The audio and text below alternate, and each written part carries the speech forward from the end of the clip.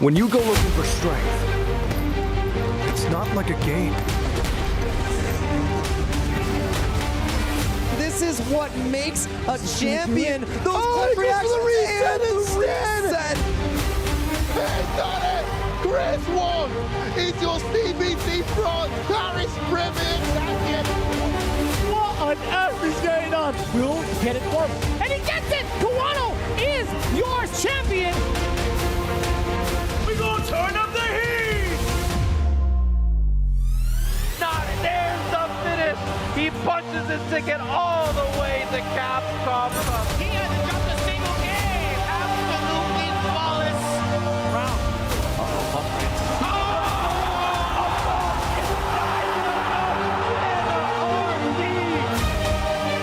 We're not finished! He's so careful to get the jump back. He doesn't even need the level 1. What is happening?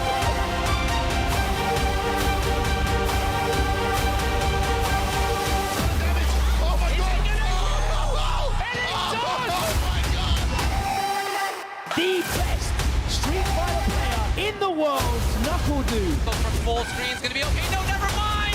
It's Mena RD.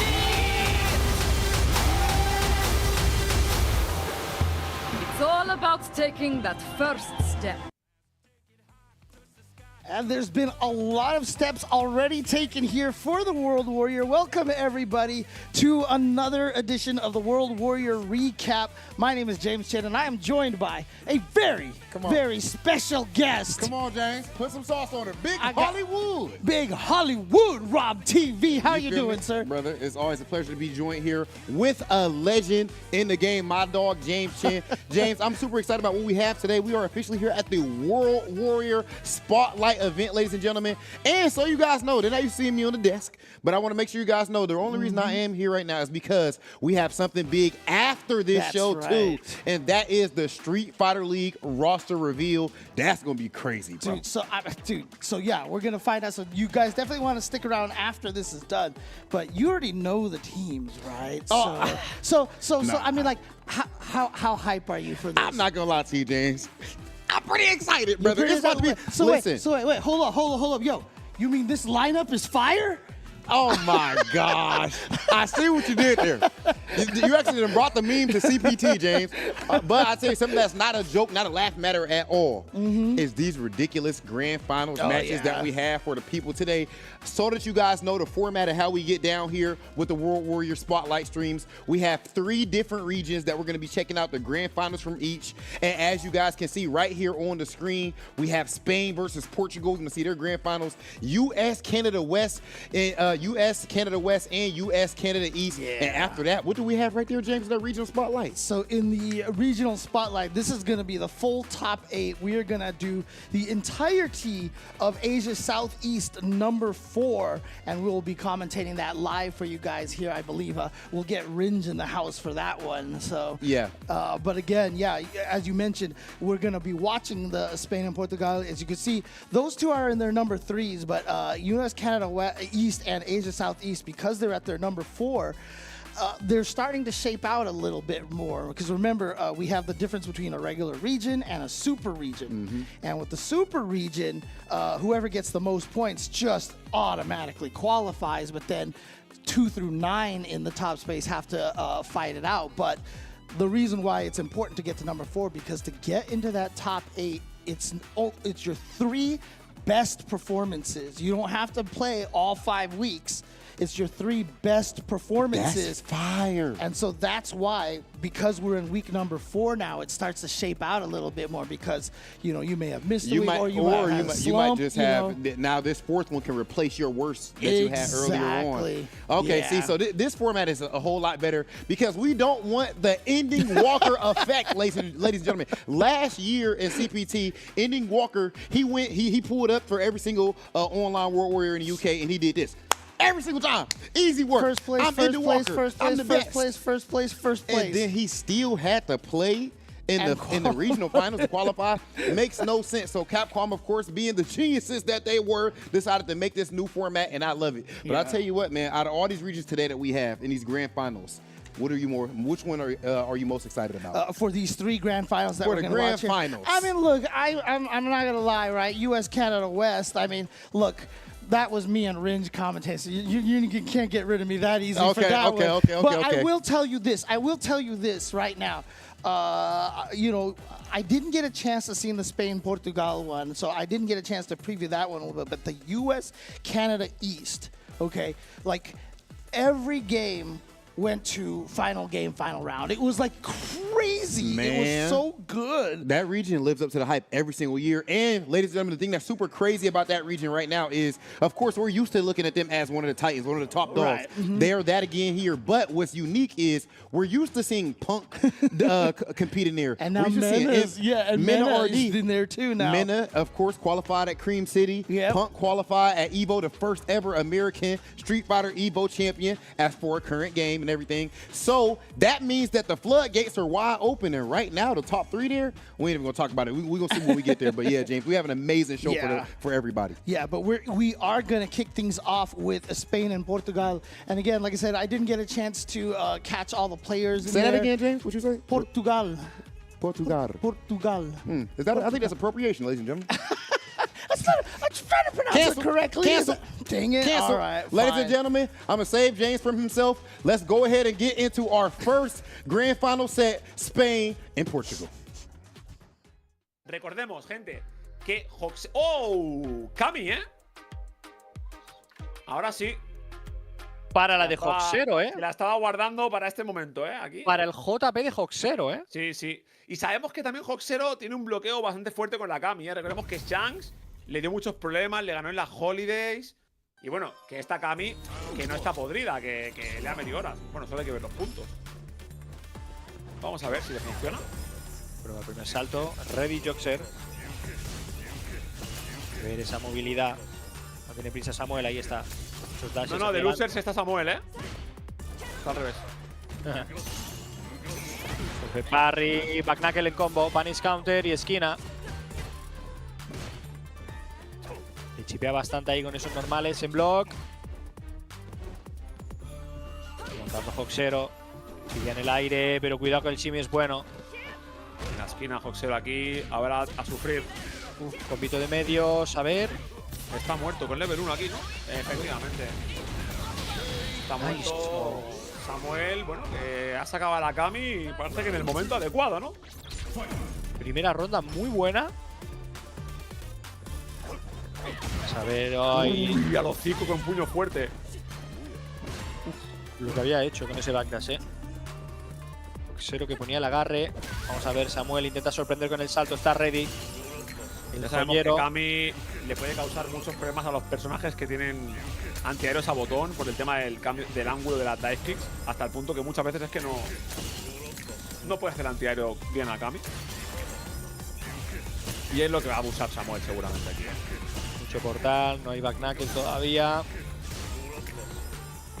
Bueno, si te fijas en la barra de drive, puede parecer que está haciendo mucho Hoxero, pero no. Todo ese torneo no ha conseguido gran cosa realmente. El tema está en no perder la paciencia, pero bueno, después de los nerfeos de la barra de drive de los proyectiles, es verdad que no es tan doloroso cubrírselos y ir avanzando poco a poco.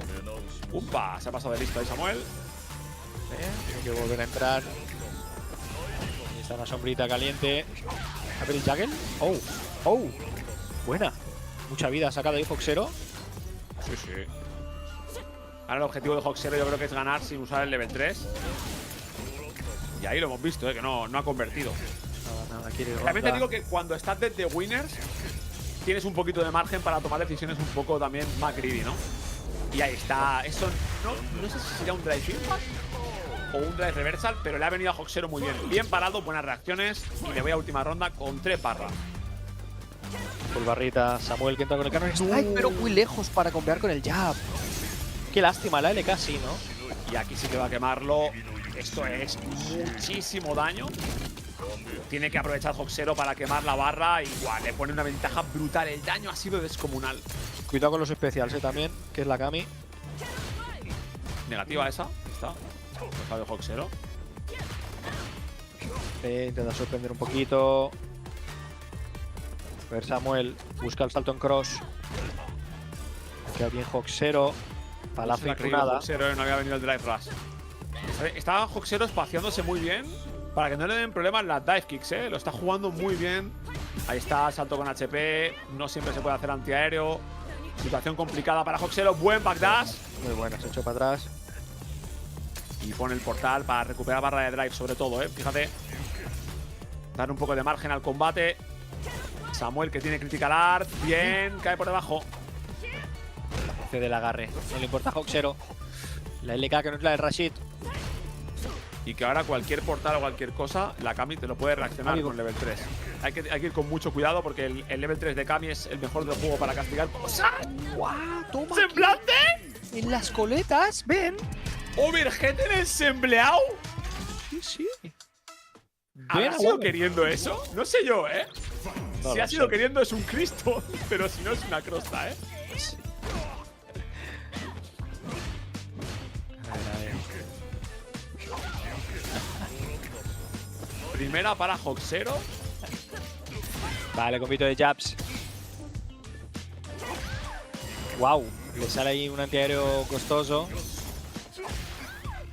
Radean. Samuel que no lo tiene mal del todo, arrinconando un poquito al Yayo. Anda. Se lo tira ahí de sorpresa. Ahora ready. Modo defensivo muy bueno de Hoxero ahora mismo, ¿eh? A ver si Samuel encuentra la forma de romper este muro. Strike ahí, petó 2 barras. Ahora sí que ahí ha visto Samuel que se había metido en burnout y le ha dicho GG's. Pero tiene level 2, ¿eh? No, pero level 1. Wow. ¿Portal? No, el MP. Y cuidado ahora Samuel que no es impaciente por el aire. Salto recto es bueno. ¡No convierte! Ay, y ay. Samuel que no perdona, level 2 directo. Ahí está. Madre mía. Madre mía. Porque había cerrado la ronda Hoxero, ¿eh? Un flojo más. Qué close la cosa. Toma, salto al hocico. Vale, corner. Siente Hoxero cuando abre la distancia pone la media. Aquí ya no te llamas de ninguna manera, ¿eh? A ver. Qué buena, de medios. Buena interrupción, sí, 2 medios. Muy bien interrumpido ahí todo. Esquina ahora a favor de Samuel. Oh, un flojo timidín. Vaya. Claro, de Samuel tampoco. Oh, ahí está lo que decías. Sí. Al final tienes que asumir que no le vas a poder hacer antiaéreo siempre a la Kami. Que va a haber algún momento en el que tienes que bloquear porque es de lo que va el muñeco. Y te preguntarás, pero entonces en el suelo es mala, ¿no? Y ahí había una discusión.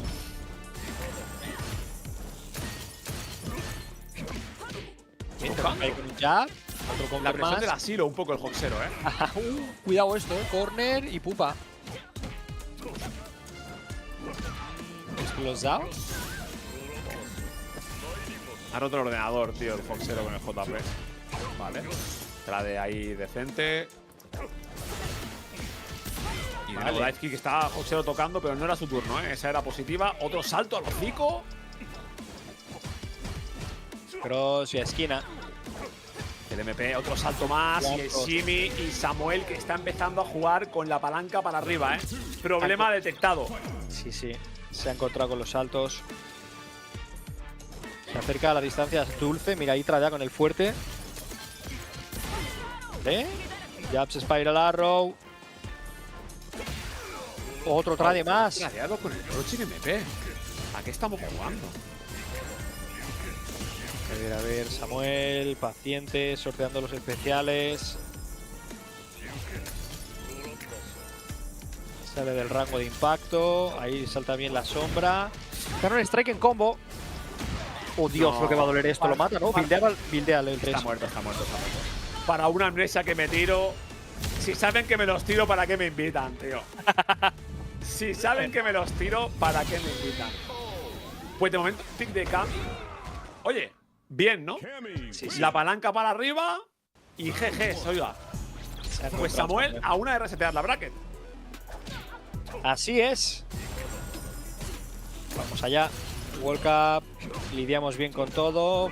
Defensa buena de Samuel con los parries. Ahí quería salir, pero se lleva la garra al menos, no impones counter.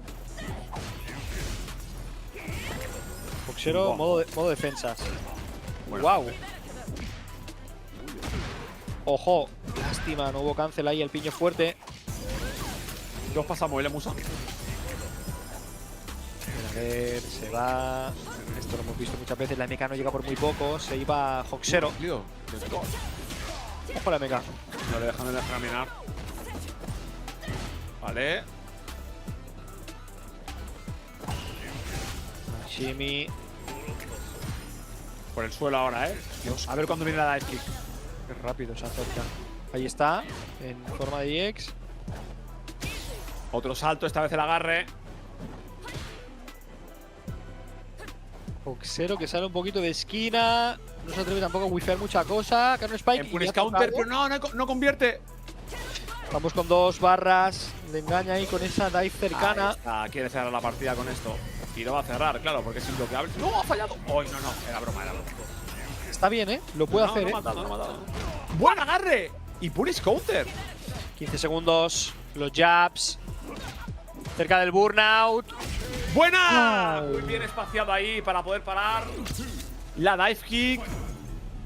Sí, modo defensa buenísimo. Rondita al joyero. Nos falta el 2 todavía en el marcador, ¿no? Sí, creo que está muerto el Musashi simplemente. Vale. O sea, creo que no hay nadie aquí. Que solo Samuel. Sí, creo que simplemente se ha muerto. A ver, ¿cuánto quiere gastar?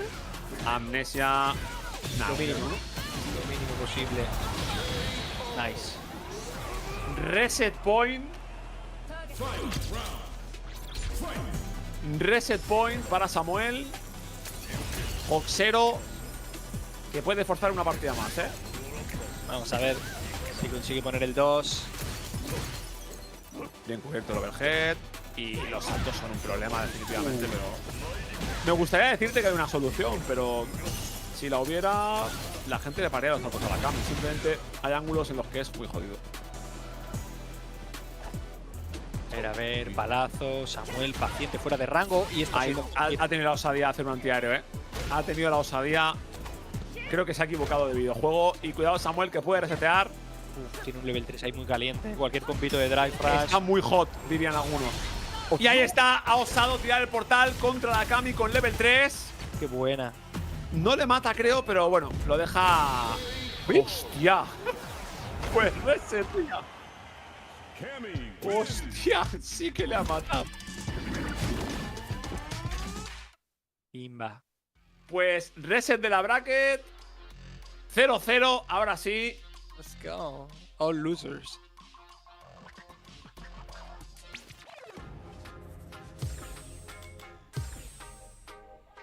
Pues le ha venido muy bien el cambio de Kami contra JP. Me sorprende que no lo haya usado contra Tomoe, tío. Tomoe, es que, no sé, venía muy focus, pero yo creo que él ya estaba 100% convencido. Decía, ahora llego a la Grand Final, Kami. Sí. Con lo bien que lo ha jugado con Rashid también. Bueno, igual también es que son diferentes, ¿no? Los estilos de JP y dice, pues esto, yo. Nice. Vamos Pues nada, allá. Volvemos 0 al a 0-0 otra vez. Uy, compito que saca aquí. Hoxero con ese portal estallado. No Backnackle, el portal No para creído. pegarse. Pero está en esquina ahora Hoxero, cuidadito. Counter. Sí, el MP ahí que le sale bien. Vamos a ver la presión aquí de Samuel tocando. Pero no saca nada. Y Samuel estaba reventando el barrido, Se cree el punk. ¿Cómo le gusta el punk, a mi padre? Sí, el barrido le gusta. Delay en el MP, luego resetea con una MK. Baitadiños. ¡Qué valiente! No hay que dar un Spikes. El que está saltando hacia adelante era Hoxero. Sí, creo que el Hoxero se está dando cuenta de que él también tiene que saltar, Eso conta. A ver qué tiene en el departamento de antiaéreos Samuel con la Kami al cambiar del Rashid. Spanish. Ahí garantizado. Oh, qué buena. Se la quita de encima un poco. Ahí. Otro portal más. Los va estallando rápido. La mantiene a raya ahora, optando por estallar esos portales. Vale. Vale, burnout forzado. A ver, consigue. A ver. Y Mix aquí de portalito, ¿no? ¡Wow! ¡Hostia! Counter justo. Pues le ha salido bien, ¿eh? Ha apostado bien fuerte mi padre. A ver, está en burnout, Back knuckle y poco más, ¡Guau! ¿Cómo le acaba de dar la vuelta a Samuel? ¡No! Y lo chipea. Spiral Arrow. Ahí está. ¡Guau! De dos decisiones mal tomadas de Foxero. Wow. El comeback de Samuel, ¿eh? Buen level 3. ¿Qué te voy a decir? Vale. Samuel ahora buscando las dive, muchísimo.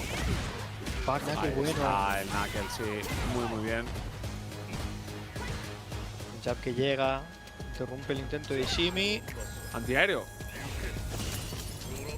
100 más como esos. El hit. Qué raro. Nice. Sí, está para distancia dulce, pero se lleva un barrido.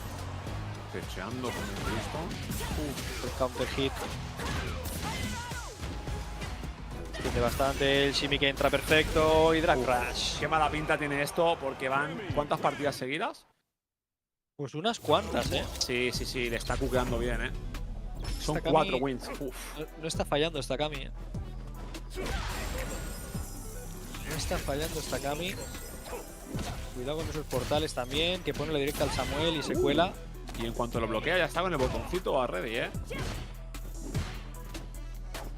ver. Está claro que el Hoxero con este personaje, hostia, tiene un bloqueo muy fuerte, Le cuesta Palazos, mucho palazos.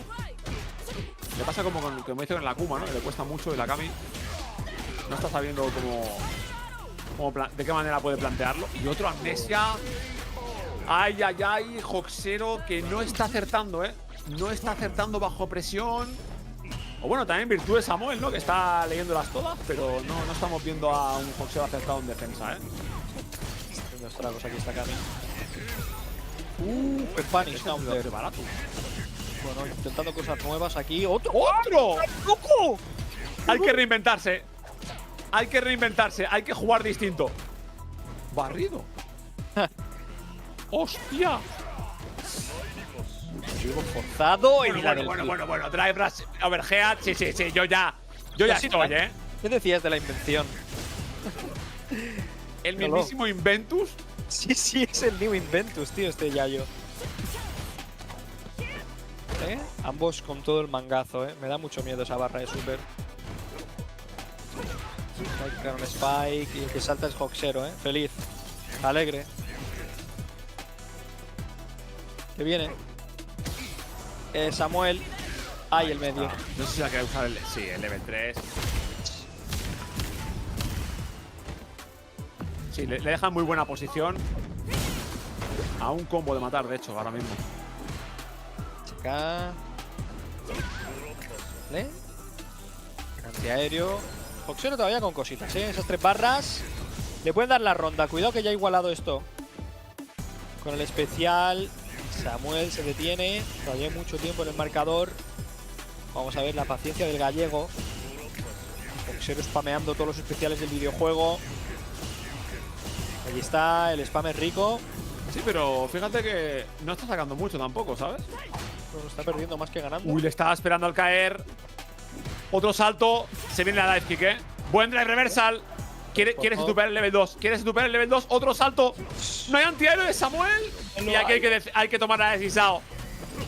A ver los blocks, los parries. Vale, me da igual. Solo un agarre. Milagrito.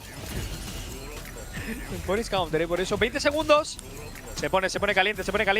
¡Ahí está! Esto acaba. Lo consigue Hoxero. ¿Sufriendo? Sí, le rompe la racha ahí. de 4 games, por fin. Game de Hoxero en esta gran final reseteada. Tradean y bueno, saca un combo nuevo Hoxero. Anda. Y lo veía Hoxeril,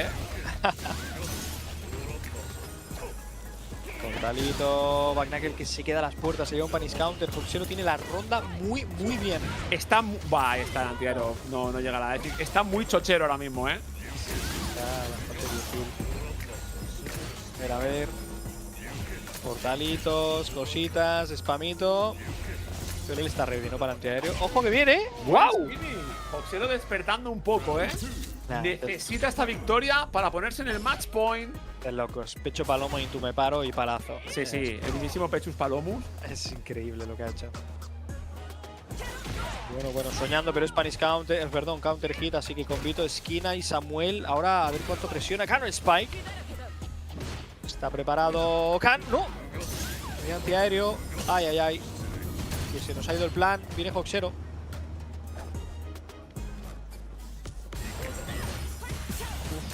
Tiempo a recuperarse. A ver Samuel qué piensa. 2 barras. Va al cross con el SLK. No llega, no hay shimmy. Kilométrico el crouching LP del Hoxero. Barrido en medio. Este es un puto Cristo.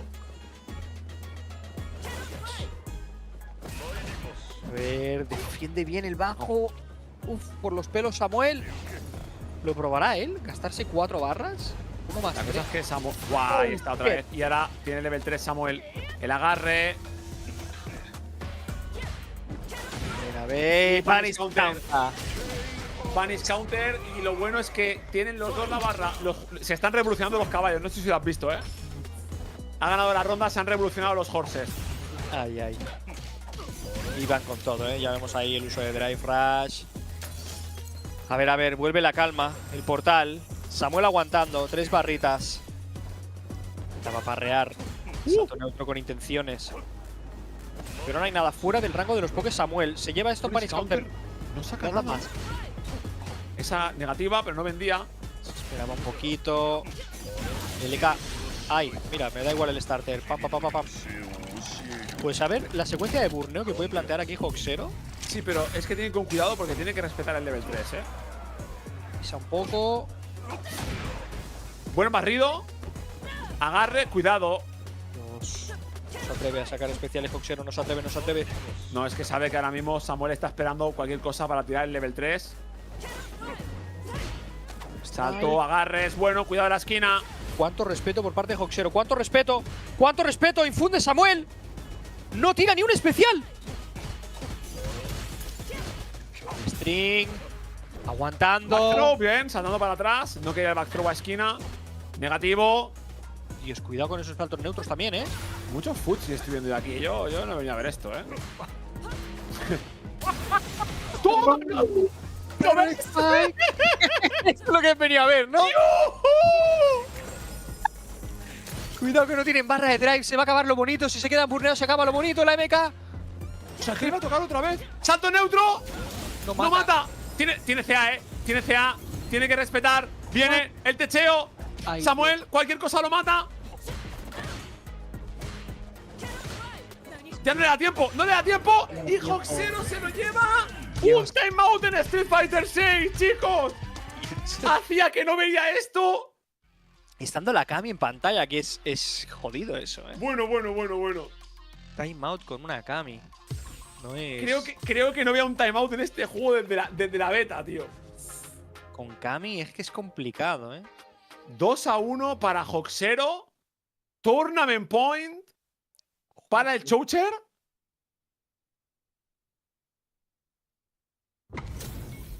No hay Turbulent Win, No, ahí a full con Kami. Me voy. Bueno, stage bonito. Let's go. Van con los especiales ya puestos. Dios, respuesta al portal perfecta. Detiene el drive rush con el jab. Vaya agarre, ¿no? De la Kami. Doble throw en esquina. Otro más, pero este es en punish counter. Oye, porque es imposible hacerle shimmy al puto jab ese día. Vale. Mucha ventaja ahora de Samuel, pero la cosa está caliente aún, ¿eh? Se estampa el Drive Rush.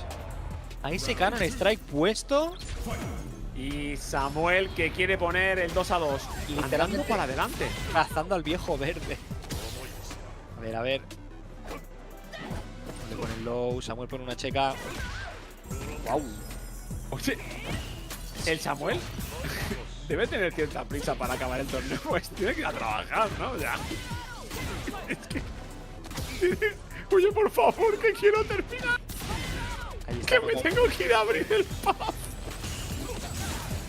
¿Puede alguien dejarme ganar, por favor? Ahí está. Tiene todos los recursos del mundo. Y ahí está, 2-2. Vale, pues nos vamos a la última, chicos. FT1 en Street Fighter 6. Tournament Point. Nice. Ding, ding, ding, ding, ding, ding, ding. Bueno. Última partida de la noche. Y vamos con todo, ¿eh? Boxero dominando primero. A ver, Samuel aguanta un poquito aquí la cometida. Jab sin tunada. ¡Uy! Dios, está wifeando algo mi padre, ¿eh? Empieza muy bien Boxero, ¿eh? Este match point. Espera, no, falta el 2 ahí, ¿no? Sí, van 2-2. Pero el Musa está borracho. O sea, el Musa. Yo creo que está bebiendo, o sea, no pasa nada. Es lo mismo, tío. Vale, buen agarre. Buena, cuidado del burnout. ¿Se atreverá el Drive Impact? ¿Se atreverá el Drive Impact? No. ¡No es Soryu! ¡Tiene un Spike! ¿Qué es esto? ¿En la cara? ¿Backdash? ¿Se libra bien? ¡No! ¡Se lo come! ¡No mata! ¡Soryu! ¡No! ¡Barrido en el semblante! ¡Oh, me gente de media pantalla! ¡Barrido en la cara! ¡No me lo creo! ¡La Samueliña! ¿Cómo que juega? ¡La Samueliña! Pero el barril es en la cara. Ay, Dios mío. Buen match point, ¿eh? Para el Cristo. ¡La Samueliña ha vuelto en el mejor momento! Ay, Dios. Cuidado, ¿eh? En la esquina se puede ir esto rápido, ¿eh? Bueno. Lo esquina otra vez. Se iguala la cosa. Un hookshot con barra y media. A ver, Samuel, paciente. Ya tiene medio camino hecho. Tiene prácticamente las 3 barras de super. Vale, bien tocado. Esquina, ya. Samuel con 3 barras ya. Sí, Cualquier cosa mata. Cualquier cosa mata. Samuel a punto de ganar. El World Warrior y 3 MP seguidos. ¡Yu! ¡3! ¡Yu! GG. Ay, solo vuelve a hacer, tío, desde Losers. Lo vuelve a conseguir desde Loser Bracket. Samuel se lleva el World Warrior. Shout out to Sharon and Al Store over there doing the commentary for Spain Portugal. But yeah, you see it, Samuel resetting the bracket and then just taking with Cammy with those the sword normals, man. Bro, my man did 60 crouch immediate punch, drive rush cancel behind it, and one of them caught at the end. I'm not gonna lie, he played godlike though. Yeah, like yeah. the reset and everything. I even love the air throw off the teleport. He tried to do the air throw. Come on, stop. Get out my ear. I'm ready for you.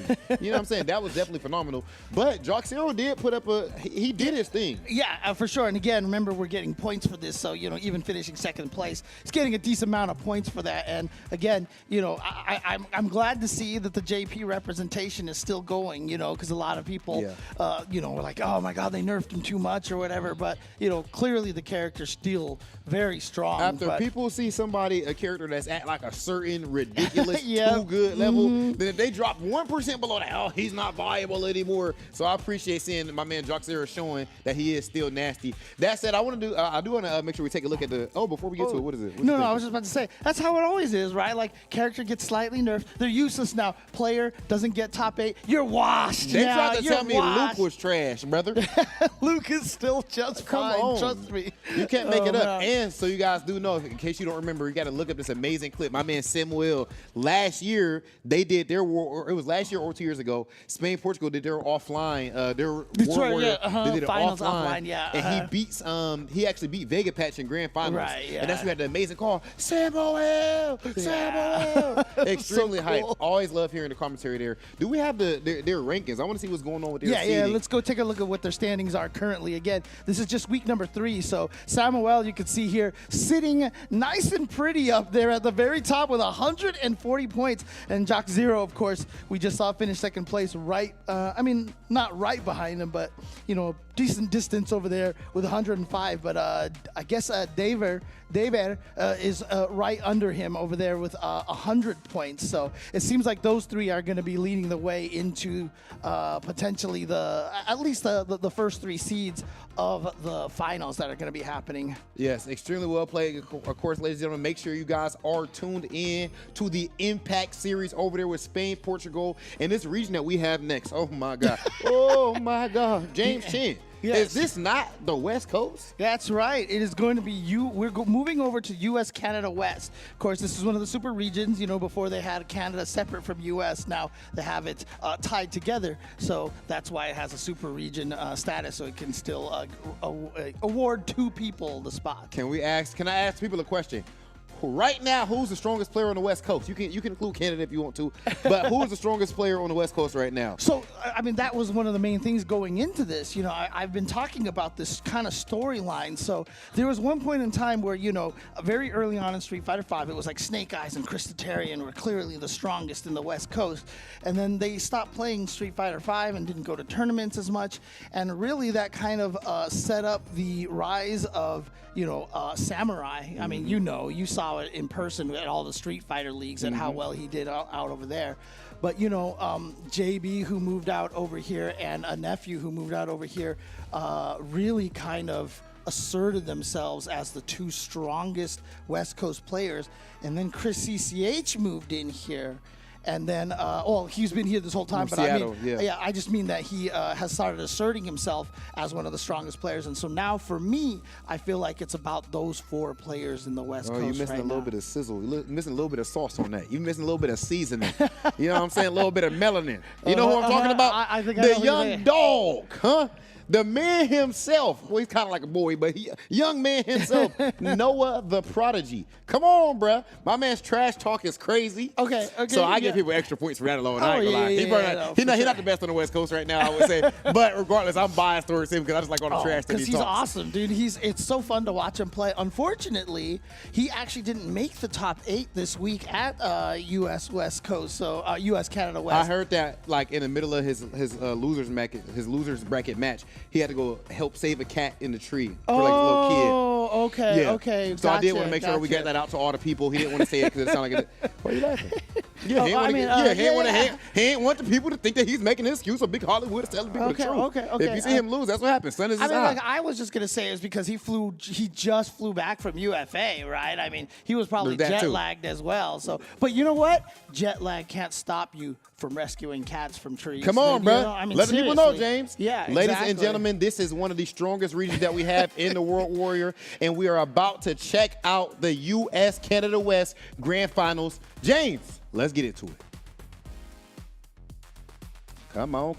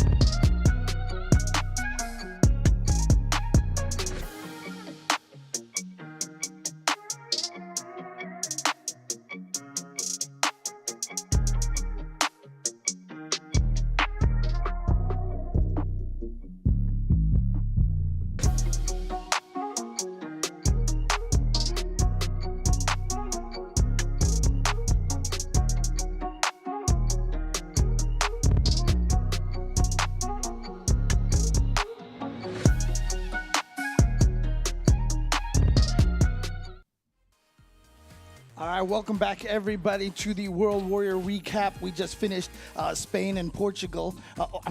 Spain and Portugal, okay? Oh, okay? gosh. All right. Portugal. Okay. Portugal. But, you know, obviously, all the regions are going. And, you know, we're pretty late in here, but it doesn't matter. I mean, I still feel like if you want to have some fun, play against a lot of these players as well, you can still enter the last few weeks of the World Warrior. So if you just head to capcom.us/WW24, you can actually still join a lot, all of the different regions. There are so many regions. When you actually go to the Capcom Pro Tour website and you click on the World Warrior schedule, you can see all the regions out there, and there are a ton of them. And like I said, you know, it's fun to just jump in here, play with these guys, and get that feel for what it's like to be in a tournament and such. You know, that kind of experience will, you know, get you ready when it's time to transition to that offline. Oh yeah, no doubt, right? no doubt. Now, James, for this West Coast World Warrior specifically, who do we have in this grand finals that we're about to see? So, you know, the four names that I mentioned, right? So, Nephew, Samurai, Chris CCH, and JB. I mean, they're always going to be in the thick of things here. But, you know, interesting enough, two of the names that I mentioned that were, you know, two of the favorites of West Coast, Chris T and Snake Eyes are both in this tournament as well. So, I mean, it is a venerable who's who of West Coast players. However, it did come all the way down to grand finals. We almost had a Chris Tatarian and Snake Eyes run back, which I would have loved to have seen, but it didn't end up that way. You know, once we jump into this match, the grand finals match here, you're going to be regaled with the beautiful dulcet tones of two of the most amazing commentators out in. Oh my FGC gosh. right now. Yeah, brother. I mean, I gotta agree with you. I'm not gonna lie to you. You guys are amazing. I'll tell you what, you bringing up Snake Eyes right there, though, man. Easily for me, one of the most fascinating cases of a top player that I have seen in the world of Street Fighter 6, point blank period. The guy is not known for, like, behind the scenes. He's not really known for training with people, with other players or anything like that. He kind of sticks to himself, does his own thing, and somehow he remains godlike regardless. I actually think that Snake Eyes is one of the most naturally talented. Works very hard, but I think as far as, like, natural talent, I think he is one of the most naturally talented players that we have in the world of Street Fighter. Reminds you of, like, you know, some of, like, the Justin, Punk, that type of thing. No, for sure. I mean, the interesting thing about it, you know, I was even saying it during the commentary, spoiler, you know, that, you know, Nephew, you know, obviously is one of the strongest players right now in the West Coast. He might be the strongest player, and now he's full-time going and to he's the Sajam Slam champion. That's right, and he just won his team won the Sajam Slam. So obviously Nephew very strong, and yet, you know, right away in the winner side of the bracket, if you guys get a chance to go watch it, Snake Eyes was able to beat him. And I know, I think he and Chris T fought as well, and Chris T, I don't remember if he, I forgot the result of that one. Yeah. But again, it was like these two players who didn't play for most of Street Fighter 5 come back in Street Fighter 6, and it's like they just never left, man. Listen, I'm not going to lie to you guys, ladies and gentlemen. The West Coast was always heralded as one of the strongest regions. I remember there was a time during Street Fighter 5 where there was a little bit of a dip going on. I was talking a whole lot of trash, y'all, over here in the West Coast. But y'all back with a vengeance. Ladies and gentlemen, when it's time to get into it, we have grand finals of the World Warrior US and Canada West. Zangief, when he's on the offense too, he's like, should I SBD? Is he gonna jump? And so, you know, you can actually play that little mind game with him. Yeah, I know it doesn't feel good getting command grab. Trust me, it doesn't feel good when I get command grabbed. But it's something like, it's a mental block that people have to overcome, right? And just be like, yeah, like getting command grab is a part of playing against grapplers. Like, and as long as you weigh the options in a like logical, objective way and leave your emotions out of it, you'll be all right most of the time. Hey, shout outs to Rotary Lover 89. Thank you, JNV, once again, for always keeping a track of this matcherino. But shout outs to Rotary Lover 89, who donated $52.19 to get the prize pool up to a nice round number of $69.69. That is the roundest number as far as I'm concerned. So that's what I'm saying. But of course, this is grand finals, so that is the best time to do it. JB and Snake Eyes. Snake Eyes already on the board, of course. Parry thrown up, and that's what a lot of what we saw in the first winners finals, right? Snake Eyes obviously looking to do that to get himself out of a lot of defensive scenarios, but JB threw it so many times. Right, remember this was the winners finals match where JB won 3-1 against Snake Eyes. Oh, you were just too late trying. Wow, the headbutt. Ow. Damn. JB just couldn't pick a good defensive timing there. Like, yeah. Everything you try, just counter hit left and right. Dude, sometimes that just happens, man. Sometimes it just happens. You're just like, you're always like one frame too slow on every button you press, and you're like, well, that sequence sucked, and then you just forget it and move on. So that's why I put it like that, right? Like, cause we've all been there. Oh my, yeah. So much life, so much drive, already down the drain. Snake Eyes trying to put an exclamation point on it. I will tell you this, Ringe. Every time I get into a Reservoir Dog situation, I always get hit. I always push the button second and I get hit, dude. Honestly. Oh, what a reaction. We've talked about that. Nice. Some of these longer startup normals, players are getting better and better at reacting perfect parry. Oh, and he's got a level 2. How's he gonna play this? Okay, so he's not gonna go into the Asar right away, it looks like, because he's got the level 1, and that should just kill. Yeah, wow. Again, this character his combos never stop, and he does so much damage. That's what I said. He rings out the damage, like legit. You think that it's done, and he squeezes out a bit more every time. Oh, oh, how did that reach? Holy crap, that was 4? Yeah, it was. Yeah, another great driver's check, right? Snake Eyes has been expert with that all night. Oh, wow, what a walk back just to get right outside of that Couching Fierce range. I mean, again, when you fight Zangief, you think Zangiefs only want to move forward, right? Oh, that was a little too early on that SPD. What a backdash! My goodness, and then just chases him back down with it. Snake Eyes here tying up the rounds. Man. Dude, whatever happened in the winners finals, Snake Eyes thought about it, apparently, because he is looking strong right now. Can he go up 2-0 against JB here? Oh, another great driver's check so many times with this crouch light kick. Ooh, but yeah, it wasn't counter hit. I think that might be a counter hit only thing. God, those headbutts are so scary. You see how fast it burns them out? That was ridiculous. Wait, why didn't that work? Why didn't that work? I don't know. Slight miscalculation in some way, somehow, or maybe the game just didn't want Snake Eyes to have that combo. Either way. Is that a Zangief versus Rashid thing? Is that a Rashid thing? Because that's literally the setup. You stun them, you jump backwards, and maybe he didn't walk all the way into Rashid. Something. JB is well aware that the level 3 was looming. Goes directly into his own level 3 as well to burn out Snake Eyes. So he'll actually recover from burnout first if he can just keep an even kind of situation here. But Rashid, I mean, when he has you in burnout, it is such a tough situation. It is such a tough situation. Yeah, definitely. You're gonna get bullied all day, every day. Get in your face. Are you gonna keep doing so? Look at that again. So many parries from Snake Eyes. Getting called out by JB. Locked in this corner again. Beautiful spacing though. Snake just outside that crouch medium kick range. DI in response to the whirlwind as well. The reactions, but no. Maybe this is some type of Rashid hurtbox thing. I don't know what's going on. I know, right? Some end characteristics Snake Eyes drops. Oh, and look at this. I was saying Snake Eyes was looking so strong, but now JB with the official lead here. It was wild to see right now. Snake Eyes is looking so convincing at the start of this set, but momentum's getting kind of out of control, and it's been some weird execution. Dude, Snake Eyes is probably the best. Oh, that was a counter hit. You get bounced, and you're going to get Oh, he didn't go for the combo right there. He didn't want to put himself too close to burnout, it looks like. Your drive gauge, your life, your drive gauge, everything just crumbling. Holy crap, that was a lot. Oh my God, it's so scary. But I was just about to say, I really do think that Snake Eyes is one of the best Zangiefs at sneaking in the headbutt. He's so good at finding the times to sneak in that headbutt, man. Nice stuff from JB right there. I mean, Snake Eyes just a slight window to try to parry the tornado, punished it up. Now he's starting to snowball.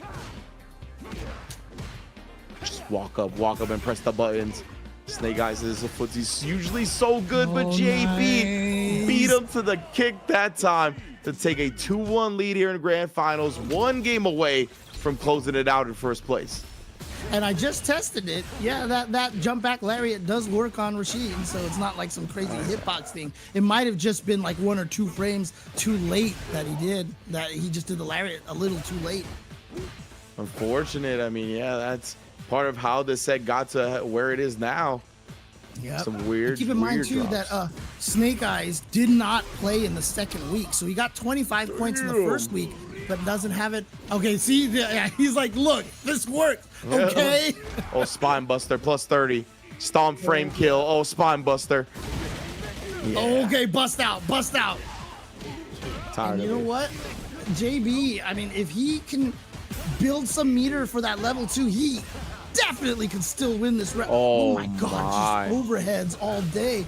Snake now Eyes, you come gotta on, have bro. Come on. Yasar follows it up cleanly. Yes, sir. JB on set point, tournament point. I need some more Street Fighter Snake Eyes. Come on, bro. And like I said, there's so few characters that can have the safe jump, high, low, shimmy, and throw mix-up all in one setup. And that's what Rashid gets here. Oh, he tried it that time. Oh, that could have hurt. My goodness, Snake Eyes. How did he know that there was going to be a meaty headbutt on the other end of that weird hit? What is that whiff combo? What is happening? My goodness. Did he whiff a throw? He was crushed medium punch, I'm pretty sure. Oh, okay. But still, he's so in the corner strange. now. Oh boy. Oh, Tried here we something go. this time. At least it wasn't Not like parry. this. JB's like, yeah, I dare you to parry. Oh my goodness, Snake Eyes took the dare. Level Here 2. comes the Isar. And throws Here we build so go. much meter. That's why JB is looking for so many throws. Yeah, the wind condition is out, but he's he got shimmied again. Remember that kept happening to him on the winner side. Oh, he dashed and parried. Yeah. Dashed and parried. And JB not holding down back during the recovery of the parry. Got clipped. I'm not sure what he was looking for. Okay. Oh wow, what a whiff punish. Enhanced whirlwind. Yeah, you can't get out for free. My DP Oh, what? actually has a cross-up hitbox. I don't know what's happening. Snake Eyes got it though. Oh, we got him with the sweep. Oh, he tried to bait a wake up something. Dang, Oh, he got caught. that driver's crouch light kick actually checked Snake Eyes' check attempt. It was a potent tool. It's appropriate. I mean, from Street Fighter 5. Yeah. We hated Rashid's crouching light kick. Oh boy, here we go. Level. He's just going for the jackhammer. How much damage is it going to do? Not much at all. No, but Snake Eyes, that was such a good check because it was the driver's crouch light kick and he stuffed wants it that time. He got the Asar. He has the Asar ready to go. He needs, drive rush, jump scare, double backdash. You know what's to follow. Snake Eyes, yeah, he doesn't want to get thrown. He's not going to commit to parry early. Oh, the low. Opens him up. There's no more tornado. But he burns himself out and he has no. Oh, but it's enough to kill. It's actually enough to kill. And JB wins the tournament. Oh my God. JB! You's a bad man. Wins the tournament. Oh, that's nice. You sound just like him. You Yeah, sound just I like know, that right? guy. Bro, I ain't gonna lie. So JB, I had talked to him in an interview. My man went to, he was like, he had like a little bit of a time where he was struggling a bit in the game. And then he went and spoke to a sports psychologist. Did you see the tweets about that? Oh, no, I did not. Yeah, actually. he talked to a sports psychologist. I know Ringe was mentioning that, though, yeah. Clearly, it worked out for him, man. You know what I mean? His mindset is on 10. He is looking ridiculous. And I'm not going to lie. In the end of the day, right now in this game, Zangief has very, very strong neutral. Like his actual footsies, buttons, and all that stuff is actually ridiculous in this game. And Rashid doesn't really excel in that area of his game, even though he's top tier. Stubby buttons, But he made it work. Oh, yeah. I mean, JB and Lex, I mean, these guys are going to be a problem right now. Oh, yeah. The brothers right now, and they're doing so well. So, I mean, again, though, it's so crazy. JB just, Snake Eyes coming back in here, getting second place. You know, he got washed in winners finals, unfortunately, 3-0, and then JB, 2-JB, and then JB beats him 3-1 here. But when he won that first game, like, I was feeling like, here, it's starting. Yeah. But JB, yeah, like you said, too strong right now. And honestly, everybody who's in that position should consider. I mean, if they can, they should talk to a sports psychologist as well. High key. Honestly. And, you know, James, I know you be choking with your Cammy and all that, all in rank. So Not you choking. 100%. It should be choking if I actually had the chance to win. Oh yeah, you just start off. Yeah, that's I'm true. at the bottom right from the beginning. So, you know, that's not choking. That's just performing the part. Ladies and gentlemen, if you have not seen it before, please look up this video. No. James Chin, back when he was younger, playing in a tournament, and he came back to commentary. No, oh, I'm so He was mad. mad. Yeah. I didn't even know you got salty like that. But I'll tell you what, man. I know if I was one of these West Coast players or just players in general in the world and had to see that, my man Snake Eyes, that'll make me salty seeing that Snake Eyes can just roll out of bed whenever he feels like it and be one of the most dominant players that we have. Yeah. I mean, he's just built entirely different. He makes Zangief into a different character. His reads are always so good. It reminds me of It's like so good. Adom's read, like especially like Adom's Street Fighter 5 lore. They're kind of similar to me in that way. And then his neutral game, man, the way he'll just walk you down so slow and methodical, it's absolutely ridiculous. So West Coast is on fire right now, but JB looking crazy. Shocked to see no nephew in grand finals too. Yeah, I mean, it's interesting. Like I said, he lost the Snake Eyes, and then I think he did lose the Christatarian, if I'm not mistaken. So, you know, both of them coming back and, like I said, taking out one of the best. And it's so interesting, too, because Mena RD obviously qualified with Zangief at Cream City, right? Oh, and if you true. actually watch the way Snake Eyes and Mena RD play, completely different, because Mena RD is like freaking rush down Zangief. Yes, You know? and I actually love that, by the way. Like, that's one of the things that I believe that the system mechanics of Street Fighter 6 pulls off very well, is that I do believe you can play your characters in very different ways. Yeah. You know, where one of the criticisms some people might have with 5, they felt like, oh, every Karen looked the same. You can't, like you said, that's a great example. The way Mena, even the way that Mena won that tournament going against Dual Kevin, if I'm not mistaken, he did drive rush into the 360 into the critical art. Yeah, 720. The 720 yeah, immediately goes into the critical art. Absolute ridiculousness, where Snake Eyes is extremely slow and methodical. I'll tell you what, though, man. JB is a problem right now. We seeing him with the Rashid, Dual Kevin going crazy with Rashid. We seeing, of course, Big Bird got to be the strongest one that we have in the world right now.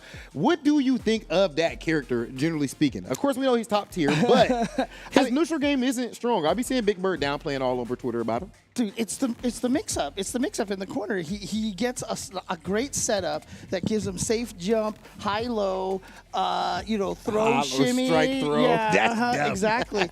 and you know what? The funny thing is, like, I truly believe that the 2/3 of the cast right now, depending on who you talk to, they all could qualify as top 5. You know, there's someone out there who's just like, man, I hate JP. He's still top 5. You know, kind of thing like that. But it's different for everybody, except I think Rashid is like the one character that everybody has in top 3 guaranteed. Oh yeah, The 100%. Character, while I do personally have him at number 1, and I think he is the best right now, I don't think he's extensively better than everyone else. So that's good. I'm gonna go ahead and put Cammy at number 1 just because you player. And you've been downplaying Cammy for the last 10 years, James. Okay, I've been seeing you on Twitter for the last 10 years. For the last 10 years, James. I had Lucy and Cammy. I was right about Lucy. Lucy. So I mean, look, I think Cammy is top 5 right now. I do think. I've been saying she's Now great. that you've said that Cammy's top 5, I know she's the best. If you are saying Cammy is top 5, James, with all your downplay. All right. Look, we're going to take a look at the standings over here, okay, on the West Coast. We're not going to talk about Cammy anymore here. Look, one of the interesting, look how close this is. And the reason why it's so close is that Nephew, JB, and Chris CCH have all won. So this is week number 3. All 3 of those players up there have won, and every week, the other 2 are in like 2nd, 3rd, and 4th place. Wow, that is insane. It has been super consistent with those 3 here. And even beneath that, we got no other prodigy, Samurai, Enzo the Okage, Strider, and Chris T. Bro, Enzo, 14 years old, man. I think he is literally, I think he's like 14 or something like that. Yeah, and he's that ridiculous. I mean, any of these guys right here could easily win like the top 8 at the end. Yeah. That's why you would rather just get your points right now and not have to worry about it. Because to be honest, I think that if you end up in that final top 8 situation, no matter where you're at, you could lose to anybody else that's going to be there. No, this for region sure. is stacked top to bottom. Yeah, and again, it's the parity, right? Like how good good everybody is in there. So you have one off week. I mean, again, it's always the top 3 just to get into that finals. But you know, if you have one off week, it is the totals to automatically qualify from there. And so, like I said, those 3 players right there, JB, Nephew, and Chris CCH, they're just neck and neck right now. And so it's kind of unfortunate because none of them can rest. Like they've all got to come back and come every week and put it in there. Put the work Fighter, in. it ain't for the weak. You know what I'm saying, James? At the end of the day, you want to be able to win $1 million and ride off into the sunset and all that here in the world of Street Fighter 6. In the end of the day, you got to put in the work. You got to hustle. Got to put in that grind. Ladies and gentlemen, these people have been doing that up to this point. And next up, we have something special for the people. What's that, James? And this is the crazy part, too, because you've been talking about how good everybody is. We're jumping over now to NA East, right? So this is their 4th week, by the way. So they're already in their 4th week. And, you know, you talked about how Punk and Mena have already qualified. So, you know, it's like, you remember NA East, the online premiere last year, it was only going to be either Mena, NuckleDu, or Punk to make it. Well, 2 of them are there. Sad. Yeah, it was really a tough situation, but interesting enough, okay, so we don't have Mena anymore. We don't have Punk to worry about here. So it's NuckleDu and Idom. But, dude, like, I'm sad. I'm sorry. I apologize because I didn't have a chance to do the research into this. But where did Boost come from here? You know, bro, this guy. I remember, he won that World Warrior event. I don't know, Right. like he wins that World Warrior event. He beat, I want to say he beat Punk and Mena at that event. I think he beat both of them. And he beat a NuckleDu, I think, in the grand finals or something like that. You know what? I had a conversation with, you guys need to make sure you are familiarize yourself as well with the Ryu player on the East Coast. Paladin. Oh, Paladin. Yes, Yeah. Okay, with okay. my man's Paladin. He's a young guy too, probably like 16, 17. I talked to him in the airport. He's showing me all these notes that he has. And it's talking about how Boost is one of his main like training partners, guys he's theorized with. So they are like that. Like so Boost is one of these super lab monster, you know what I'm saying? He's that type of guy. And you can see it in his play. So now all of a sudden he's playing to this level. That's absolutely ridiculous. I mean, if you really have to rank the players on the East Coast, I know people like to go off of legacy. And that's one of the things that I hate that we do as a community. You like to go off of what somebody did 5 years ago. Nah. Right now, Boost got to be one of the best players on the East Coast. Right. I mean, if we were going off of results from like 5 years ago, then I would have to say you're still one of the best players. But clearly you're not anymore, right? So, you know, but because. Can we go to the matches? James Chin. Listen, the last time I was a pro player, I was actually smoking your region at Combo Breaker at the Midwest versus West Coast 5v5. Ladies and gentlemen, Just the Kid did all the work. Did we win? Just the Kid who did was the all leader the of work. the team? Who was the leader? Just the Kid did all the work. And you know what? Look, we're gonna settle this in a little bit. You don't need to watch this, so we're gonna go take a break real quick. And we're going to settle this, you know, off Let's go the play air. some Street Fighter 2, James. All Ladies right, and gentlemen, all right. we got more World Warrior highlights for you that's free, after this right? break. You know that's free. Goodbye. We'll see you soon. Right?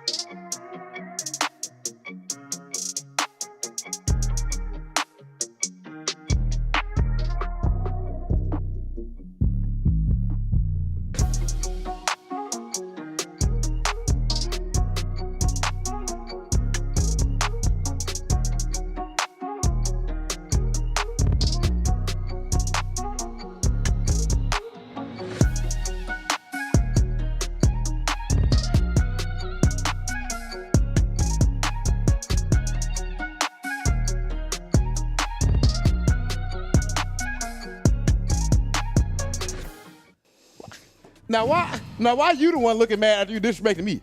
Huh? Make it make sense. I was trying to patch things up. So I was like, let's shake hands, and you looked at me dead in the eyes, and you said no, dude. You gonna disrespect me like this in front of everybody? Look,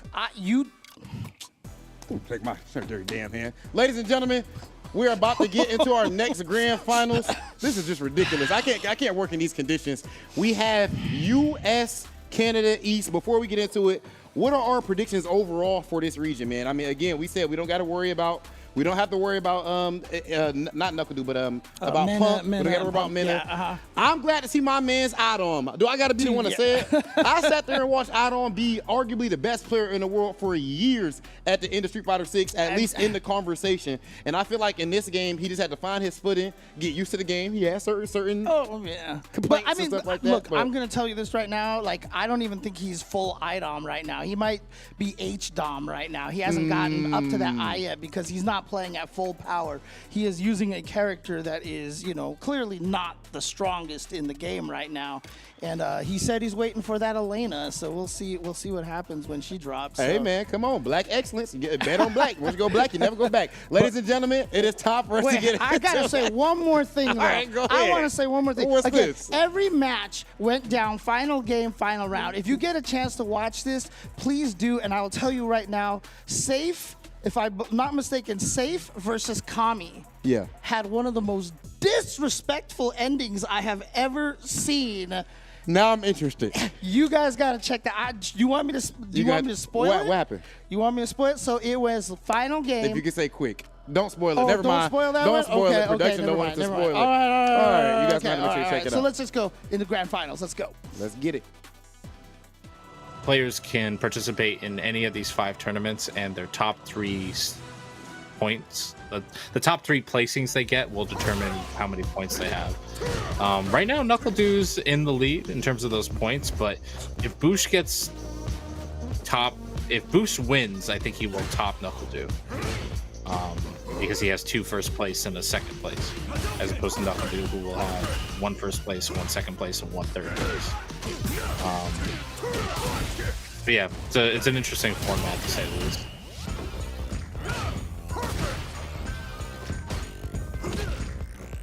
All right, Boost right now very low on life. Goes right for the OD Shoryuken. Nothing to lose, really. That's the perfect area if he wants to keep his drive gauge. Yeah, but Knuckle Dude not even gonna give him the chance. Rushes him down. The bullet knee creates plus frames and takes him the round. The challenge from Bruce. He's ready for the throw attack. Punished or medium kick.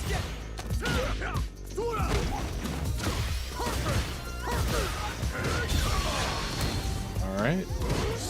You thought the drive gauge burn was bad before. Yeah, right. Brutal. Things that Boost able to keep his 1 last bar. Ooh, I spoke too soon. Hurricane sets up a meaty jump. Parries. That was a risk, but Boost took it. Still, unfortunately, close to burnout. Punished on that sweep. Spend the extra bar. Yeah, this is rough. Probably not even going to commit to the DI, I would imagine. Just instead, yeah. I understand. It is the very, very first game. Goes for the punish, the air jump to be able to close it out. I understand. Was hoping to go for the overhead, see if something landed. It's not too bad to do it in the very first game, I would say. Oh, for sure. Oh, for sure. Now do it again. Do it again. Do it again.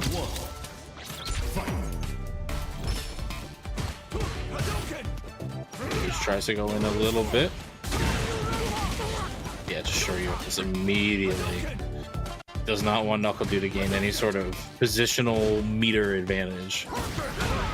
Big jump in. Hey, those are clean now. I did notice Boosh was in the training mode while everybody else was playing. So I do wonder if he's been practicing those Jinrai loops that he's been kind of dropping a little here and there. That's so unfortunate, that drop for Knuckle Dude. That would have been so much damage. Gotta hit back to back. There it is. Nice. Yeah. Random option, to be fair, but just went for the sweet, was feeling confident in it. Yeah, and you know what? Like, kind of knew Knuckle Dude was going to challenge with something, so he needed his longest normal, and that's sweet. So, well, longest and fastest combo is.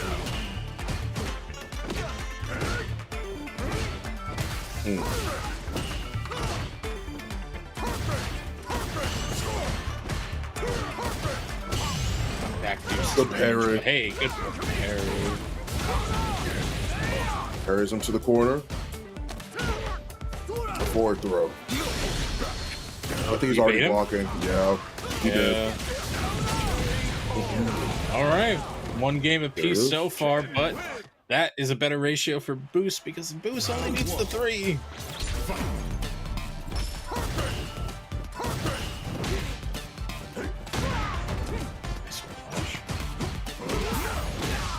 Ooh.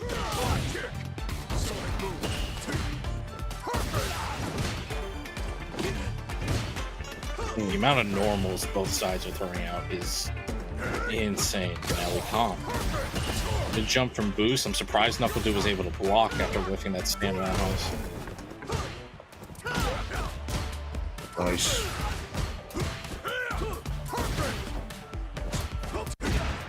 Oh, great punish combo from Knuckle Dude. Low forward into level 1. Who's trying to find their adequate timing. Back throw, not dead yet. Still you can looking just for an feel option. the drive impact coming. Yeah, you just feel it coming.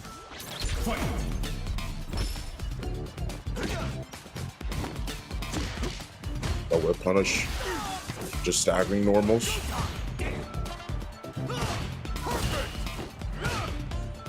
Tried it with the roundhouse. Oh! Good meaty setup as well off of the stand medium punch. And I love it. Backing up just a bit. Oh, caught him again. Tried to jump out. Really well done, and very well done on top of that, actually, to conserve all of that meter, not even feeling the need to spend it at all.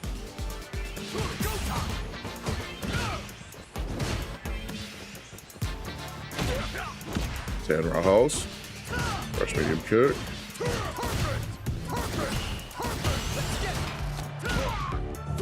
There's the throw. The patience. Oh, wow, stepped right over it. Oh, this is so bad. Oh no, he delayed it. But you know what? We'll try it again. No, the second drop. It's still a ton of damage. Still able to fade out the super. Try it again. Do you know what he thought was coming? Knuckle Dude has so commonly throughout the sets done drive rush into stand light kick that he was convinced that a throw was coming. He has yet to see him not do that. And that was the one time Knuckle Dude decided not to do it. Really good timing on Knuckle Dude to be able to do it. But two-back counter hits means that you are now really close to being in death rage. Boost, turn on all the burners. Incoming throw. Probably gonna throw again. No, he just waited. Perfect. Boost, turn up the heat. Sometimes you just guess wrong 5 times on wake up. It happened. Yeah. How the game Street Fighter 6 is.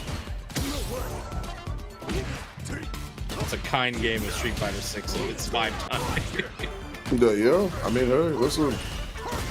This game's amazing. I genuinely do love it. Like, it's crazy.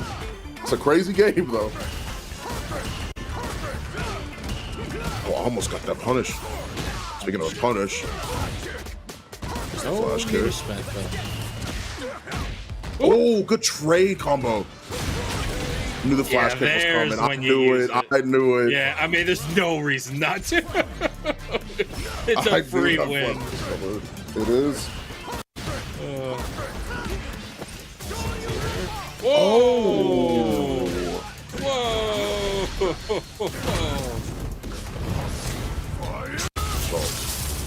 Oh, we're on reset point right now. Knuckle Dude has Boost nearly at burnout. Top of the clown. He burned himself out, actually, of his own volition. Boost has to make his way in. Oh, good job with the bait, but yet again, the Jinrai getting punished. Trying to keep him low so he can't parry, or doesn't want to get him to commit to the EX. He has drive gauge back. Knuckledu's so good with this timing, and it was too fast. He wasn't ready for a perfect right back at you, and just as fast as that set started, a reset happened. Knuckledu, 3-1. Here we are with Boost versus Knuckledu in grand finals. That is the reset. Boost maybe taking a little time to themselves. They definitely looked off kilter in that last round. But they've taken down Knuckledu before, not just in the past, but in this very tournament. Mm-hmm. They have. You're right.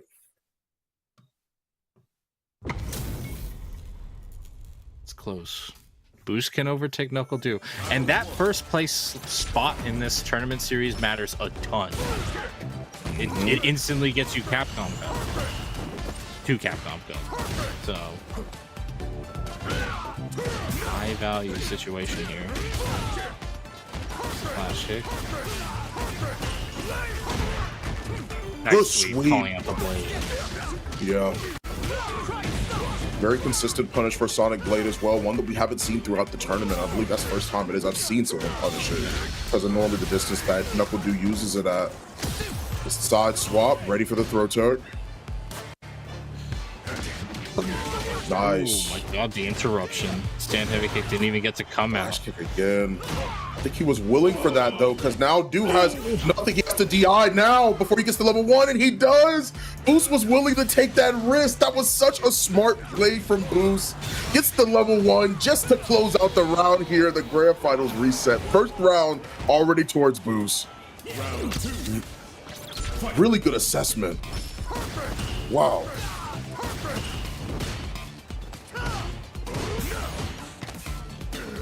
Alright, Knuckledu spends that gauge just to get the forward throw. Still on the offense though, and you kind of have to be. That builds you back your drive gauge. Just flash kicks again right in Boost's face.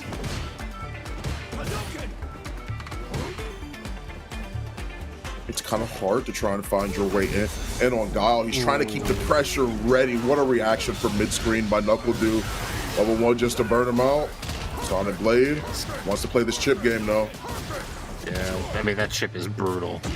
That is what a good. little micro step back. Right? Boom. Luckily overhead. Oh, good stuff. He baited out the throw. Nice parry. It keeps him at a drive gauge advantage. Whoa. Jab that time. Good DR. He's using this opportunity to play as fast as he can. Doesn't go for the drive impact immediately. And he actually blocked. This is going to be the kill for Boost here. Nice job, Boost. I love it. Cancel the drive. Yeah, right? Not using the DI, doesn't want to overextend too much. Instead, use the drive gauge, the drive parry, excuse me, to actually stop his momentum as soon as he possibly could, which I like it. Are we gonna see the character switch just to shake him up? No, I still think that's a Guile. I'm seeing on the other side. I think he's still sticking with it. Yeah, that'd be a guy. He doesn't want to do anything super crazy right now. I mean, the Guile's not necessarily losing him any matches, and the matches themselves are pretty close.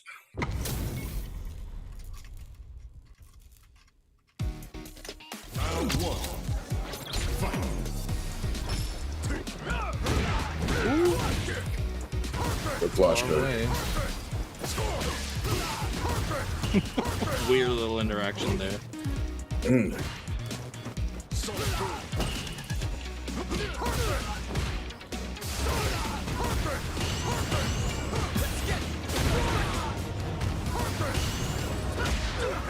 Oh, good trade. Just back wow. The walk up. Knowing you have no life to give. Clearing it again and again. Good, perfect parry. Parry to the corner with boost. Has the cross cut ready. Back throw again. Wants to keep him towards the corner. Good throw tech. I agree. Trying to jump out of that situation. Do not want to be in the corner. Nice Seventy kick.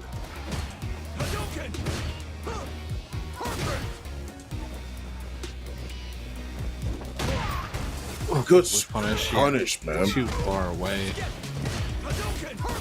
He'll do on the back burner in terms of the life. Huge life deficit. Oh, tried to stand fierce off of the perfect parry.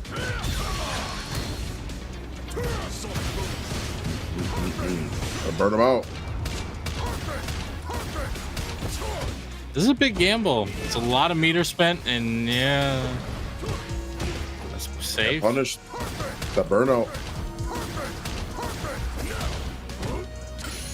The block. Nice punish. Too close.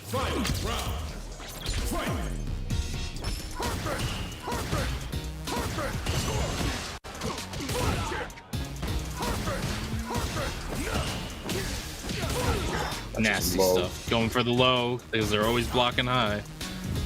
Back throw. Stand roundhouse. Another roundhouse. Try to keep him in his spot, but a dash, an unchecked dash, allows Knuckle Dude to make it out. He tried to, but he did it too late. Boost. The roundhouse. Still trying to keep him in check, but Knuckle Dude is trying to fight his way out. I imagine he spins it here. No, just goes for the high-low mix. Yeah. Oh boy. Oh, he got him! Wow. Not dead yet. It is giving him an opportunity to recover his drive gauge. Knuckle Dude, all stocks available for him in the meter department, and he's ready. He made it? He did. He was ready for it. Had a time to be able to do so. Boost takes it up 2-0.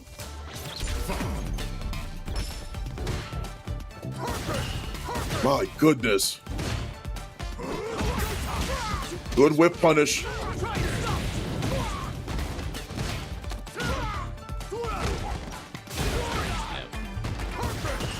The train has stopped entirely. Knuckle Dude was looking so good before the reset, and Boosh has just stopped him in his tracks. Stand fierce, the warrior spirit. Yeah, we've really seen a lack of parry attempts from Knuckle Dude. Just by per drain. Cross cuts. The anti-air. Out time and time again. Those lights doing a little bit too much. Boost on tournament point here for World Warrior. Good immediate Dragon Punch reaction. Good shift me as well. Boost.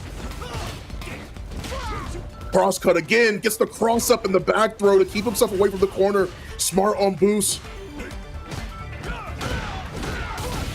Good punish from Knuckle Dude. One?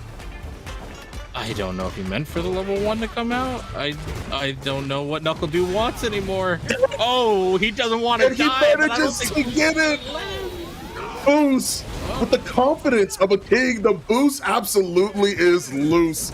Carries his way to 3-0 off of it. A stand-like kick for the ages. The confidence and the importance to know when you can hit your button, even when it comes down to the wire. Well played, Boost. And he is your 4th World Warrior US Canada East champion. Knuckle Dude Dang, you all right, man?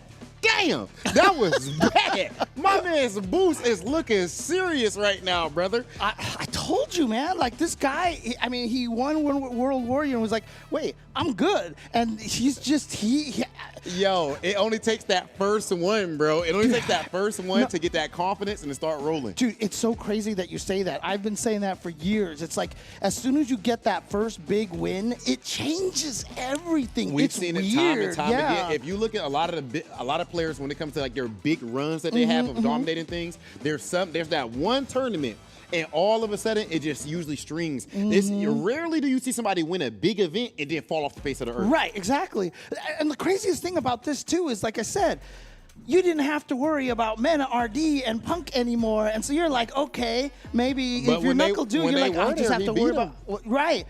But then, like, all of a sudden Boost is coming out of nowhere and wrecking shop here and kind of ruining everybody's perceptions of what was going to happen. I mean, I feel like a lot of people were going to be like, oh, NuckleDu or Idom's got this free, or even Shine or something like that. But yeah, Boost coming in here and dude, that's officially now 2 wins that he has in the East Coast World Warrior, one of the strongest regions, point blank period, one of the most exciting regions. 2 wins, and then the last one he did get 2nd place as well. Let's not get that twisted. So you get a 1st place, you get a 2nd place, and then you just go ahead and win, beating NuckleDu Dang in grand finals. Ridiculousness. Ladies and gentlemen, can we please, let's take a look at the standings here when it comes to the East Coast overall. As you can see, Boost is he's in 1st place with 140 points. We see Shopify Rebellions and NuckleDu Dang, 125 points. Adam and number 3 with 100, and then of course Safe in 4th place. Safe has been ridiculous right now too. Oh yeah. And of course we are putting maximum respect on Psycho, Flux Waves, and Punk. Why Punk even showing up? Let's use some white out on Punk's name. He's not even supposed to be in this at this point, man. We know you're qualified. We know you're the Evo champ, and of course Shine too. But man, Boost he's different. Yeah, like I said, it's so interesting, and what's crazy is that, you know, hurts me to say this, Rob. Oh yeah. I'm gonna say this again. But that East Coast region has been producing like the best players. Oh yeah. For quite some time now, right? I mean, like I said, it breaks my heart because that used to be West Coast, but East Coast, I mean, that's where Idom and Punk and NuckleDu and all these guys, even down from Florida, right? And so like, I mean, East Coast is so strong right now, and so Boost coming in here and able to take 2 World Warriors like this is crazy. If I'm not mistaken, I think when I checked his Twitter before, I think he had like a lot of like Bruce Lee stuff on there or something like that. I think that he's like inspired in that way. I could be off, but like I said, I got to make sure you guys do know. Again, he's a super lab monster, as I've seen with Paladin. Yeah. So keep in mind too. I think the last points that we saw. Again, remember how I mentioned to get into that top 8 is your top 3 scores, right? I believe we actually have their total standings as well, if I'm not mistaken here. Oh, okay. No, just the total leader points right here. Okay, so there you go. Yeah, so as you mentioned, Boost at 140 points over here. And yeah, I mean... And right now, I'm not going to lie to you, brother. At this point, I still feel like, of course, as you see Adam with 100 points, he's definitely still strong. And Manon is a lot better this season as well. I would like to see Psycho make a big push at the end as well. But Boost is going to be hard to knock out of that top spot. Right, so those are the top 3 positions over here. So while Boost is over has 140 points, if you take all 4 of NuckleDu's weeks, he's actually at 160 points. So he's leading going into week number 5 right now. As long as NuckleDu can outperform Boost the next week, and actually, even if it ended up the same way with grand finals, the point disparity, still would have enough, yeah, he would still have enough to stay ahead of Boost. So he's actually in the driver's seat right now to qualify directly from the super region right now. So he has 160 points. Boost has that 140 that you saw there, and then Idom is sitting at 110 points right under there. Just so that everyone remembers the way that this stuff works, since it's a super region, if you finish this season first in points, you are automatically qualified for Capcom Cup. I unofficially call this the Enden Walker rule because of what he had to go through last year. Yeah. And then if you don't, but you at least make top 8, then now you have to battle it out in an absolute clash of titans at the end of the season. Ladies and gentlemen, I think that is going to be it pretty much for me. But before I go, I do want to make sure I mention something very important. Make sure you guys stick around after this whole top 8 is over from Asia Southeast, because we are about to be doing the Street Fighter League roster reveal, ladies and gentlemen. For the U.S. region here. For the U.S. region, which of course, let's keep it a buck, James Chin. It's really the world region. Yes. I mean, come on. The Japan got all Japanese players. The Europe, they got all EU players and all that. But over here in the U.S., everybody pulls up, ladies and gentlemen. And we are the reigning and defending champions with Team Bandits taking it last year. Make sure you guys stick around for for the roster reveal. Until then, ladies and gentlemen, I've been Big Hollywood. Before you go anywhere, I mean, let's take this opportunity to promote all of the other Street Fighter leagues out there, because of obviously Japan, you know, they are doing a lot of work out there, and they have a bunch of different divisions too. So they've got the S division, they've got the F division here. As you can see, the teams over here on the left side over there, that's the S division, and then the F division over there on the right side. I mean, again, these guys, the quality of the matches have been absolutely amazing. And, you know, obviously they have the Japanese region. They have like live viewing parties and stuff, but like, you know, you can also watch the English commentary brought to you by Vicious and St. Cola every single week. But again, you got to catch them live or watch the VODs on Capcom Fighters JP. And then, of course, Street Fighter League Europe is going to be starting soon in November. And one of the main things that they've been talking about this year is that, like Japan, this is going to be live every single episode now. So they are doing live episodes here between November 15th and 26th.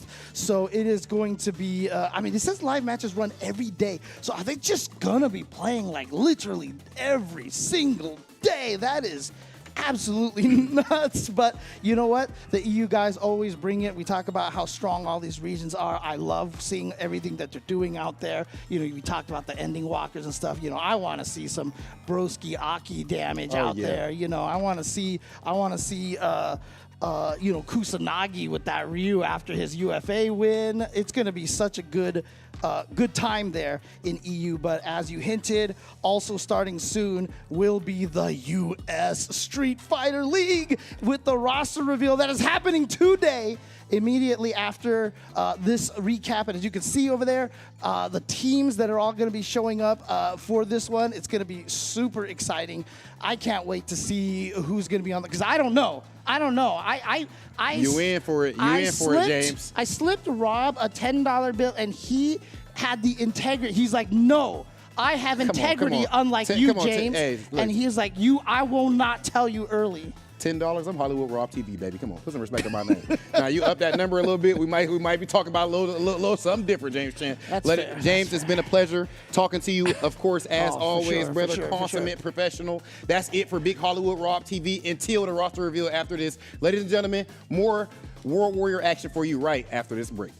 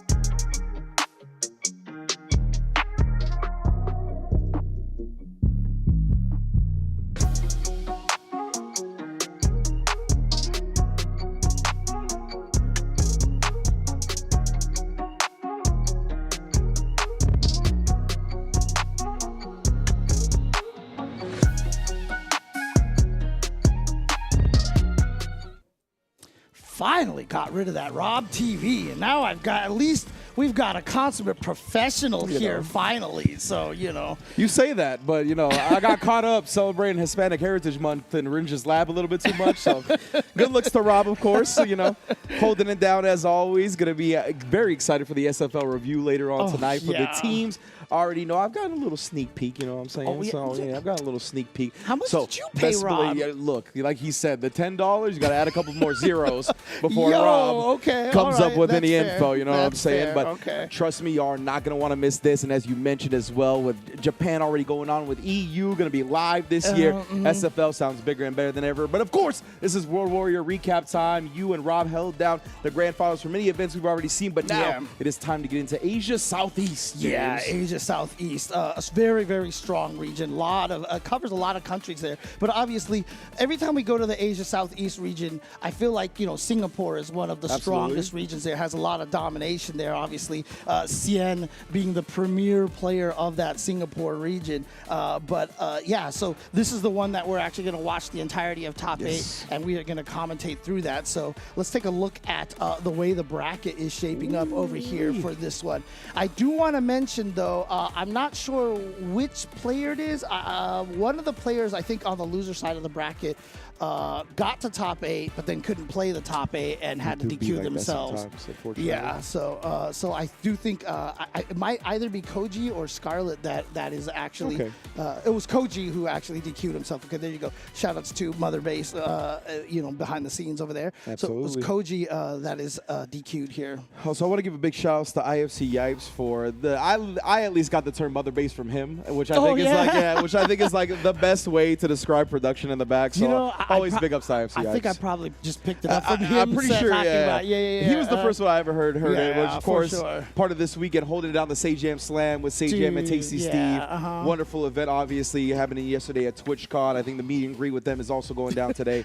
So yeah, my favorite thing is SK's just complete, absorption into the FGC. She followed every, even to the point that Punk was so self-aware that he was like, yeah, this is a classic Punk tweet. When she was able to wrap it up with "I love my team," that's when it really hit home as the Punk tweet to me. I was like, damn, yeah, because Punk always be ending it with, I love my team, love my sponsor, still rooting for the homies, stuff like that. When I saw that, I was like, damn, she's really all the way in.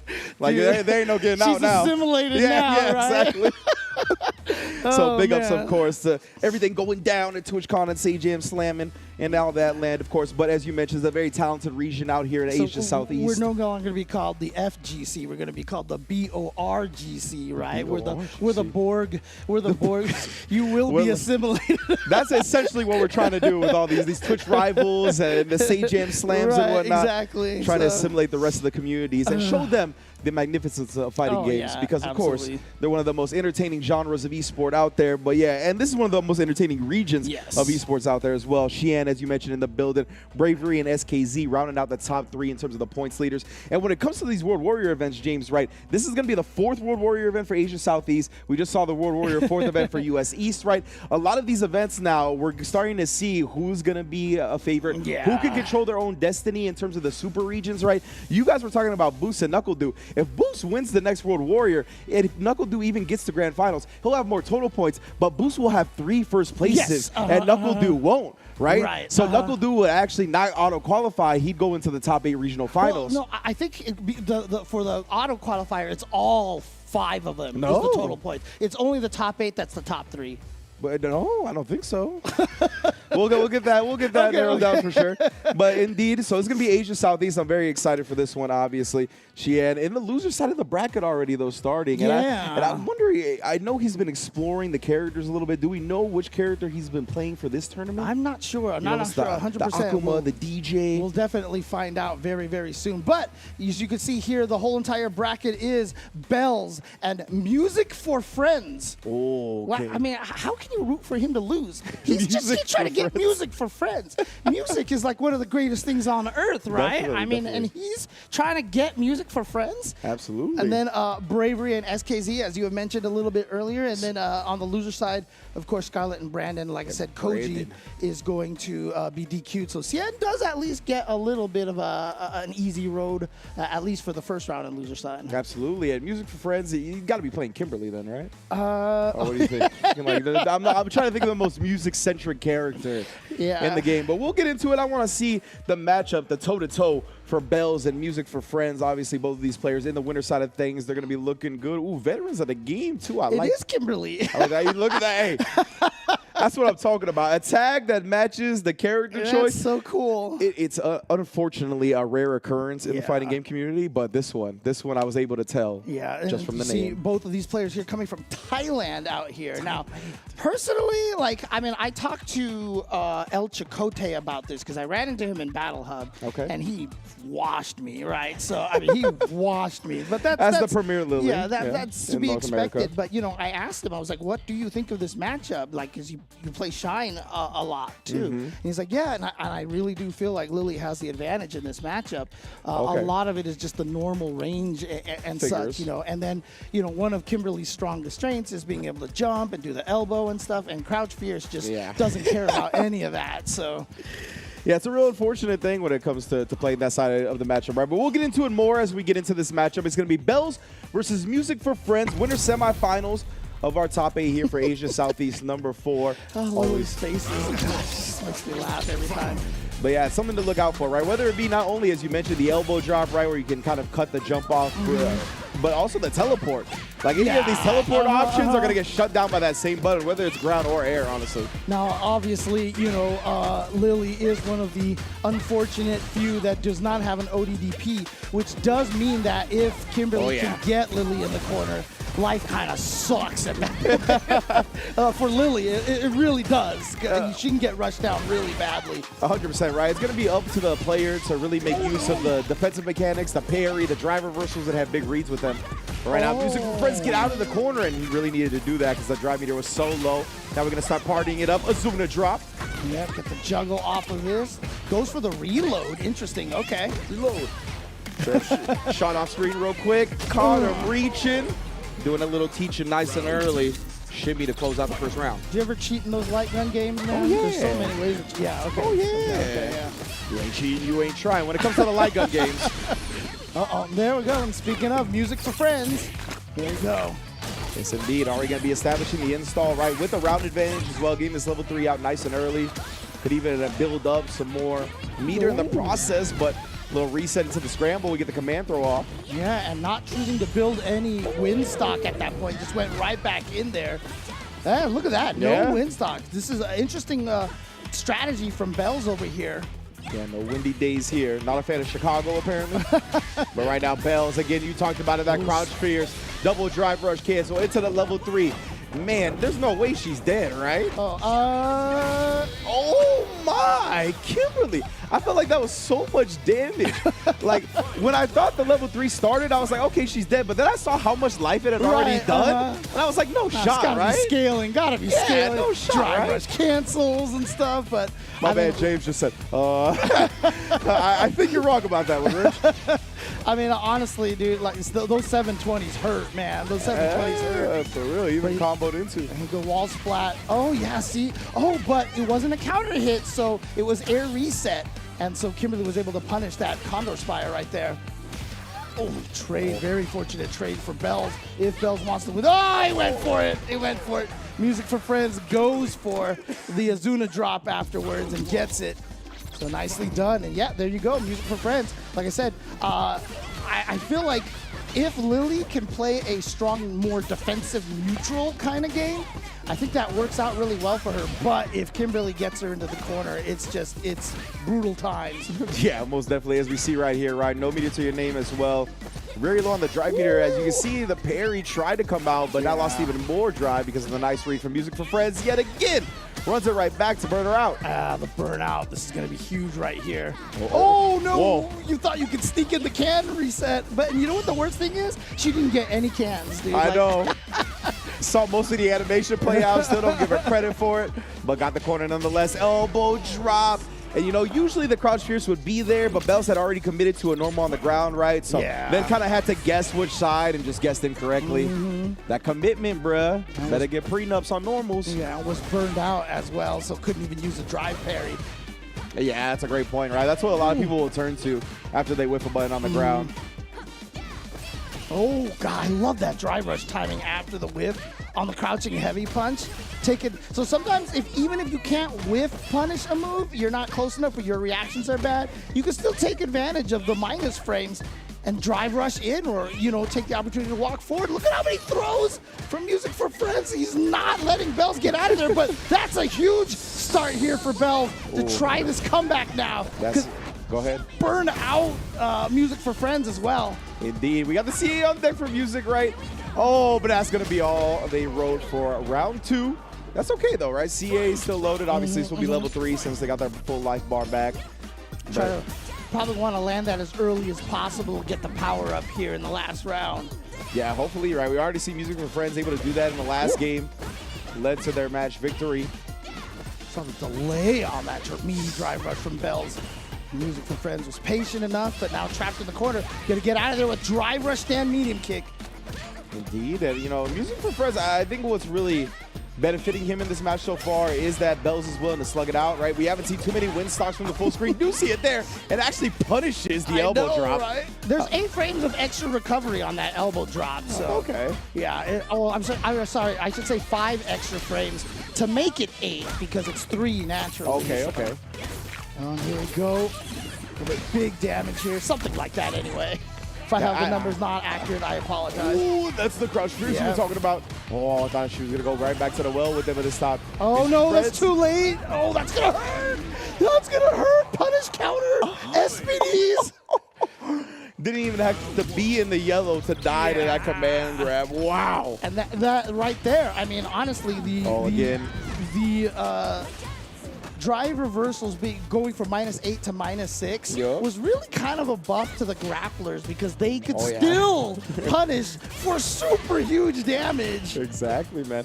Some of these characters, they're hindered a little bit in those scenarios, right? They don't got beefy starters that are 6 frames. Grapplers never got to worry about that. Yeah, I mean, I know all the gnome players out there right now are crying because I think 5 frame standing light kick is the best that they got, so. Yeah, there's a couple of characters like that. It's like they got to really resort to lights. Even though some of the strong characters, I think like Ed. But nonetheless, we got pressure. Oh, DI get broken. Yeah. And that is why right there, Wind Spire, OD Wind Spire, that is, of course, Wind-clad Condor Spire. I still think it's like the best special move in the game, dude. Yeah. Like 3 hits, kills DIs, you know, travels over half the screen, plus on block, you know, it's so good. But that's why she doesn't get it for free all the time. Oh, man, look at this pressure from Music for Friends. Oh, throw loops, punish counter. We saw the tap parry right there. But then Music accidentally jumps himself into the corner, which is going to give Bells the opportunity now. Indeed. Bells. Oh, what?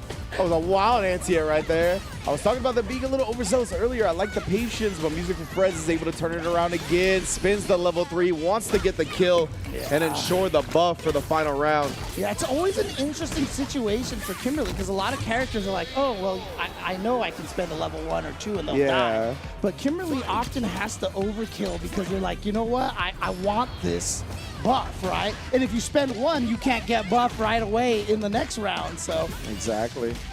A lot of time they kind of decide. Ooh, the pressure keeps going. Oh, yeah. No, that's the worst right there. I get hit by that every time. The command grab set up right there. Music for Friends. Frames on that one right there. Oh, no. Ended up just getting scrambled, dashed up on, and Bell's going to combo into the level 3. And we already saw how much damage that did before. Yeah. We don't have to ask no questions this time. So I was going to say, even with like a light starter and the extra scaling, none of that's going to matter. We got Bells going up 2-1 in the set. See if Music for Friends can bounce back. And that is the pain part of the matchup right there, is when she has advantage with all those normals, but she can't be swinging them all day like that because then you might just get jumped in on. Yeah, that's the thing, right? Kimberly will definitely have some ways to kind of get in past these long duration normals if they're whiffed. And now just dropping the elbow. Bells not D'ing up. Oh my goodness, the defense was missing in action that round. Music for friends. But as you talked about, right, Lily very easily rushed down by Kimberly due to no OD reversal. Yeah, that was the mauling that I was talking about that Kimberly can dish out. Oh, and that the is trade a trade combos. setup right there. You have to be careful for that. Yeah, especially against Kimberly. Like, Kimberly players are always looking for the trade setups. They are always aware of when it happens. They're ready to combo. And, of course, that stand medium kick buffer, a nice tool as well. Ooh, okay. Right into level 3 right away. That's a dominant game so far. Yeah, just going to try to put Bells basically on life support here. Look at that. No health left. Oh, too far. You didn't walk far enough. That works surprisingly well, by the way. I'm just going to tell you, after that level 3 super, just walk up and throw them. Like, I don't know why nobody ever expects that, dude. I win so many rounds that way. Yo, it's one of those things, right, where you're sitting there, you're seeing the animation, you're thinking about all the possibilities. Right. Yeah, what's Smug say? Postulating the possibilities? Yeah. You're in the middle of doing that, and then all of a sudden the character just gives you, like, nothing to work with visually, because they're just doing a walk-up throw, you know? And it's weird, too, because he's not right next to you. So otherwise, you would be scared of the Yeah, throw, exactly, you know? exactly. Thinking about so many other options, but Bells, perfect parry. So it wasn't going to do as much damage as I thought. Indeed, but I like that off the runaway on the run. See how far back that hits that crouching heavy punch, dude. Yeah, she So protects good. her neck for sure. Oh, Big, no. big Wu-Tang fan, Lily. Jab, no! Was he scared he was too far away for the SPD? Could have been. Could have been. Bells trying to calculate the distances. I mean, obviously, she is a grappler, but she don't got that Zangief range. Yeah. She don't got that. Zangief is the Russian suction for a reason, dude. Even with the weapons, right? She don't reach as far as Zangief's arms, but it's okay. Double drive rush cancel. Gets the job on any character. Done. Didn't even need to spend any meter, too, so both of them coming in with about 2 2/3 super gauge. Oh, I like that as well. Music for friends ready. Notice that Bells has been trying to take their turn in that instance with the drive rush. Very ambitious on that throw. Full solo on drive. Oh no, somehow slipped right past the crouching heavy punch that time. And You were too good. It was just too early. And you know what? Burnout on Bell, so this is really scary here. Bells help. Oh, nice little elbow anti-air this time. Cornered himself. I'm not sure if that was such a good idea. That's true. And now you've got yourself a win stock and no pressure on the burnout. So now Bell's in full power here. Yep. Oh, just OD Condors over the paint can. These friends actually going to load up again here. Wants access. Oh, big jump in. Bells got too committed to the crouch heavy. Yep. So we're in final game, final round. It seems to be the theme of a lot of these regions we've been covering. Sure, people are fighting tooth and nail for that Capcom Cup qualifying spot, right? Yeah. So you can see they're treating it as the tournament should be treated, as one of the most important tournaments every single time it happens. Yeah, we're scrambling here in the last round. Man just woke up with Bushin Run. Yeah. That was either the craziest read ever or just a strange execution error right there. Most likely that's the case. OD Condor wakes up with the super. No cans to spend on that, though, so gonna have less Oki. But, dude, Bells has been jumped on like 17 times, I swear. Oh, we finally see the anti-air this time, though. Not committed to the crouch heavy punch too early. Was able to anti-air properly. Oh, but again, committing on the ground. Not committing to the crouch H that time. Okay, Music for friends into the level 1. That's going to do it. 3-2 to move on to the winner's finals. Kimberly in the building. There you go. Nicely done for Music for Friends. Gonna continue. He's gonna move on to the winner side. Bell's, of course, gonna be sent to the loser side, but really close match right there at final game, final round. Beautifully done, however, by Music for Friends. I feel like it's like the name of a Final Fantasy concert or something like that. Yeah, definitely like some type of faction or symphony or, you know, definitely. But good stuff to Music for Friends as well, right? Really. Who's coming out hot, obviously, as Kimberly's like to do. You can definitely put your opponent on the back foot early, get him to worry. Bells had some nice composure, right? Really bounced back here in game 2, tied up the set, even took the lead with it. But nonetheless, Music for Friends stayed true to the game plan, I think. And Bells got a little overzealous throughout the set, kind of committing to that crouch heavy that we talked about. Different things on the ground, while I think in this matchup, Lily can afford to sit back, play a little bit more patient, and react to what Kimberly's going to do, right? Yeah, you don't have to be as aggressive on neutral because Kimberly doesn't have the range to really challenge you too much, and as long as you have a wind stock and some drive gauge, the OD Wind Spire can come from nowhere at any time, and that's terrifying for a lot of characters, not just Kimberly. So, and we saw early on Bells was kind of committing to getting into Music for Friends face again rather than taking the wind stocks, right? Yeah. And I think just sitting on those wind stocks and having that capability really, I mean, tilts the matchup in Lily's favor for against Music for Friends. I thought you were about to say tilts the opponent. Also definitely tilts the opponent. But that's partially why it's tilted in her favor for the matchup. But yes, indeed. You can see Bells is moving down there, which means he will fight Cien. So we know he's fighting Cien right away because Koji is DQ'd themselves because they unfortunately could not make the top 8 after qualifying. But we'll be moving to the next match over here on winner's side, and that's going to be Bravery and SKZ, two names that we have seen a lot from the Singapore region. So we had 2 Thailand players going up against each other, and now the 2 Singaporean players going up against each other. And again, this is Asia Southeast number 4 for the World Warrior events, and I do want to clarify, James was correct earlier. So when it comes to qualifying for the top 8, that's when your top 3 placings matter, and the overall point getter of all 5 events is the one that will qualify directly into the Capcom Cup for the Super Regions. But this is Bravery versus SKZ. Oh, the Cami mirror too. Not even just the Singaporean civil battle. We got both players rocking Cami White. Yeah, obviously a character that's so strong. I mean, Rob TV was I think she's saying so that good. She's probably like #1 in the season. I mean, I think Rashid is Understandable. #1, but again, I feel like the I'm with you, James. I was going to say, I already know where you're going. I'm with you. Depending on who you talk to, they're all going to have a different top 5, and they're all correct. Yeah. Like, I don't think anybody's wrong at this point. But I will say, when I saw Cammy's changes, and, you know, a lot of people, I mean, I literally had people tell me she's the worst character now because her spin knuckle doesn't go through fireballs right. They're like, goodness. Like, she's useless now. Oh, she's my worthless. goodness. And I was like, I looked at it and I thought she got better. I was like, she got buffed. And I just based off of the patch notes, I said that she's probably going to be top 5 this season, and she might even be more than that. Yeah, to be honest with 100%. you, So let's get into it. We got plenty to talk about when it comes to Cammy in this match. It's going to be Bravery versus SKZ.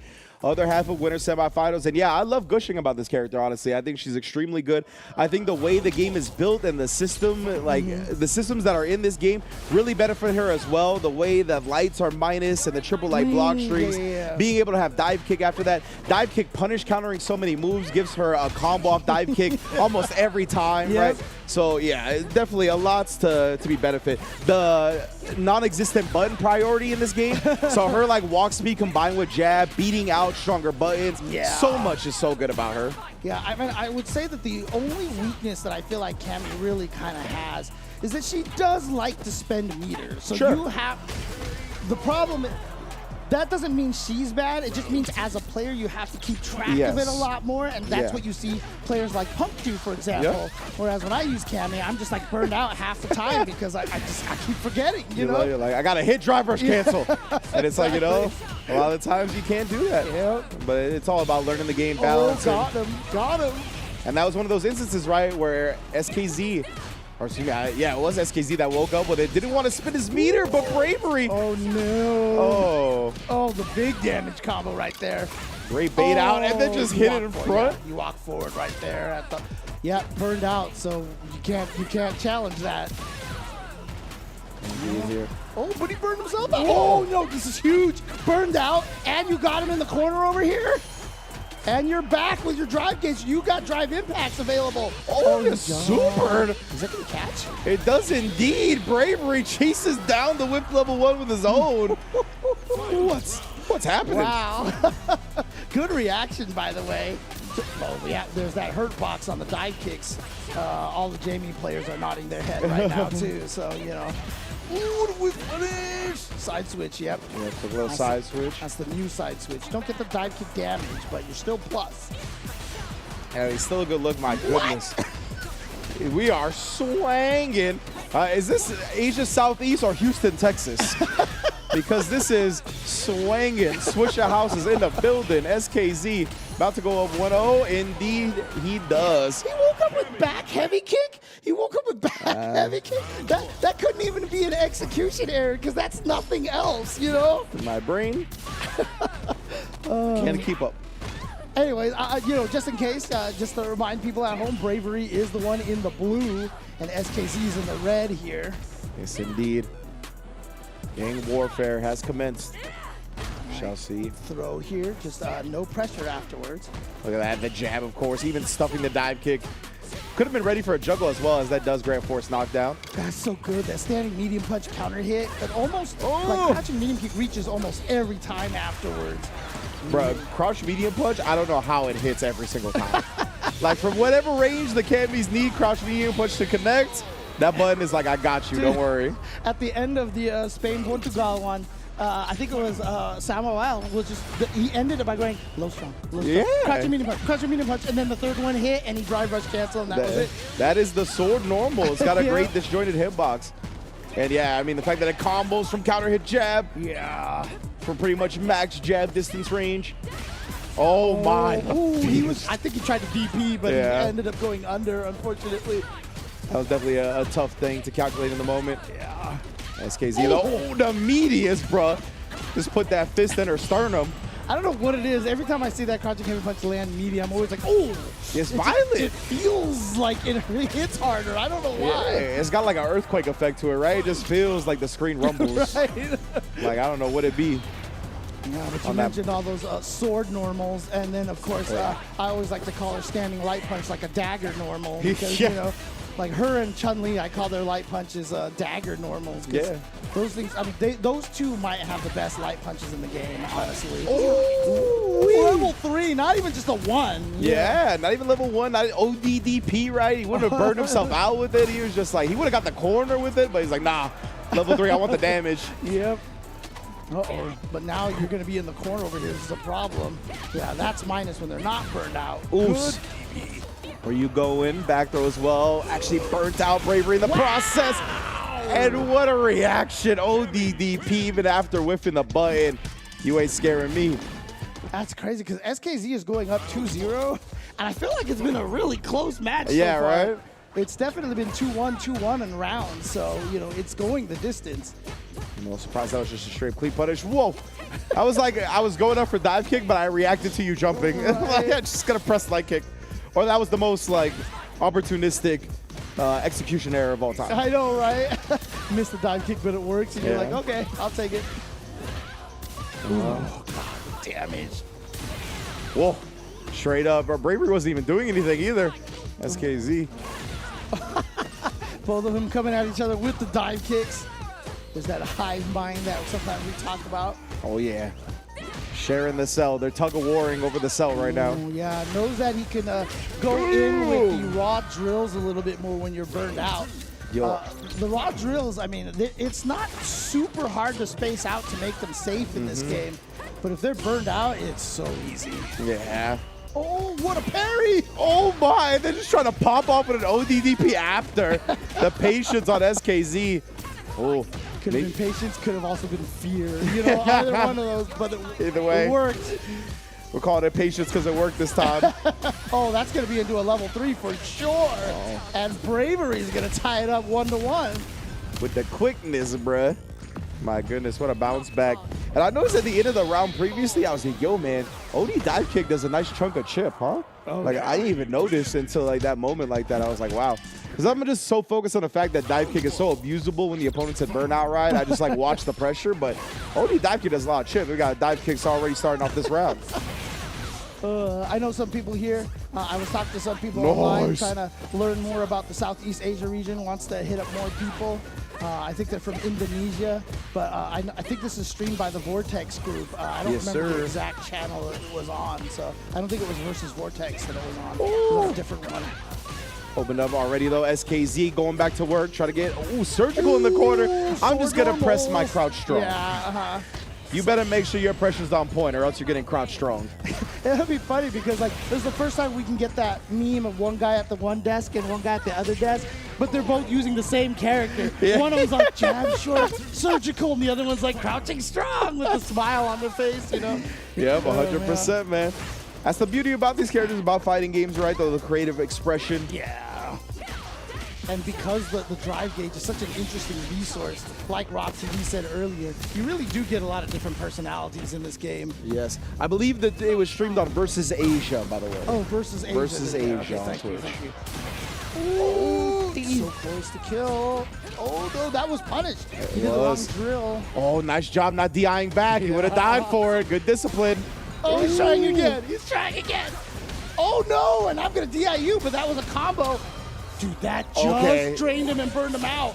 You got like a reset, or are we just going for damage? All right, we just took the damage. We're saving the meter. SKZ can't be chipped. That's what I was afraid of, the ODDP. You had to space your wake-up situation outside of that option. Yeah, it's so scary at that point. Or maybe try to jump forward over it or something. Absolutely, that's a great option as well. He just kind of stood there and was like, you may be wondering how I got in this situation. Like you hear the record scratch, you know? But yeah, I mean, those are the overwhelming moments that happen in tournaments like this, right? The atmosphere, the electricity, the pressure just gets to you.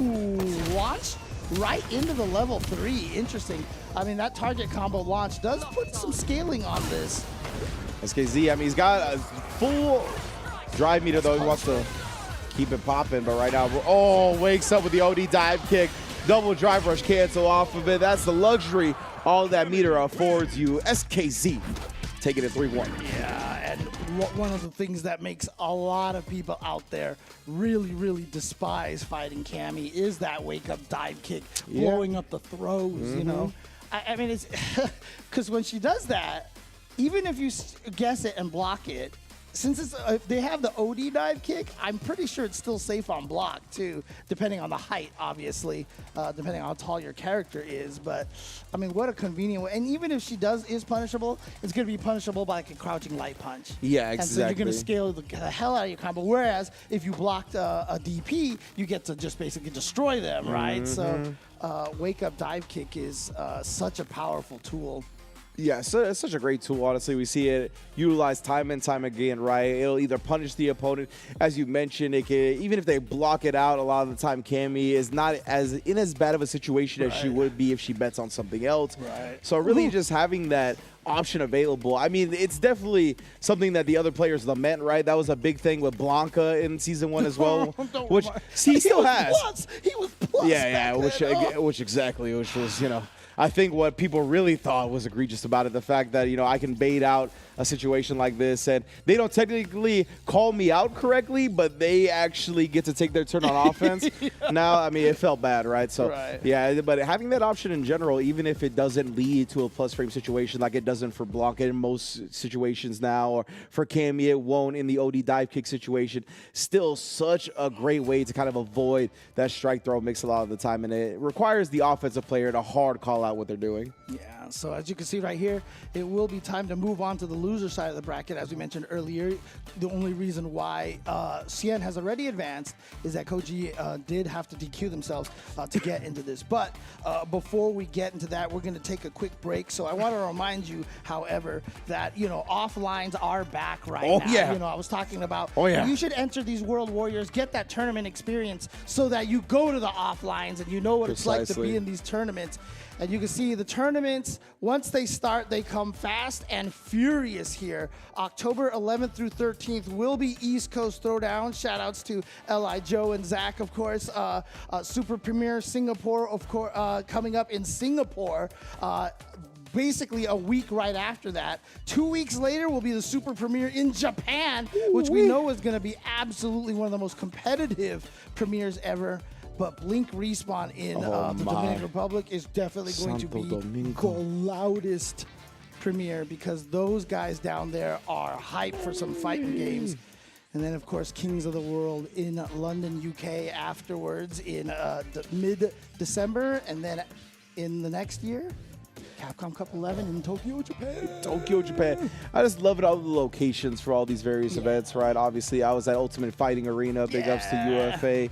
showing Good out. job to you, by the way. Hey, give Ringes flowers here for that analyst section, dude. That stuff was awesome, dude. Thanks, man. I appreciate it. We need more of that stuff. I was watching it in a replay. Literally, someone in my chat was like, "Man, these things are good because it points out a lot of things that I just never would have thought or I didn't catch." Yeah, like what I talked about with my content or stuff like that. Big ups to Capcom and UFA for going along with doing this and everything like that. Obviously, couldn't have happened without them.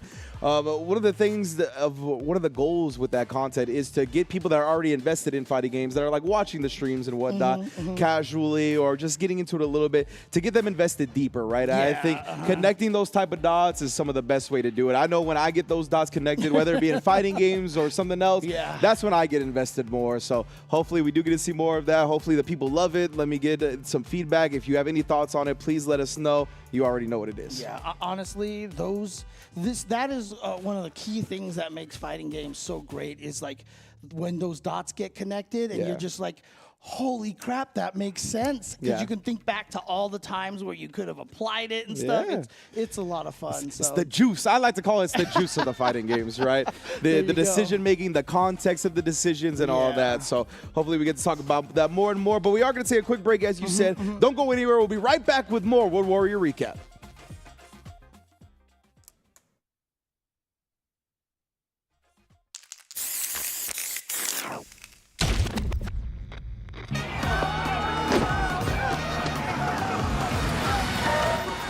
This is gonna be fun.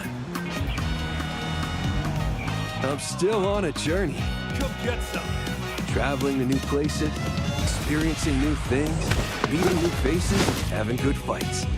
Fight, drink, eat, sleep, repeat. Seriously, it's a good life. I'll pick up the check.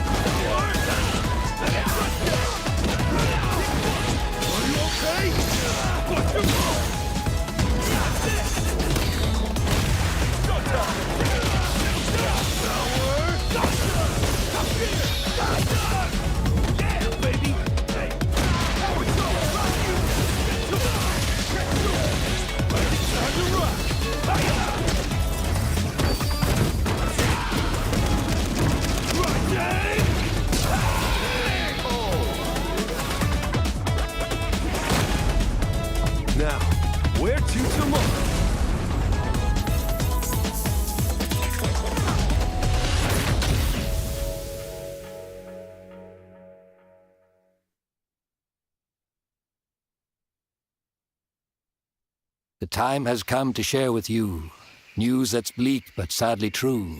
I'm talking of the fell black blight, a spreading darkness, endless nights. The environment's changing and the monster population's taken a nosedive. Blackgrass, rampaging monsters. What do you know of this corruption? This so-called black mist is actually the black blight. Then there'll most likely be a blighted monster nearby too. Looks like this whole village has been blighted! Do we know what the blight is or why it's eating away at the world? No. But we know that it attacked our home, and that it must be destroyed. The kinship stone commands the might to purify this foul black blight. And we're gonna stop the black blight!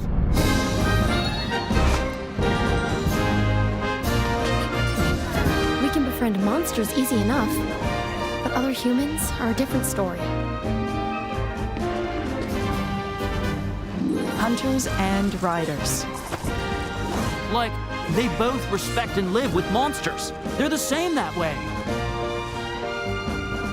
I've been waiting my whole life for this. I want to help my friends. Everyone. But right now, evil is growing in power. And soon, this whole world shall be devoured. Yeah, we got claws for concern. Wrath is blighted. You can use it to stop the blight. But I'm curious about this kinship with monsters stuff. So I was hoping you could show everyone what it means to be a rider.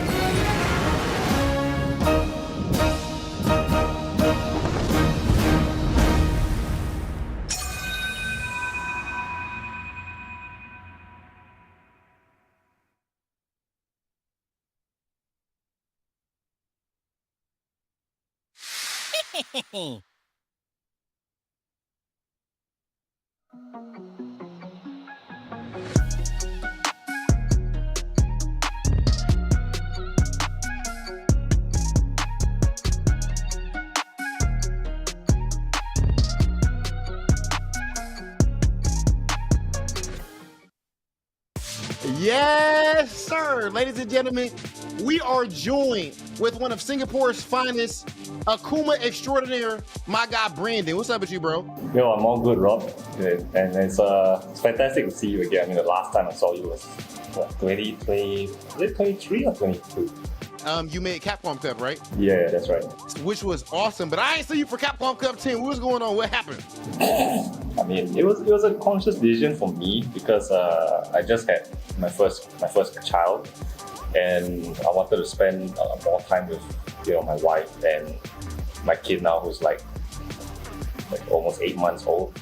Well, I'll tell you what, Brandon, no one likes excuses. So in the end, no. Imagine that. Okay, so now, of course, congratulations on your baby and all that, man. That's amazing. So now with you having taken that year off to focus on your family, but right now you're having good results. Like, how was the transition from 5 to 6? I think 6 is a lot more dynamic and challenging compared to 5. I mean, there's a lot of mechanics, there's probably 5 or 6 different kind of things, and it's a lot more chaotic, in comparison to 5. But definitely in terms of the level of fun that the game provides, I think it's on a whole different level. What do you think about the current state of Akuma, and why do you think we don't really see him getting the results that you would expect where we put him in a tier list? I think Akuma players struggled at the start because obviously the first issue collectively go through is the fact that he has 9,000 health. Yes, he busts out damage like a tank, but he also explodes a bottle of vodka or something like that. Yeah.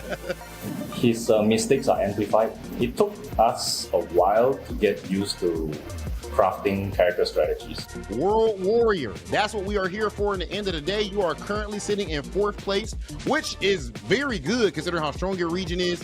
How are you feeling about your play currently and your chances? And is it true that you have been having a bit of an SKZ problem? I don't really think it's an SKZ problem. I think it's a Cammy problem. I'm actually having a real problem with that character. I've almost perfected my own strategy against every other character in the game, except one. It is Cammy, and I don't know. I've watched all Akumas around the world play against Cammy. I even watched Punk's Akuma play against Cammy, because he himself mains Cammy. I just see that every other Akuma, probably other than Punk, all of us just struggle in that match. It's absolutely terrifying. But as of now, I'm still in this gray area of completely lost. Well, Brandon, I got all the faith in the world that you will be able to figure out your character matchup. When it gets down to the player side, I don't know. You and SKZ are extremely strong. I wouldn't be surprised if it comes down to you guys. And of course, you got Shen there and all that as well. But brother, congratulations on coming back this season and being in the top 4 up to this point. And we will see if you make it into Capcom Cup. Much love, bro. Welcome back, everybody, to the World Warrior recaps right here on Capcom Fighters. Glad you all can join us. Of course, we already ran through some of the grand finals of the other regions, and we ran through the top half, the winner's side of top 8 of Asia Southeast World Warrior number 4. Some of the premier players, and we got one of the premier players going to be showing out in the losers bracket shortly. Xian obviously already there as well, but Brandon, the player that we just saw interviewed, also down here in the losers bracket side of things. As you heard Rob said, he took a year off from the fighting games, right? Established the family life. I understand, right? Something we all got to do at some point. Take some time, sacrifice, make sure we get our lives right, and that we're right back, though. You can never fully leave the fighting game community. It's just impossible. Everyone who tries to retire, I swear, they can never get out. And then they're like, I'm retired. And then Capcom releases the Marvel vs. Capcom fighting game collection. And they're like, all right, well, need to tap the vein again. Dude, the amount of just like noise out there for that collection. Maximilian was on CNN or something like that.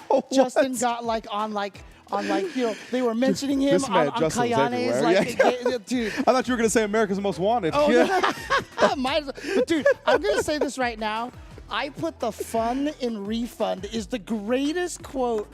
I mean, when Justin started saying that, I was just like, that's genius, dude. 100%. So good. There's so many. I am a huge fan of Justin for many reasons. Big fan of Yipes, obviously, as well. They said that when they were like going to do they're like planning on doing the first first of deaths thing, and whatnot. You saw the tweets about it. Yeah. Yipes was like, I'm going to make sure I say that. I'm doing it for all the people that have turned in their refunds. And I was like, that's such a good angle to take, bro. You guys are professionals. I'll tell you this right now. I mean, even though obviously my nephew knows that his uncle does all this video game stuff, right? It was just crazy because I started telling my brother the story about, all the Steam reviews and everything, and he was like, where have I heard that before? That's right, my son was telling me about that.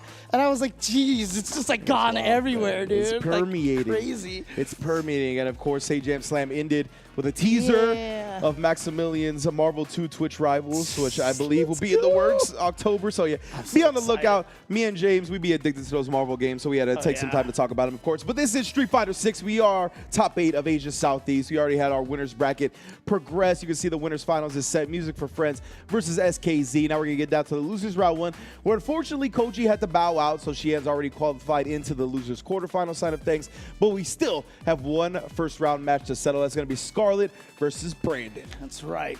And I love how Brandon was like, yeah, we don't really have, it's like a Cammy problem, Yeah. It's like, it's not an SKZ problem, it's a Cammy problem. Yeah. As we were saying, Cammy, clearly one of the strongest characters. But speaking of clearly one of the strongest characters, Brandon's using Akuma and Scarlett's using Ed, right? Yeah. I mean, like, right there, I mean, honestly, so it's weird because, like, for me, it's like Rashid, Ed, Akuma, and Cammy are my top 5. And the last one is like Guile, but he's kind of like on paper he should be up there, but he hasn't been performing as well, I think. So the results aren't as there as much for some of these other characters, right? Yeah, and especially the Ed. It feels like to me like this character is just everywhere. Every nook and cranny I look in, there's gonna be an Ed poking out doing a level 2 at me. So we're definitely going to see this one. Let's get into it. It's going to be Scarlet versus Brandon, 2 of the premier characters in the competitive meta right now, 2 that have the privilege of tremendous OD routes, right? So they can only spin 2 drive bars, they only have to spin 2 drive bars, and the drive meter starts building back up in the middle of the combo, while versus drive rush cancel combos, it's 3 bars, and it doesn't build till the end of the combo is over. Yeah, and after, of course, heavy Adamant Flame, go for the empty Demon Raid right there. Him and Brandon probably going to be looking to establish the fireball game, but of course, there's plenty of ways to counter that as Ed, right? The flicker nullifies fireballs, the startup of his fireball nullifies, and you can still send the projectile after. But right now, we don't need any of that. Just actually pokes back with that crush medium punch, finds the low. That's a safe Save. jump. Oh, that's why Brandon that was so gross. With the 2-step. You ain't have to dance on him on the safe jump. Perfect parry, dog. That's so good. And now you're they're both burned out, but he's going to kill him right here. But no problem with the Adamant Fist. I'm sorry, it's Fist, not Flame. The calculation right there from Brandon as well. He burnt him out with the move before the DI. That way the DI stunned if it hit, and he had no opportunity to return DI because he was burnt out. That was incredible stuff. All right, so trapped here. Oh, no, I'm sorry, getting pushed a little bit toward the corner. Of course, like I said, one of the beautiful things about Ed is he's in such control of the pace of a round. Like, he can fight defensive, he can fight offensive. Yeah. It makes him really strong. Yeah, he's one of the best at controlling tempos. Like, he has so many ways to kind of bully you in the neutral via the charge flicker, via the charge heavy. But right now, Brandon and the perfect parries. They've been rearing to say that sounded like a band. Brandon and the perfect parries. Oh, no. Okay. Gets the back throw over here, and here we go into the corner now. Oh, no, don't do it like this. Are you going to pull a Kusanagi right here, dude? I was going to say, essence of Kusanagi. Coming Shout out at to you. Kusanagi, by the way, doing it with the Ryu as well. Oh, wow, for his dad. Second generation fighting game player, Kusanagi. Well, I thought you were calling Logan his dad, because that proves that Ken is the worst Shoto, right? So, Nah, Logan's the godfather. Trying to show him a better life. ooh, okay, raw fireball, and that's going to give game number 1 to Brandon over here. Talked about the Cammy problem, was got to get through the Ed first. Exactly right. He will be eventually, if he gets all the way to grand finals, rewarded with a Cammy, considering. Oh, no, excuse me, my bad. Our Cammy mirror already happened. Yeah. All right, here we go. Safe jump again. Didn't even try to parry that time, or was a little late. Nice. I love the walk forward before the DP as well. Stand up. Head cracked. Oh, it's the footsies. Both players not wanting to commit to anything in that range. OD fireball. That's why Brandon just started falling back on the projectile game, right? If we're going to be at this awkward distance where I don't really like my normal range, you can kind of get in the flicker. Let me just throw fireballs. It was really interesting, too, because Scarlet, Ed is really good at fighting projectile he game, is. right? So, because he can erase the fireball with the startup, and then throw out the projectile afterwards. But Scarlet kind of fell into the anti-projectile game of just trying to parry it all day. Oh, wow. That actually was a very fortunate trade for Scarlet instead. And yeah, as you can see, look, still perfect parrying. Didn't actually have anything to challenge behind it there either. So yeah, right now Brandon is very much dictating what's happening. And now just outside the range of the jump in, he's able to take advantage after Scarlet lands. And yeah, we really need to change up the distance we're fighting at it for Scarlet, for sure. Like staying at this fireball range, just parrying them out, it's not really working out. Great DP on the air fireball though. Yeah, and especially if they're going to throw a lot of fireballs, you've got to establish that flicker. Because if you can get it charged up and he throws the fireball, you're just like, oh, do we got the dream? Do we got the dream? No, too early. We're too synced early. up. Yeah. All my contacts are in the car now. We're synced. Oh, yeah, you're going to land on that projectile. And that's a smart anti-air because it's getting Scarlet closer to burnout here. So Scarlet, even though Scarlet's getting a lot of that gauge back, he had to kind of nerf how he's playing for so long. Yeah. Oh, didn't quite charge it all the way. That's some good stuff. I like Scarlet is starting to use this now. Starting to use the flicker a little bit more from this range. Yeah, see, bully it up. Force Brandon into jumping to avoid the flicker himself, right? Be ready with a DP. That was a great sequence. All right, now we're back to it. Tried to call out another fireball with a jump, but Brandon locked and loaded. Got clipped by a crouch heavy kick, though. It's one of those flicker normals. Again, the range that Ed has is really unique in Street Fighter 6, having that standing medium kick and the crouching heavy kick. And like that, right? I mean, he can combo even from that range over there, thanks to how far his normals go. And yeah, that's the luxury of the OD routes that we're talking about, right? Like, look how much damage he got from that without having to spend any drive rush. Still pretty decent on the meter because of it. Oh, allowed him to do the OD blitz right into the level 3. We ain't seeking, we ain't desyncing. None of that. Hold us level 3. And we ain't asking any questions because that's Akuma, and he's dead. Oh, yeah, exactly. He is definitely dead. That's the freebie. That's the points they give you for signing your name on the SAT. Yeah, exactly. Oh, no. Wow, okay. Gets the full combo off of that, too. He wasn't all the way in the corner. I thought he was all the way in the corner, too. Yeah, I think Scarlet did, too. Yeah. Oh, no parry, so I had to deal with the throw attack, the throw shimmy mix-up right there. I'm sorry. I'm slipping a little bit. Damn. I can't believe you had the extension actually connected. Oh, no. Oh, nice. Perfect parry. Didn't get the punish counter, but was still able to get the throw. Man, Akuma got the go-go gadget arms. Held that reach. Ooh, he did a little parry OS right there. Just committed to the drive rush after he saw there was no jumping button that got parried. Yeah, you have to make sure that you are ready for the players to do that tap parry and then drive rush if nothing comes out, because they don't want to waste that meter or get stuck in 45 frames of recovery or whatever. Exactly. Yeah. Yeah, it's one of those situations, right, where if you jump and the opponent does like a tap parry on the ground, it's so easy to see that they did that to just land and throw them for the punish, right? That Brandon was like, I'd rather drive rush and risk throwing you off a little bit, which I mean it did. Oh, that was safe side this time, fam. And not only that, but a safe jump as well. Oh, my goodness. Look at, he's got all that meter. Oh, that boy dead, bruh. You know, the funny thing is saying I don't need to ask the question because it's Akuma works out the other way, too. Works the other way, too. As long as Akuma's on the screen. We know the answer to the age-old question. Everybody's dead. Yes, it's going to kill. That person gone, bro. My goodness. Oh, man. It looks so funny, too, the fact that the super is like 2 frames if it's canceled into. So, like, like this, the DPs, the super just never misses. Right. Ow. The range right now from Brandon, the footsies. Okay, there we go. Scarlet finally establishing a little bit more of that, the aggression on the ground here. Yeah, I like that, right? Like, being able to charge Flicker in that range, it forces the reaction out of your opponent. Speaking of which, Brandon does that exact thing with the Demon Raid. Oh, again, he can't find the fireball timings. Looking for Brandon to commit to that, but he's been switching it up so well. Fakes him out. Oh, trying to fake him out again. You saw the crowd short come out.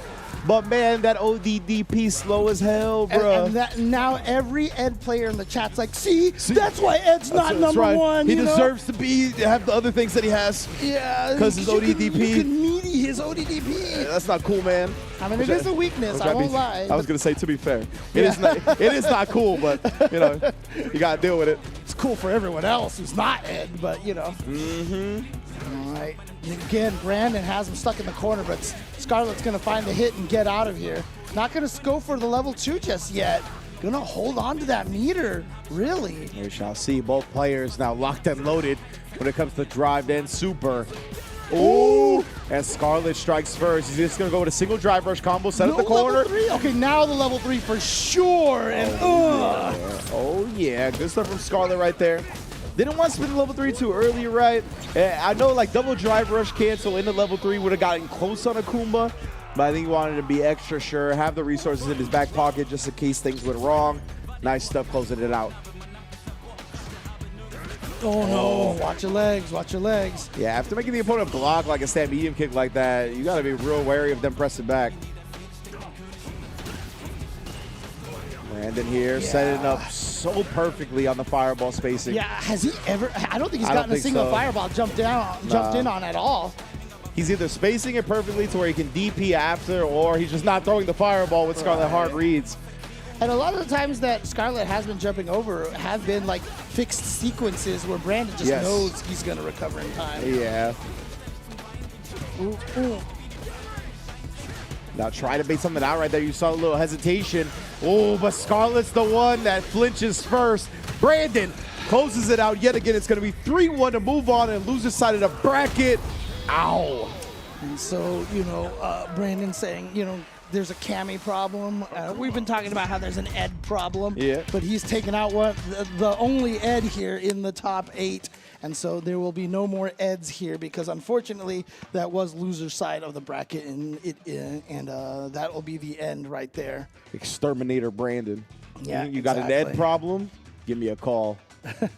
Got some Dark Hado that can do some damage to him. Ooh, that was like my favorite so part good, of the set for so sure. Good. Love seeing people and the way they've kind of developed the decision making around perfect parries, right? Because if you don't know, I think a lot of people do at this point. When the person that jumps in on gets their jump in perfect parried on a safe jump, they're left at -2. So they're not actually outright punishable, right? So it kind of creates a mind game. Usually people tend to throw, especially in the corner, because the person defending tries to back throw the attacker into the corner. But a lot of the time now, people are getting to the point, right, where they're jumping and reacting to it, where they're walking back and shimmying depending on the spacing. So it's just so cool. And there's other players that will just go with like a 5-frame normal, right, because that's the same speed as a throw. So you can kind of beat people trying to throw tech if you do something like that. So yeah, there was one game or something like that where that perfect parry happened.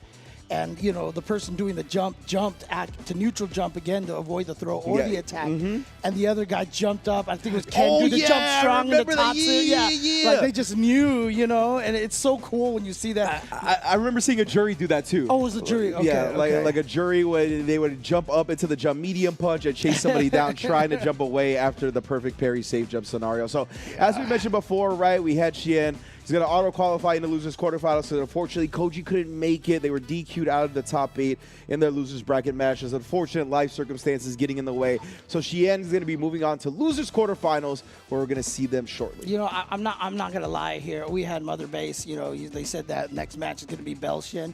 Yep. I heard that as Dalsum. I heard next match is going to be Dalsum, and I was like, "There's no Dalsum." You're like, "Whoa!" I was panicking. You're like checking your notes. You're like, "Who's playing?" Yeah, I know. Who's playing Dalsum? Xian is a Dalsum. I mean, he played Dalsum in Street Fighter Cross Tekken, actually, to be fair. Yeah, most and in Street Fighter 4, I think. So, you know, but yeah, it's going to be Bell's Xian coming up here. And, you know, we weren't sure who Xian was going to go with, but it looks like he's sticking with the DJ for now. Yeah, so. yeah, it's the highlighted DJ, of course. But, you know, it's funny because I could definitely see him playing Dalsum. Yeah, like, eventually. Like, he's one of those people that I think could do it. Like, with Xian, he's obviously a lab monster. He's really good at cracking open characters and making sure that their potential is reached, even when most of the community doesn't want to crack open that potential, right?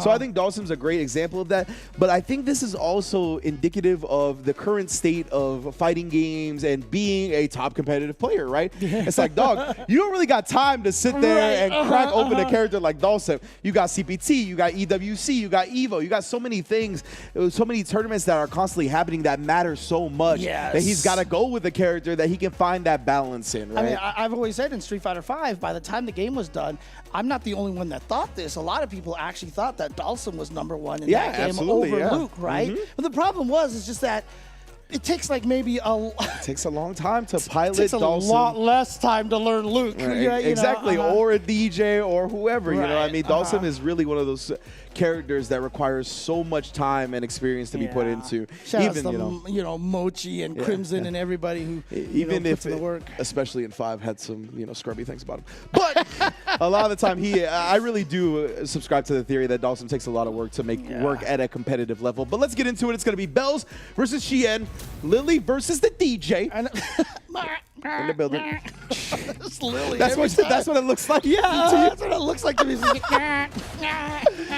Little sound just trying to annoy the opponent before the game goes. I'll tell you this about Xian and DJ though. I'm glad he's sticking with the character because where did all the DJs go, I feel dude? you on that, bro. They all went to Ed or something, you know. So I feel you on that. This character still be outputting massive damage as well. The routes changed a little bit, but nonetheless, still extremely good. I understand the funky slicer pushback isn't what it was, but hey, it's better in Burnout because you're closer. So there's still plenty, I think, to be talked about when it comes to DJ. And, you know, having the funky slicer stay closer, let's face it, I'm so glad. yeah, 100%. Like, it was indeed a change. Right. Oh, no, tried to throw a little too early. That was a punish counter. Yeah. So, what? You just walked right into that. And Xian, is he going to go for a super? No, he's just going to go for a regular route. Thought he was maybe going to try to burn some drive gauge and get some of his own back. Oh, no, Xian, he tried to drive rush in right there. Bells more than ready, especially after that throw as well. Tried the overhead. Oh, yeah. But Xian burns himself out. Oh, he could have threw right there. That would have killed. Most definitely. But we slide on in for the anti-air.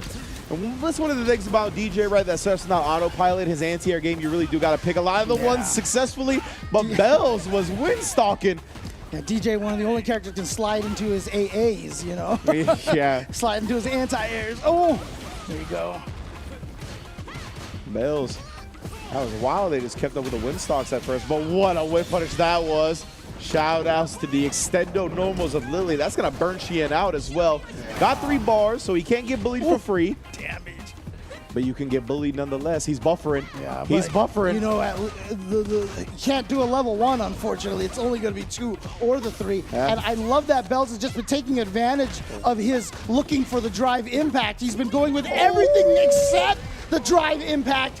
And so you can see how Xian's mental stack was focused specifically on drive impact. So Bells going with everything else landed. It's the evolution, right? It's the same thing we talked about with the safe jumps and the -2. This is how people are starting to evolve these scenarios. when you have your opponent in the corner, they're obviously going to be looking for DI. Oh, that still hurts. Oh. So show them every option besides that. But right now, Xian showing Bells this level 3. That's going to put them very low on drive. Significant life lead for Xian as well. Oh, yeah, give me that quick burnout. Burnout. He just kind of like reached out, was like, give me that burnout. Yeah. Oh. That crouch fierce, the big normal, Okay. not quite into the wall. The shallow knee drop. But he didn't get the combo afterward. He almost had it again. Doesn't matter. Still manages to find a hit. Still get it. That was a perfect. Yep. Obviously, in Street Fighter 6 with no chip damage, normally it's very easy to get later perfects compared to other iterations of Street Fighter. But still, that is an indication that you basically had to read most of that round. Oh, now Bells already setting up shop. Had the command throw established it nice and early, right? Maybe get Xian jumping, flinching, backdashing later on. But right now, yeah, just to force the situation, and Xian did indeed jump later on. Neutral jump punish, couldn't get the full version though. Oh, Wow, yeah. punish counter on that one. On the Reach soap far bar. enough. Wow. We'll try to counter the check right there. That drive rush soap bar, it's a great way to do that for DJ. Yeah, and there you see the problems that Lily has right there. Sometimes you get those light like that. You can't get much off of that, but you can get a lot off of a drive impact. Look at all this meter he's spending. He's gonna go for the level 1, but it wasn't enough to kill. Puts her on a pixel. Bells, it actually has a real chance here. Xian doesn't have level 2 yet either. The OD, that's dead. Oh my. Yeah, Xian went for a super calculated gamble right there. He's like, I'm gonna do this whole combo route and go to a level 1, not a level 2. And unfortunately, that's what cost him because it wasn't enough to kill. He spent all that drive gauge and everything to try to drain as much life as possible.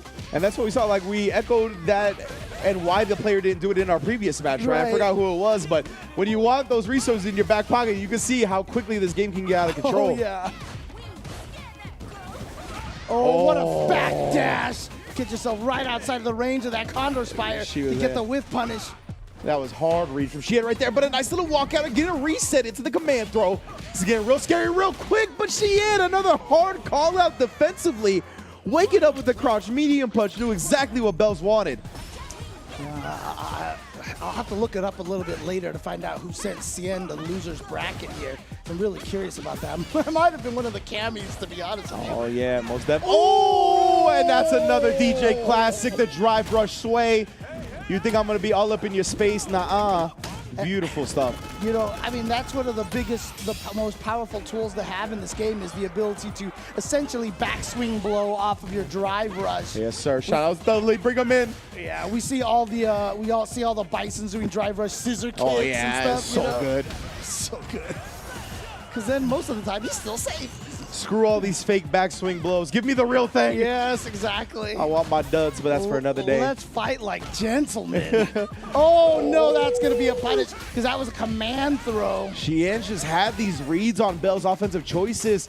It's rough for him right now. Swings again, and I felt like that was another big read from Xian, giving him the opportunity to press back with the crouch fierce, which is a heavy commitment normal. Beautiful punish with the jump.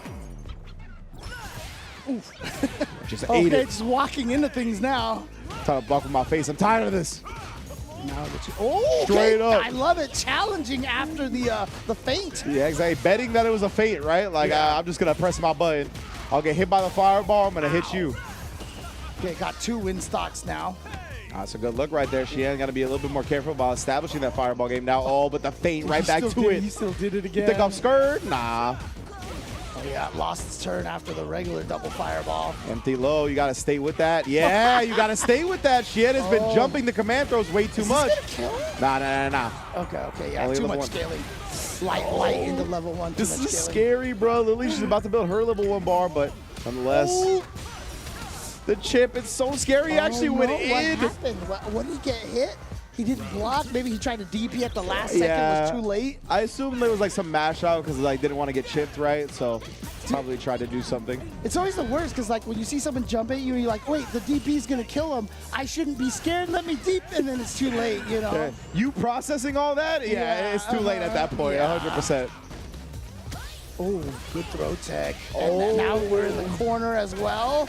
Oh, this is great for Xian, who's at match point. Until we got a back throw incident off the perfect parry. Bells turning the momentum around here.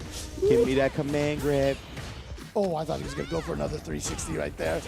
Regular throw. Wake up drive reversal even from Xian here. Building a lot of drive gauge back. Establishing, goes with the target combo.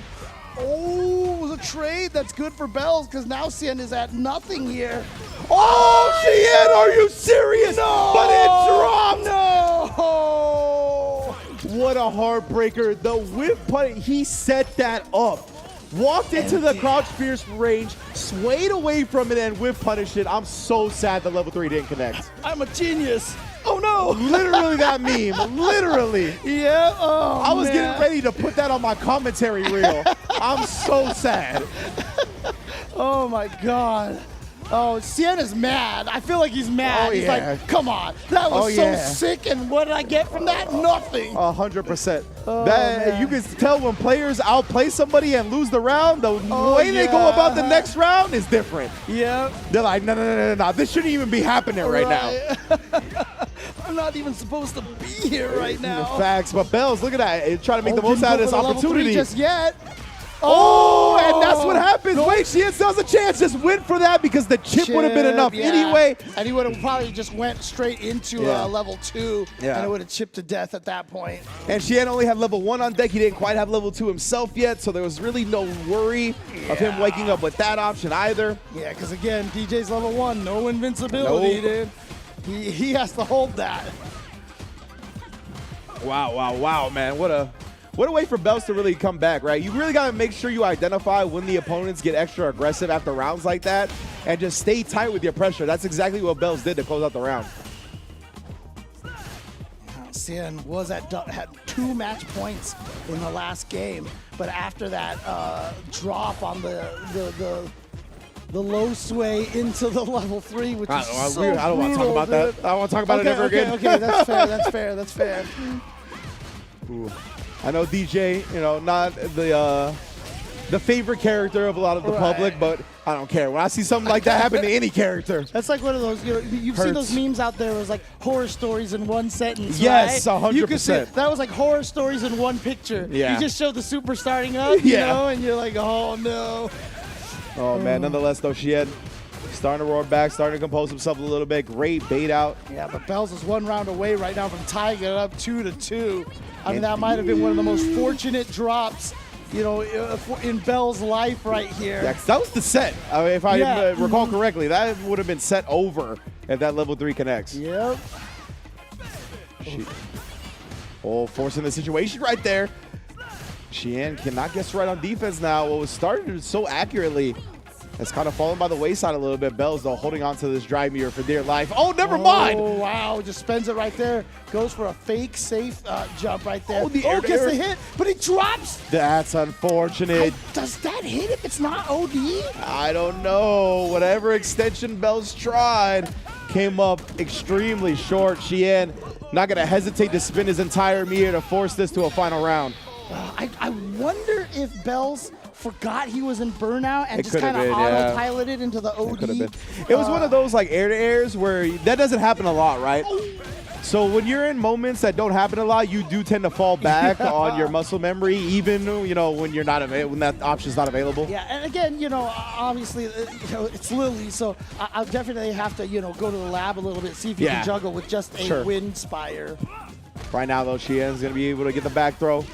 Oh, he had a funky slice with a -3. Ooh, into the level 3. Damn. Right into the level 3. So this is going to set Bells up for the ability to try to tie this up 2-2. Just needs one more mix. I want to see what the sequence is. Doesn't try to get in too quickly. Didn't want to be too thirsty about burning Xian out. The DI call out on the air slasher, though. Catches the fireball perfectly. 2-2. Yeah, I think, Bells was thinking, oh, well, you know what? He's burned out right now. Was it burnout at that time? To be honest, I don't recall, but we did see the heavy air slasher run. He didn't have a lot of life. Yeah. So I think he probably figured if he actually reverse DI'd that, even if he didn't die, he would be down to a pixel, so it would be kind of worth it, perhaps. Yeah. Great stuff from Bells, able to really force this game 5 out. Wow, tried the check, but looked like it was a little bit too early. Ooh, the extension as well.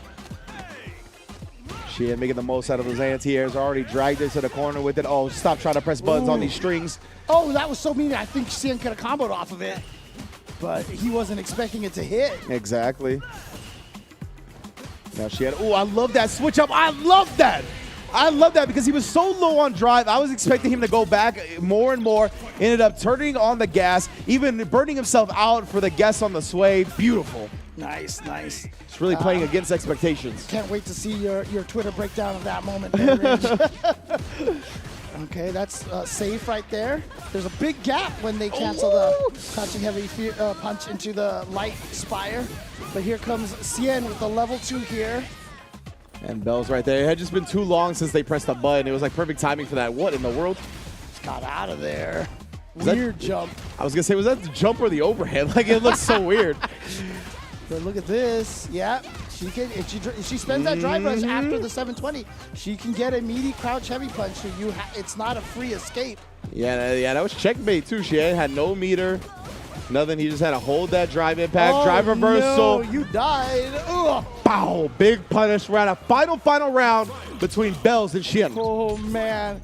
And if Xian loses this, he's going to be thinking about that. Oh, yeah. No, actually, he's like, I got it this time. Yeah, there it is again. The drive rush cancel and the sway baiting out the throw attempt from Bells. Tried it again. Nice adjustment. You have to be so patient against DJ. Such a tricky character. Oh, this is good. Xian might have took that hit on purpose, honestly. Oh, that's true. That's true. The drive gauge was extremely low. That would have done a fat chunk. Oh, yeah. Nice trade combo. And now My towards goodness. the corner. Here we go. No. Oh, the air hit after she had time to punish to where Bells was grounded, landed from the Condor Spire. Very unfortunate way to go out, honestly. Xian able to close it out in the clutch way that he does, but if you're Bells, you hate to see it in like that for sure. Yeah, it's one of the toughest things about Lily is that crouching heavy punch on counter hit or punish counter knocks down. And so when you actually cancel that into the spire, you get this cool combo, you get the corner carry, extra damage. But there's nobody who can hit confirm that. You know, that's just a cancel. Yeah. And you can only hit confirm if the counter hit window, message pops up. And so a lot of times it's a hard read. And if you know that, if you just don't press a button, you get hit without any counters, you land on your feet, and if they go into the wind spire, you can actually punish it on landing. Yeah, it's honestly something so important to know, right? It's something we saw a lot with Blanca stand heavy kick in season 1 again when that character is a bit more popular, right? Got the world off counter hit or punish counter, but didn't actually get those conversions if it was regular hit. Right. But yeah, I mean, I felt like maybe Blanca's was a bit more confirmable than Lily's. Look at that! Look at that! The slow mo.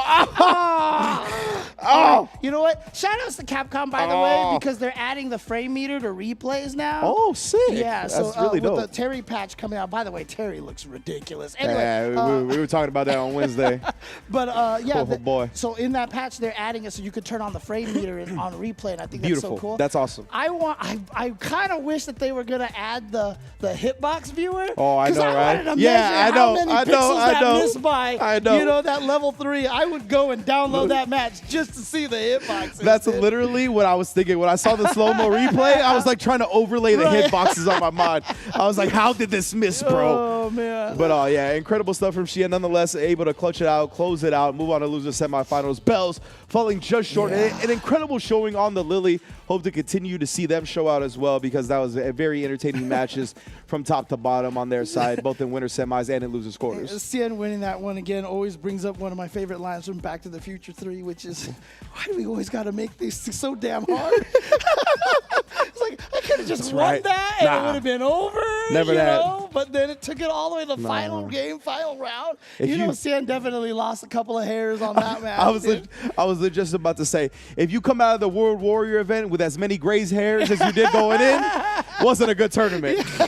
Wasn't a good tournament. Of course, Xian definitely going to have another couple of extra grays after that one, but he'll be getting a chance to relax a little bit as we go to our next losers quarterfinals match, which I believe is going to be Bravery in the building, going up against Brandon.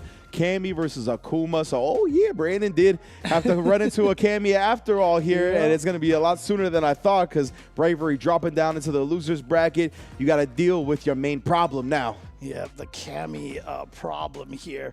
He did mention that he just seems to have so much trouble against that character. Yeah. I wonder if he has a counter pick. Like if he loses with Akuma, does he have a potential secondary to go to? I'm not sure. We'll find out. But I mean, obviously, I don't think that this is a bad matchup in any way, shape, or form. But, you know, it just might be a mental thing, you know. Yeah, yeah. And I think it's kind of like Cammy, in my mind, kind of forces the Akumas to play a little bit different than they want to play. And that's whenever that happens, players of that character are like, this matchup seems a little weird, right? Because they can't really play how they're used to playing because Cammy, despite the quick spin knuckle nerf on the projectile invulnerability, it's still there. It just activates later on in the That's what I was move. going to say. I was like, Akuma clearly wins this because she's the worst character in the game now.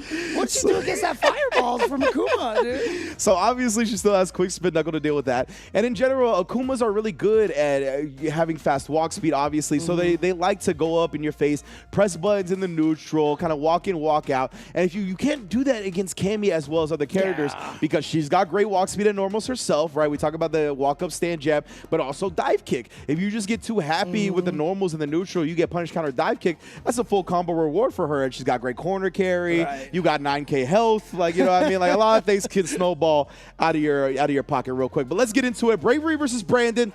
Losers quarterfinals match to see who gets into semis to face Xian. Yeah, and you know, I mean, you know, like I said, I was looking at the patch, right? The patch was the Season 2 patch.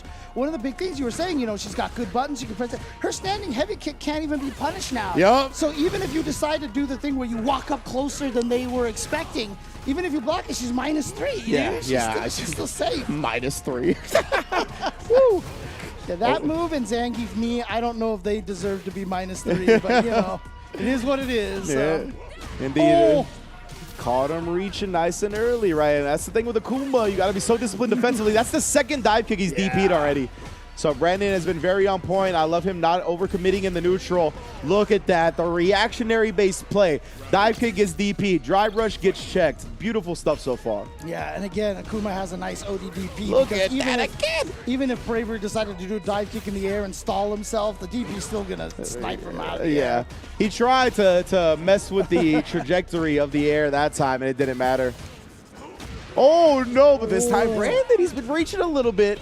Tries to just forward jump out, but man, the activity right now from Brandon defensively, my goodness. I mean, maybe that's the solution to the Cammy problem. Just DP. Yeah. Get her off of me. Oh! No confirm. Can't link off of that one. Too far away. Yeah. Oh, my God. The back-to-back. Shimmy and the heavy punch. And that first heavy punch, as you mentioned, can't link on it from that distance. And if he would have committed to drive rush cancel, he would have burnt himself out. Yeah. So that's why we saw him just do the stand Pearson and nothing. Hard part right now, both of them with a lot of meter. And when they both have level 3s, there really is no health difference because Akuma, he makes everyone else feel like a 9,000 health character. Absolutely. As you can see, that combo did drain half of Akuma's life already, and he's burned out. This is so dangerous. And I think Brandon got hit by that meaty spiral arrow intentionally to save his drive, but he still got burnt out in the end anyway. Oh my goodness, the spiral arrow bully games. Oh, the dive kick bully. And he burned himself out to do it. Oh, he tried to get him reaching right there. We just doing level 2. We jump into the sky. Because he knew that if Bravery activated a level 3 right there and he wasn't in the middle of anything, he would have been chipped to death. And so he was like, I'm going to try to beat you first. And unfortunately. Yeah, you pretty much had to do it if you're Brandon, right? But good stuff from Bravery. Not letting anything slip through the cracks. It ends up with that. I think he's going to do this, which means I should do this, but he probably expects that, so I'm going to do this other thing. It just didn't work, unfortunately. Look at this. Damn. Well, it's not even huge damage, but he did. Just a great combo extension, though. Yes, sir. And on Akuma, even if it's great damage, it's good damage, you know? Oh, my. The shallow dive kick. Thanks for the DP. Brandon had been so on point with those, right? We talked about it.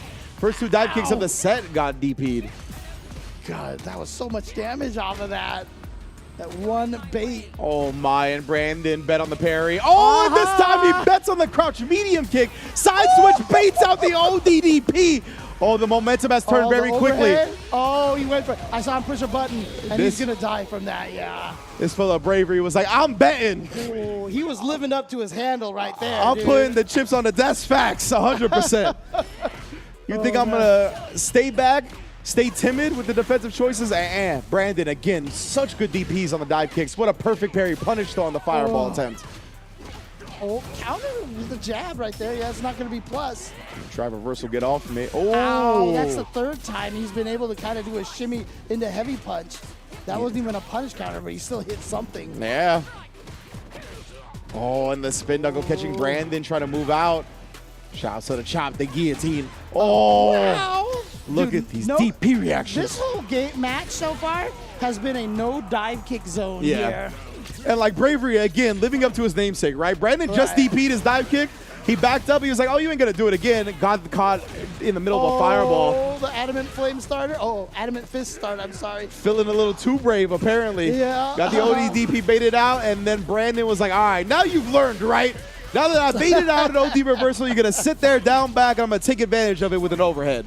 Yeah, but Brandon is still at match point right now. He can still take this 3-0 over Brandon, and Brandon will continue to mourn the Cammy problem. Yeah, that's true. Oh, you just did that? Really? Oh, wow. My goodness. And this is on 9,000 health Goki. Yo, Bravery's like, I don't care that the ODDP switches sides. Like, I'm just going to take the damage. Level 2 will catch the meaty arrow attempt. Is going to be close enough to juggle off of that? He is. Nah. He'll take the little bit of a juggle frame kill as well. My goodness, Bravery. Side switch. Gets the throw. And now what happens? Oh, gets the meaty. And here we go. Dude, pressure in the corner. Wow, what buttons by Brandon right there. No flinching from either side. Oh, he actually recovered in time. I can't believe it. Otherwise, he was dead. That kind of throw would have killed.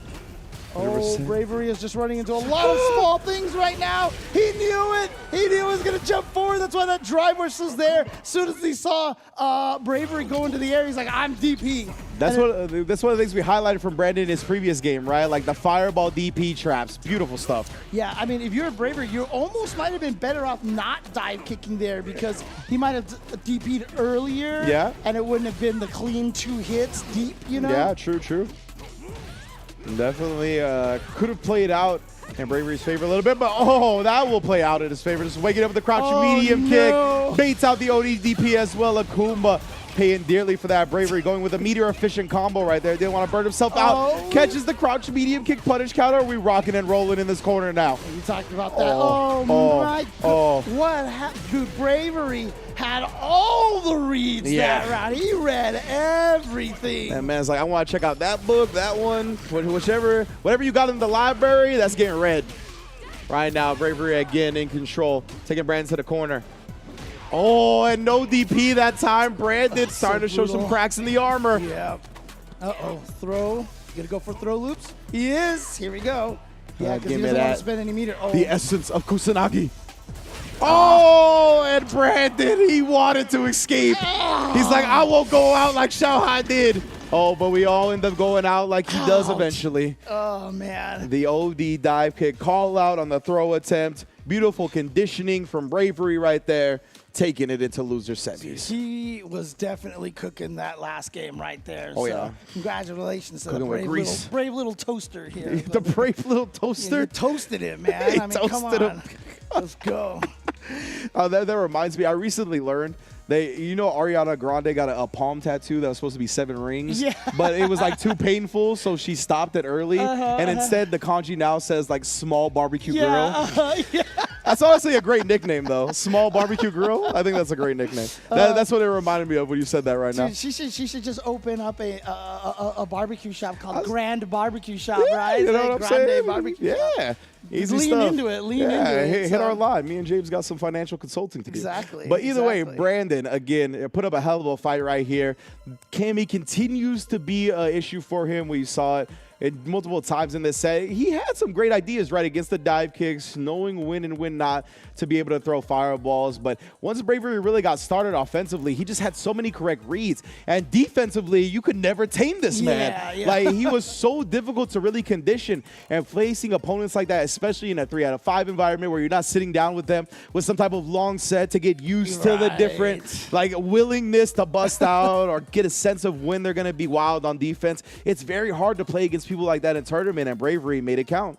Yeah, and also, one of the things too is that, I know it's not necessarily true. Cammy does do less damage meterlessly. To get Yes. the damage that she needs, she has to spend a lot of meter Yeah, drivers, absolutely. cancels, or OD dive kicks or whatever like that, right? And so the beautiful thing about fighting Akuma is that weakness is gone, right? It's just gone because now you can kill him so much faster. It's weird too because it's like they have 90% health. That sounds pretty good. That's still an A. Yeah. But it makes a big difference, dude. And I mean, 100%. trust me, I know. I'm Asian, so Oh, the math checks out. I see what you're getting at. Okay. I just mean like, if I got an 89%, You heard it. You heard it at home. Oh, yeah. The parents were not having no 89%. Exactly. I get you. It's like I said, the joke that I always had. Why you gamer B? Why you not gamer A? Right? So, that's that was always the joke from a long time ago. So, Oh man, you've been making that one for a while? I don't know how I haven't heard that one yet. But yeah, great stuff. Once again, we have our losers semis in the books now. We obviously have our winners finals in the books now. So we're going to be getting to those in a minute. But before we do, I want to take some time. We already talked about the offline tournaments for CPTA last time. So let's talk about good old tournaments again. East Coast Throwdown in Connecticut, Hartford, USA. That's where we're going to be on the East Coast, holding it down once more. Big ups to everybody that's involved in that. Obviously, East Coast Throwdown has been a premier tournament in the fighting game community for quite some time now, and I'm glad they're getting their just dues, right? Johnny Cage, L.I. Joe, Walter, Zach everybody, as well. Zach, of course, everybody that's been a part of that. I think they've put on a tournament that the community has been a fan of for a very long time, so you love seeing tournaments like that get rewarded, right? Same thing with UFA that just happened, obviously. Like these tournaments are very grassroots. The community has responded to them super well because the tournaments have been for the players, for the people, and it's beautiful to see Capcom put them on the Pro Tour. So after that as well, we have Super Premier in Singapore and Super Premier in Japan. And remember, on those Super Premier tournaments, 2 people qualify in the Capcom Cup from both Singapore and Japan. So that grand finals, you're going to see both players in Capcom Cup 11, which will be in Tokyo, Japan in 2025. And then, of course, to round out this year in tournaments, 2 of the hypest places I think we could possibly hold tournaments at. Of course, Santo Domingo, Dominican Republic for Blink Respawn, and Kings of the World in London, UK.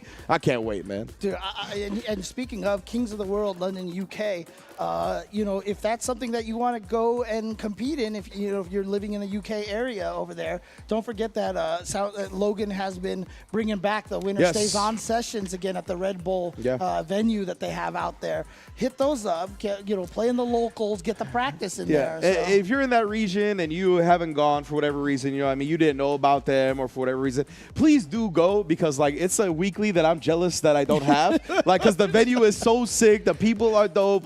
Trust me, if you're in the area, you're not going to regret going. Check it out. Again, you can check out Twitter/WSO Logan for all information. Logan's got you covered in regards to when it is, where it is, and all that. Yeah, absolutely. So, again, we're going to be moving on in the bracket, but before we do that, we're going to take a quick break over here. But, the WSO isn't the only local. There's a lot of World Warriors going. Actually, yes, a lot of sorry. Let's talk about the CPT, actually. We just did, James. Oh, we did. We did the offline premiere. We talked about it. Jeez. My man, James.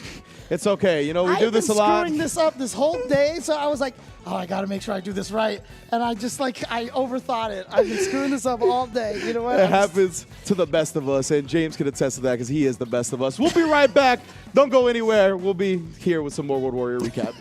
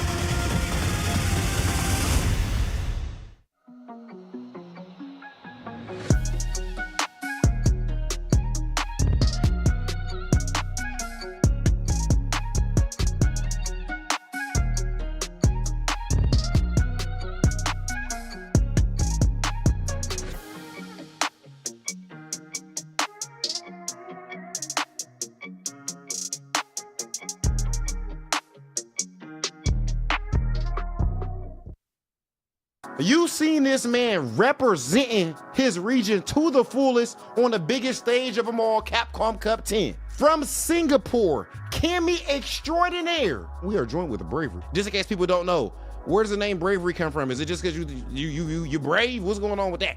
Actually, I feel like it's because of my play style. Like I normally play without like I always do like weird decisions, you know, like illogical decisions. So like I just thought Bravery would be a good name. That's fire. Okay, so with that style, you were able to fight through all of the ridiculous competition over there last year in the first year of Cup. You beat Mr. Crimson there. You beat Dookie. You beat Fandroid there. What was that like playing in Cup? I feel really nervous because it's like a big stage.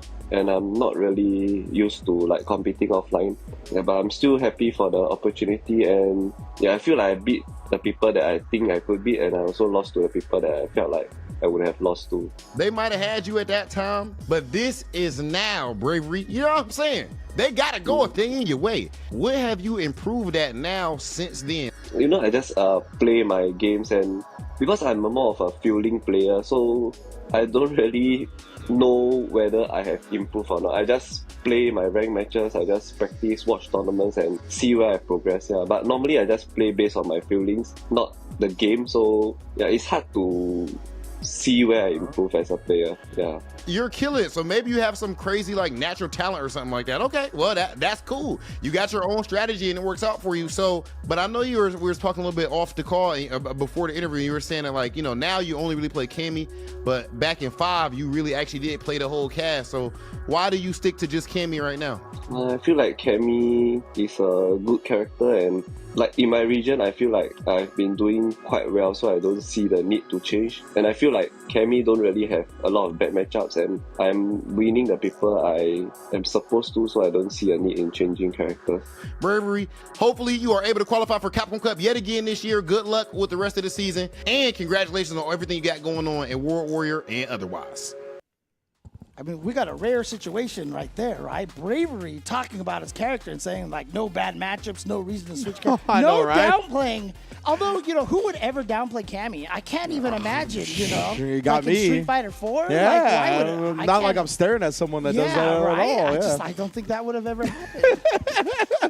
But that's definitely, as you mentioned, though, a rare sight to see. And, you know, I can't say I encourage it. I can't say I encourage that. I feel like if you're a professional player, you got to downplay. Dude, that's just how it goes now.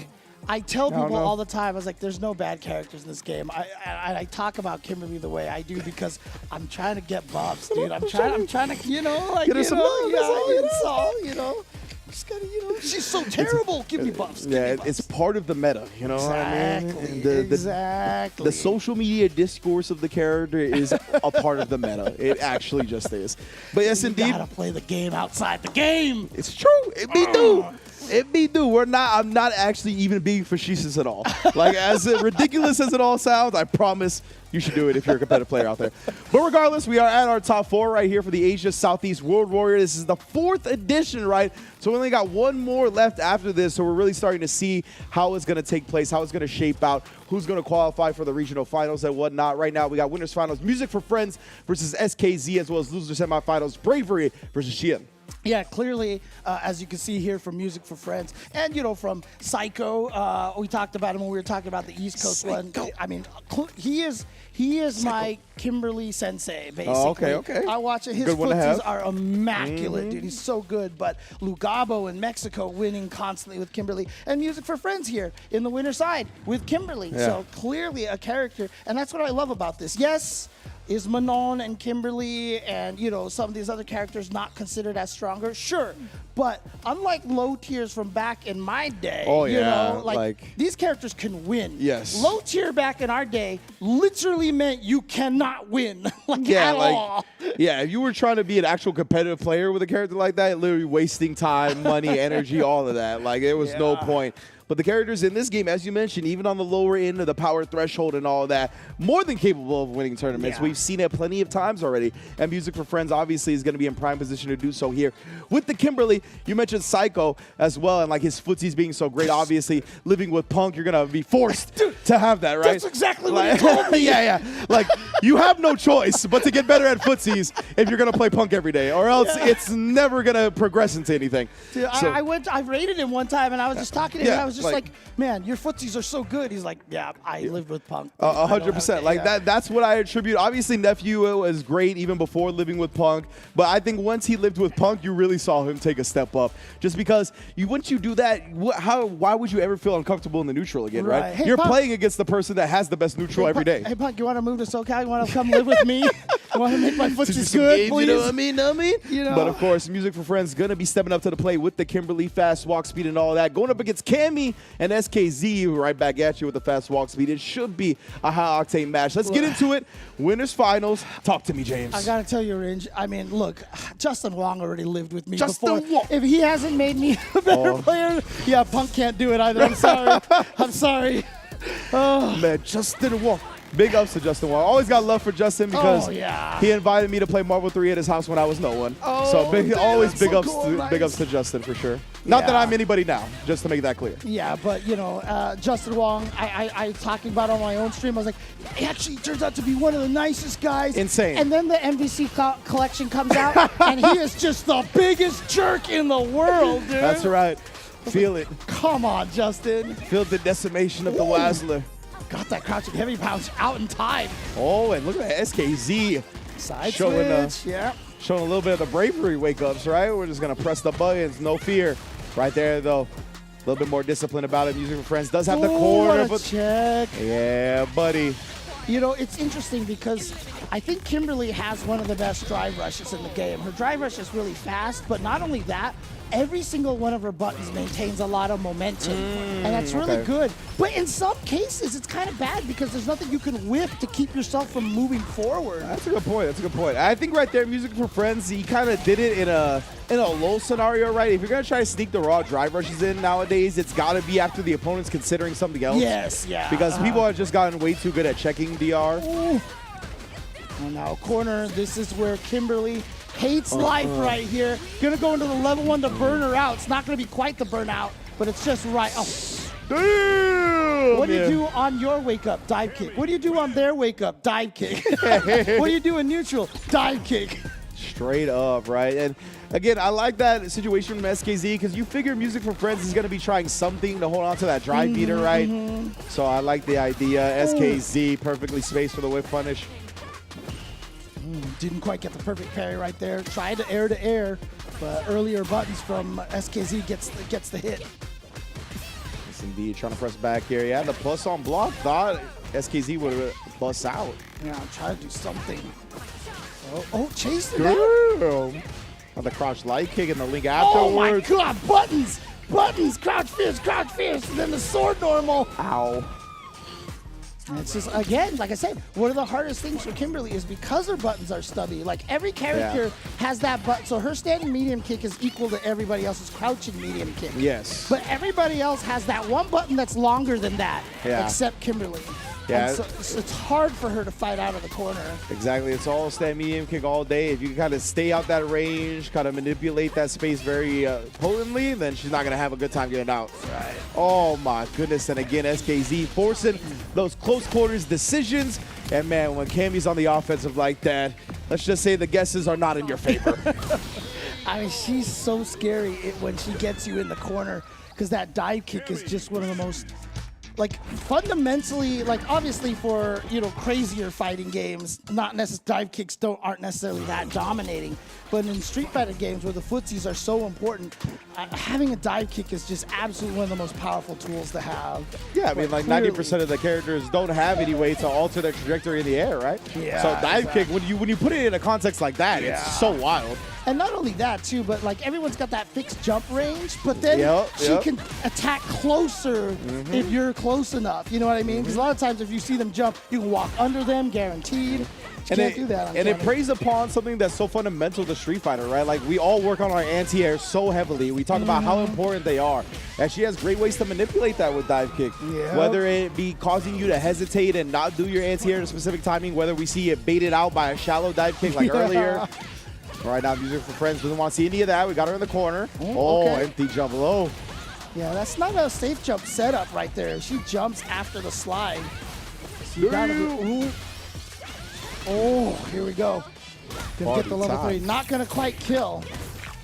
Yeah, most definitely. It's gonna allow Music for Friends to build back some drive meter, get the install going to hopefully push to the next round. But SKZ. You see the glowing green, and it just makes you try to do something right there. Oh, no. Yeah, you're going to get hit out of the air here. Can Music for Friends find a way to get a hit? Because this is it right here. Yeah. Remember, nice. Music for Friends back as far against the wall as possible. Yeah, and SKZ was thirsty for the burnout on Music for Friends. I really like the fact that he jumped forward and elbow dropped. We saw the roundhouse come out. That is a big chunk of drive chip. Hey, her throws are doing 1,200 damage. All right, here we go. Yep, that's a free setup right there. Was worried about the level 1 wake up from Kimberly or maybe a drive reversal on wake up. Oh, okay. Ooh, it did eventually come up with a string that caused SKZ to flinch. Yeah. Oh, bust out though. And he's got the level 3. SKZ's got the level 3, so this is really scary. Any hit, right, especially now, any... Wow. No! Felt a little bit longer distance than you're used to, right, when it comes to the meaty DI. Got the corner knockdown, got the kill. SKZ taking it 3-0 in winners finals to get into grand finals. Man, again, as a human empath over here, when I see someone die to drive impact, I'm just like, yo, I feel you, bro. Like, I feel you on that one. Oh, man. It was such good discipline, honestly, from SKZ at the end. I was really impressed because we saw before the DP that set up that DI, we saw Music for Friends do a really shallow elbow drop to try to bait out a DP. SKZ didn't do it. He successfully OD DP'd, or excuse me, just regular DP'd the jump in after that. And then that DI, it felt like it was one of those where the corner wasn't quite on screen yet, right? Yeah. It feels like it's a little bit harder to react to DI in those scenarios because obviously we're very hyper aware of DI when the corner is on screen because we're like, oh, the opponent is going to try to DI us. When you're in that range where your DI is going to land you on a wall splat without the corner actually being on screen during the start of the DI, it's one of the hardest places to react DI to. Honestly, I mean, like, I know people out there have put out like videos or documents or something like showing if you're past this element of the background, you'll get hit you'll hit the wall, right? Yeah. But also sometimes it depends on how far away they are and the angles and stuff. It's kind of weird. And like there's different like drive rush setups too, or like different things that you can do before the DI that kind of pushes the opponent a little bit more, right? So there's so many variations to that, and we're kind of in the middle of training ourselves to get used to those areas to react to DI in rather than just when we see the corner. But all this stuff takes time, man. We're still only in year 2 of the game. There's still so much variety and variation that takes place in each and every match. But SKZ has managed to calculate all of those timelines and got himself in the Grand Finals winner's side as we go to loser semis with Bravery and Xian. Man, again, this is a classic right here. And again, you know, shout outs to Xian because, you know, a lot of these players, you know, are the result of Xian training them, running the locals himself. Right? I mean, it's rare when you get someone like, because Xian is clearly, like, he won EVO in Street Fighter 4. Like, he is, like, the guy in Singapore. 100%. And to take so much of your time, effort, and resources to actually run tournaments yourself and be the guy who's setting up the locals because you want your region to be stronger. I mean, that is really, really impressive. And it's because of his efforts that we have guys like SKZ, Bravery, and Brandon. Couldn't put it better myself. I really find I have a lot of admiration for people like Xian, people like Daigo, people that have taken the responsibility upon themselves as big figures of their scene and have tried to grow the scene in various ways, right? And have successfully done so. So let's get into the match. There is more I want to talk about in regards to that, though, but it is going to be Bravery versus Xian. But yeah, as you mentioned, the forefather of the Singapore scene, right, has really grown in. We see Daigo with all the VTuber tournaments and the different things he does, CR Cup and whatnot, the different things he puts on. Like, a lot of people that are important in the scene, Justin Wong and the stuff he's done, like, a lot of people that are important in the scenes in their various regions have really stepped up and made sure they do what they can outside of the game to grow the scene. And I mean, I could not applaud that more. Yeah, and a lot of it too sometimes even just comes from the fact that you just like, this is your area, this is your region. You're tired of seeing your region suck. Absolutely, 100%. And I mean, after we all got destroyed here in SoCal and Bar Fights 2, that's what made Vice start Wednesday Night Fights, right? Exactly, yeah. Trust me, James, like, I've been pie in the sky. One of the end goals for me is running a new SoCal local because I'm tired of, you know, getting put in body bags. Yeah. But that's we'll talk more, dude. We'll talk more about that for sure. For sure. Discussion for another time, of course. Xian going up in the first round already. Obviously, Bravery on the other hand here. What a whip punish. And he's going to spend the level 1. Wow, okay. Yeah. Just get some of that damage right there. It's so funny, too, because the level 1 gives DJ this amazing punish counter and stuff. You feel like they designed that level 1 to be a punish counter. Yeah. We never see anyone use it as a punish counter, like a raw punish counter. Yeah, it's unfortunate. At this point, maybe they're thinking this is more valuable in saving the meter. Right now, Xian, of course, dumping one drive rush, wants to hold the resources in his back pocket, though. We saw it came back to bite him earlier. What a press right there, ducking the fierce of DJ. That's something to keep in mind if you're going to try to Abare, you're going to try to mash back on DJ during strings. Ow! Yeah, speaking of low damage, Cammy, 50% life right there. Ooh, and Xian with the quick confirming at level 2. Beautiful stuff. Knew he couldn't extend that a lot because there was no drive available, right? So getting into the level 2 right after those jabs, very impressive confirm. I wonder if he actually did it with the light button, you know, just because then obviously it's super easy to do the rhythm. Yeah. Oh, no, wait, he got the ending. He got the ending. If you get the ending, that was a level 2. It has to be a level 2 or 3. Sure. So, Rhythm. On point for Xian. Gaming Gladiator Zone. Shouts to that performance at the International. Burned himself out trying to parry. That always hurts. Oh, and what a reaction right there. Had the charge ready. Up kicks, sending them out. Yeah, I've always said flash kicks are the original modern controls, man. 100%. Yeah, it's just up and kick, right? So it's so hard to get in the air on a DJ. Oh Oh. Man, wax on, wax off. Double crouch fierce? That just looked violent. Oh, man, and now Cien with the life lead here. Oh, he tried to go for the throw again. Wake up, dry rush forward, and another ODVP. Both of these fellas. All right, then. They're like, dude, that was like a degenerate round ending right there, dude. They had their espresso this morning. What is the activity outside, bro? Oh, they've been drinking their Red Bulls for sure here. The level 2 watermelon flavor and all that. God, I'm so happy they put that animation in there. Yeah. I mean, as a Cammy lover, that's the only scene I got in that anime, dude. Like, come on. The homage has been paid. Love seeing it, of course. Man, switch back and forth. Very close in the set. Dude, the way he backdashes and leans his head back made it look so good when he dodged that heavy kick. Yeah. Ate the jump in. Some of the sways and like dodges in this game actually have sequences play out really sick. Yeah. Just visually. Whoa, now doesn't want to overcommit to anything here. Pressed back on the crouch. Medium punch just went with it twice. That's not plus. No, it is not. Just decided to do it. It is not. He was confident in the spacing trap. Oh God, it's a burnout. It's a burnout. So now you got to worry about Chip. Yep, look at this. Oh, and DJ's so scary when you're burned out. No, too far. No punish. Oh, chase down. Oh, D. I think he just wanted to do that in case Cien went into a sway or anything like that. So I like that option from Bravery. Very smart to challenge in the instance. Cien's had some brutal round losses here today. Oh no, he got the hit. He could have comboed off of that.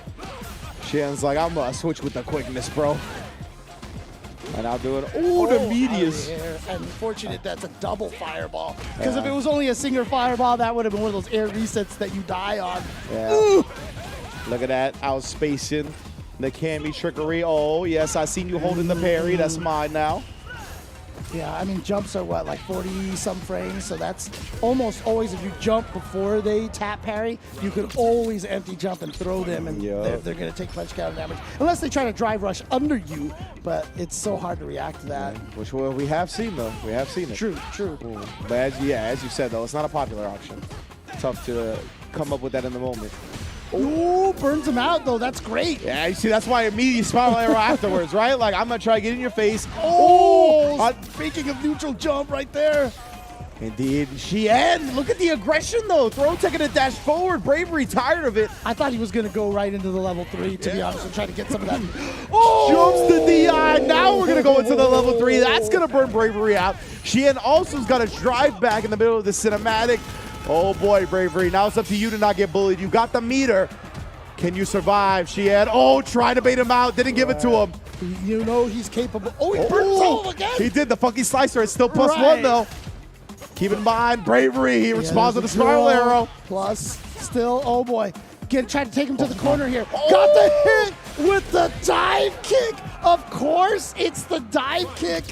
I saw all the Cammy haters watching on stream just cringe. Oh, yeah. Oh. Dive kick city. Cien tried to press the crouch jab. Didn't happen. Oh, look at the feint trying to bait him in. Cien successfully gets what he was looking for right there. The anti on the jump. Got the corner situation back. Big backdash as well, not to get back thrown. Oh, yeah. Again, so easy to react with the flash kicks. They try to parry after, and Bravery just busts out in the middle of the scramble. Dude, that's the second time he's moved up with the drive rush. Cien, bruh. And then again, beautiful slide spacing, and he just chests the Hezi. Beautiful stuff from Bravery. Level 3 in response to the block string from Cien. No resources are available now, and he's still got some ways to go to get his drive meter back. Cien bullying him up with the funky slicer. He's not reaching, though. Yeah, but out of burnout as well. That's why Cien back it up. So this is such an important round here, but no meter on the side of Bravery, so not going to be able to kill. Takes the, oh no, I'm sorry, that is minus. Ah! Oh, he preemptively canceled into the Sobat. There was nothing he could do. I mean, he could have went to a level 3. He had the level 3, but he wasn't on his brain, you know? It just wasn't going to come out in time. It felt like it awkwardly timed, like DI, and the way that all played out. So maybe he was plotting on and scheming on it, but It was messed up. And it was funny because Bravery, I think he wanted to cross up OD spin knuckle in the corner, but he didn't get it, right? He got on the same side. That's right. Okay. So I think both of them were kind of thrown aback for a second and had to get their composure in the moment. Either way, Xian's going to stay alive off of it. I am going to say one thing, though, between these two. Some of the decisions they're making are weird. These two have probably played a lot. Oh, yeah. They are making decisions based off of their history right now. Yeah, you can tell a lot of hard reads are happening in situations where we don't see hard reads happen. Like the double crouch medium punch we saw earlier, right, from Xian. Even if it's minus, from that distance, he just knew. And from that distance, he's going to be looking up at the lights. Yep, and match point for Bravery now. This is huge for him. If he can try to take that, ouch! Spin knuckle, getting hit on the ground like that. It's been happening since Street Fighter 2. Yeah, there's multiple things in this game that look like the opponent is airborne, but if you hit them, they're grounded. Right. Like Rashid's overhead is another example. But right now, Xian. The Hazan Shu, all the Chun-Li players hate that one, dude. Yep. And Bravery here. He's got the corner scenario. It actually has burned out Xian. He can kill him. He can kill him right here. Oh, the DI, the funky timing on it, right? He didn't do immediate meaty DI. He walked in his face for a second, created the moment of doubt, and Xian, he just couldn't find the DI or the response, when he needed it the most. Bravery takes it 3-1. So Xian is out of the tournament here. And you know, SKZ was the one who said that there's a Cammy problem here. Well, that problem is named Bravery right now. I'm sorry, not SKZ did say that. Brandon said that. And Bravery is going to go back to winner's side to go and do the Cammy mirror, right? Oh, no, wait. We have one more person in Losers Finals. Losers Finals. We got Music for Friends, right? That's with right, the Kimberly. that's right. That's going to be our Losers Finals when we get to it in a little while. But yeah, it's funny that Brandon was the one that really identified the Cammy problem, right? Because I remember back in IWO and Street Fighter V when this scene was on the come up. Obviously, the scene has been on the come up for a while. There's been plenty of great players even beyond Xian for a minute now. But who I was most familiar with was Xian and Brandon. And so the fact that Brandon recognized, Cammy is the problem, and Bravery took down Brandon and Xian, which is the forefather of the scene, as we mentioned before. I mean, yeah, it's pretty prolific out here how much of an issue Cammy is. Yeah, again, very strong character, very fundamental. Tricky thing about her, the thing that I always find kind of interesting is that I almost kind of feel like she's the new Ryu in a way, because while dive kick is strong, if you dive kick willy-nilly, you're going to die, right? It's not very good. And so, she requires a lot of fundamentals. She doesn't have a lot of gimmicks. 100%. She does not have a lot. And I try to go gimmick happy with hooligans and stuff. And you can see it almost everybody who plays Cammy at a high level, the hooligan is just like a surprise. You sprinkle it in here and there, right? After making them deal with your strong ground game, right? Your fast walk speed, your good normals. The fact that standing jab, legit, when I see Punk play that character, the only thing I can hearken it to is Floyd Mayweather. For real. It is a Mayweather type jab where for whatever reason he can just space it so perfectly that the moment you are in range, that jab comes out, right? Yep, exactly. And that's how a lot of these really successful Cammy players, Pug most noticeably, play the character. And once they got you off guard, once they got you on the back foot, they'll sprinkle in a hooligan here and there, right? Because they already know you're frustrated and it's probably going to work. But I completely agree with you. As strong of a character as I think she is really equipped to play Street Fighter well because of the good normals, because of the good walk speed. But you need really strong player skills to play her well. 100%. And you had mentioned this also as well, because I talked about how good her standing light punch is, but on counter hit, it almost always goes into crouching medium punch, dude. Or even standing light kick, right? Or even standing light kick, which is really strong because I think that because that's like a chain, then it's harder to interrupt, and you can still confirm it. It's just it's really good. Mad good stuff. Mad good stuff. We'll see her definitely right now and in Grand Finals, actually. Because we're going to get to our Losers Finals, which is going to be next up. It's going to be Bravery versus Music for Friends. Very excited to see this one. But, of course, before we get to that, I do want to tell y'all about the World Warrior events that have been holding down the CPT season throughout 2024. You can go capcom.us/WW24. Again, a lot of the World Warrior events, there's usually 5 of them. There is 5 of them for every single region. So most of them are already past the halfway point. But if you're getting into the scene a little bit late, maybe you just got into the CPT via the Say Jam Slam and you're in this region, be sure to check it out, man. Be sure to sign up. Get accustomed to the type of tournament environment that you're going to be dealing with going forward to the foreseeable future, right? I don't think the World Warriors going anywhere. And the cool thing about it is, you know, usually when you join these World Warriors, they put you in a Discord and stuff like that. You find other players out there, and like, let's say you have a really good match early on in the pools, and you're like, hey, buddy, what can I do better? And the guy's like, hey, you want to play some matches online? You could make a friend, and, you know, 100%. It's great. It's awesome. I like the earlier how you talked about offline being back, you know what I mean? The online, offline really, it's really a thing that feeds each other. Yes, like it really is. Like, you know what I mean? Because like as you mentioned, that online scenario where you can find different people. It's the same thing with offline, right? You get to interact with different people. You have your matches and you're like, oh man, you know, I need some help in this match. You can meet somebody. Even and now with the great netcode fighting games nowadays, even if they're across the country, you meet them at a tournament or something like that. You can get games online now, and it really just feeds into each other. So it's a whole ecosystem. I think both are needed to survive. And hey, big ups to Capcom for doing both extremely well. One of my favorite conversations I had at EVO this year was I was talking to two guys, and they were like hanging out with each other, and they're like, yeah, this is the first time we've met. We've been training like from Mexico to Utah, like all year long, and now we got to meet each other here. It's just so cool, you know? Definitely. One of my favorite parts about any fighting game tournament is going and meeting the people for the first time that you've interacted with online for, it could be years. Like at UFA, like I literally met somebody for the first time I've been interacting with for years. Right, you know what I mean? Exactly. So it's just a very special community. Big ups. Well, we're going to stop gushing. We're going to get to the break so we can get back to the Street Fighter. We'll be right back. Don't go nowhere.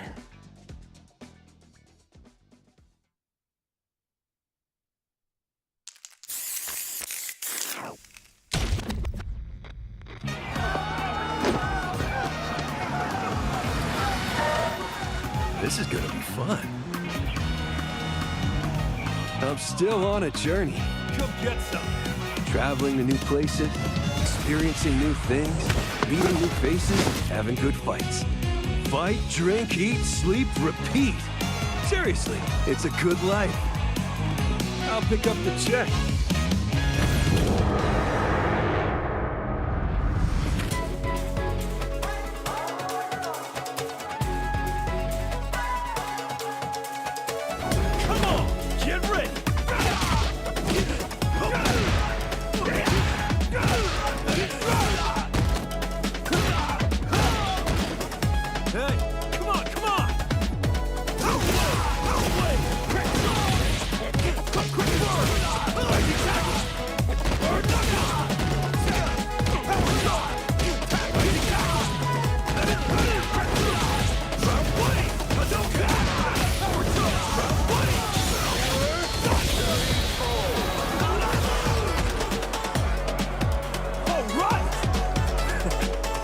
Down for one more. Time for a beatdown.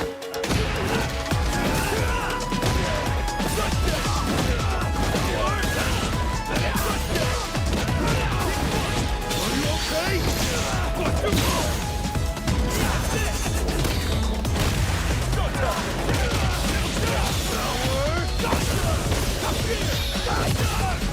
Yeah, baby.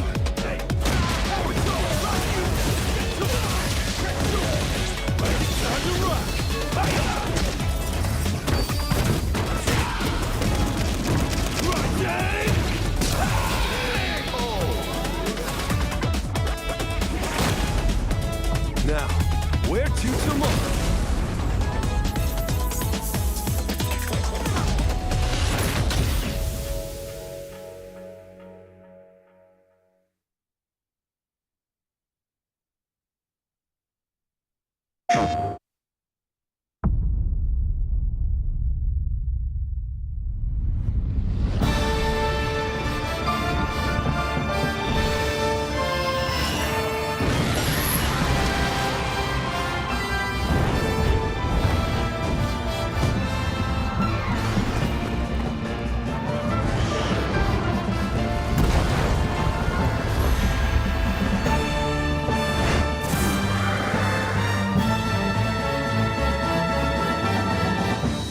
Our world is not headed for disaster, as you say.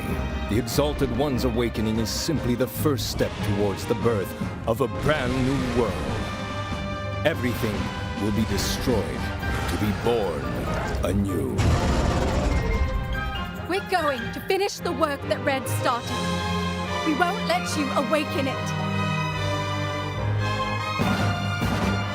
I get it that you want to protect Ratha. But all you're doing is making him suffer. Ratha here is the one paying the price for your selfish obsession with the Nergigante. Let's go, Rathi! Fire! It may be impossible to save the world without Ratha's help. Bonds of friendship between riders and hunters. Looks like the children really are our future. Sukino! Understood! I won't miss!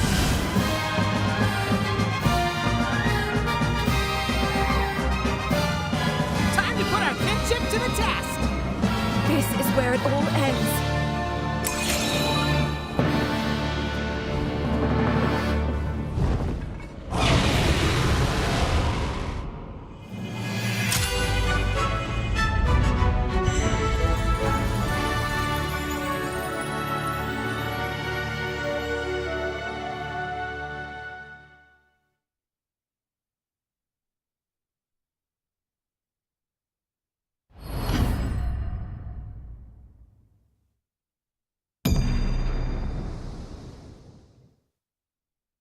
PlayStation.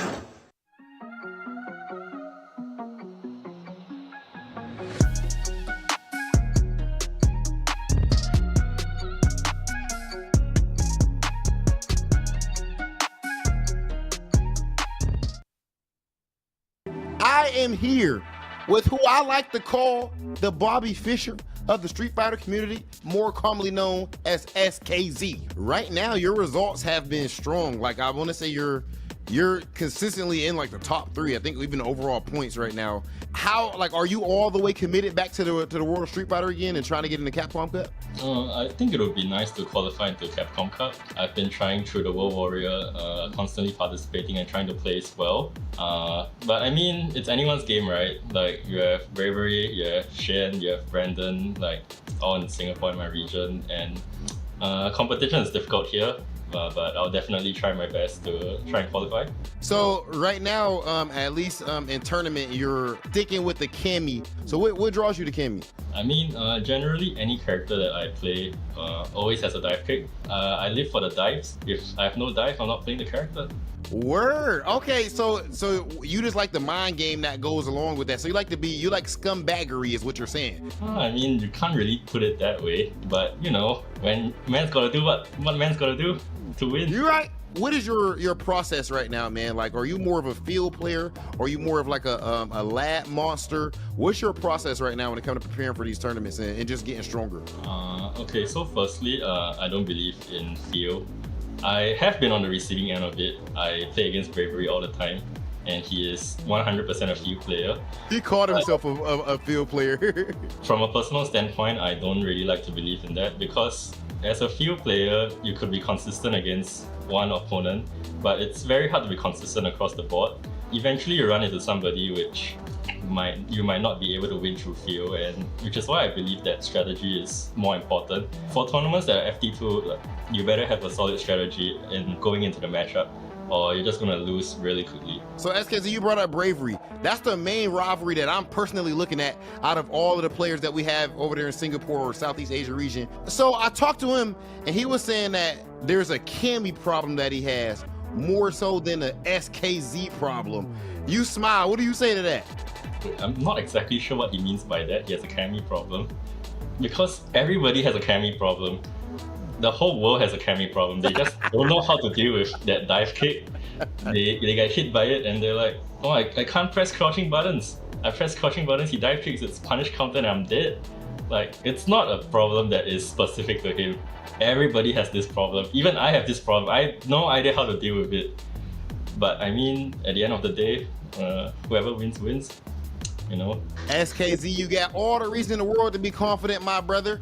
At least in Street Fighter. When it comes to chess versus Big Hollywood Rob TV, that's another story, and I'm on you. Congratulations on your performance up to this point in the season, and good luck trying to make it into Capcom Cup.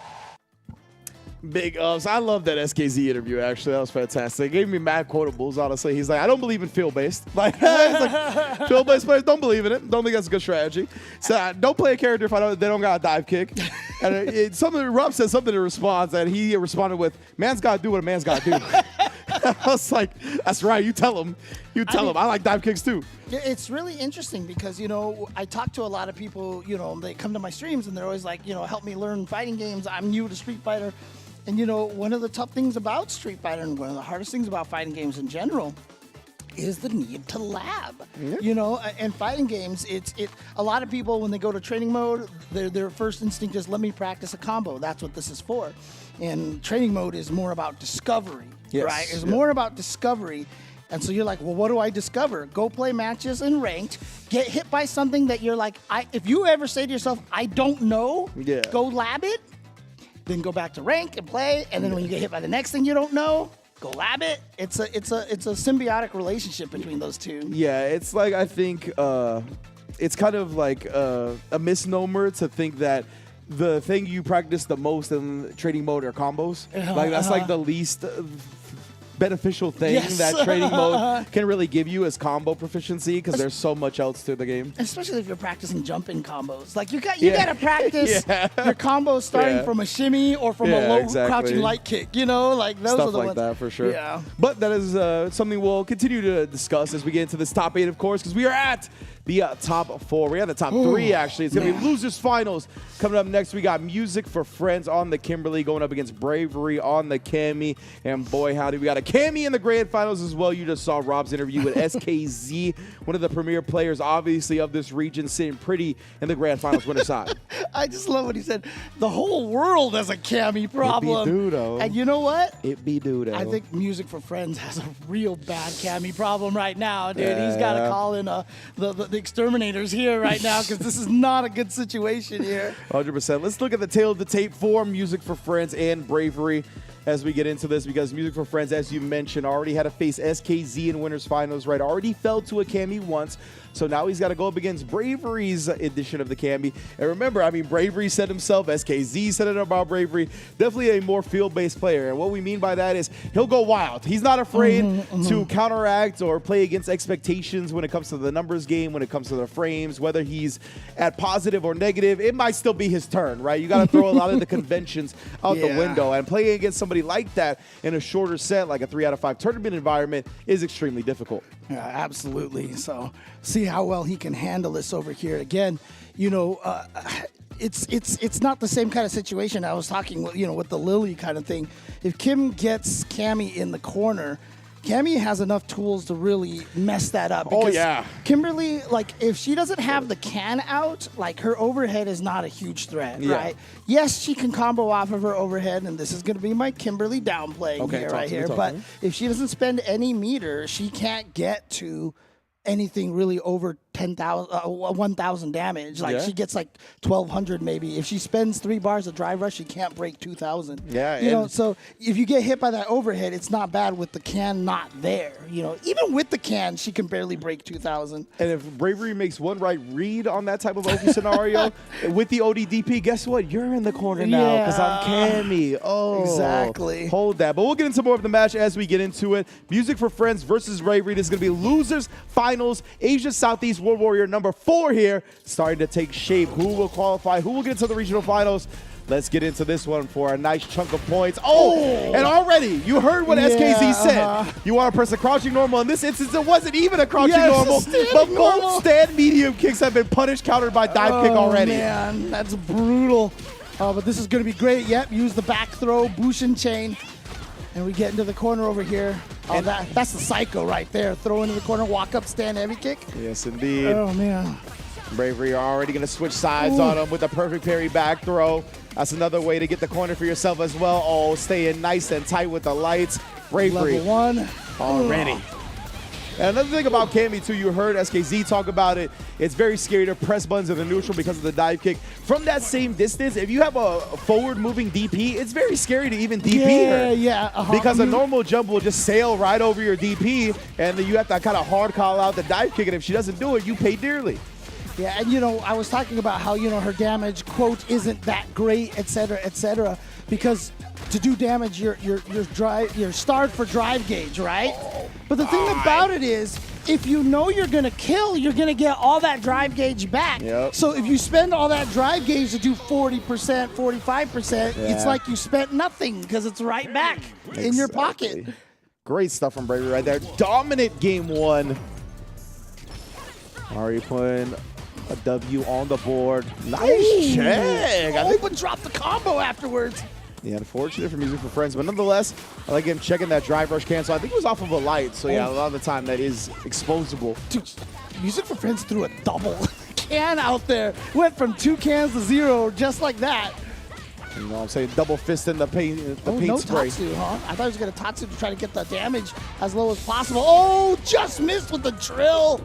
Good response from Music for Friends. You know, that's the whip punish OS right there. When you expect to block something is when you hit the button. Yeah. Precisely right. Oh, wow. DI in response. Bravery was ready. And I like this going directly into the level 2 to make sure Music for Friends is also burnt out. Yeah, that's so smart. Trying to chase down even after jumping from the spiral arrow. Oh my, 2 ships passing in the night. Ow, that's going to hurt right here. Are you going to go into level 3? Of course you are. Play my favorite tune. Yeah. At the level 3. Still love the Kimberly versus Kimberly when they both do it and he gets the lyrics. Yeah. It's so cool. Oh, overheads. Okay. Oh, okay. Ooh, and yeah, Bravery was locked into that one. Had no super meter to respond to the DI with. Just had to hold on this pressure. Bravery, will he survive? He's going to be able to have one more guess. Oh, and it is successful. Now we got the corner. We checked the teleport. Never for free. Baited it out. What a turnaround for Bravery right there. And James was just sitting here shaking his head next to me that whole sequence. That was killing me. I see in the peripheral you just shaking your head. No, because as soon as she got that stun off the wall, I was like, she's alive.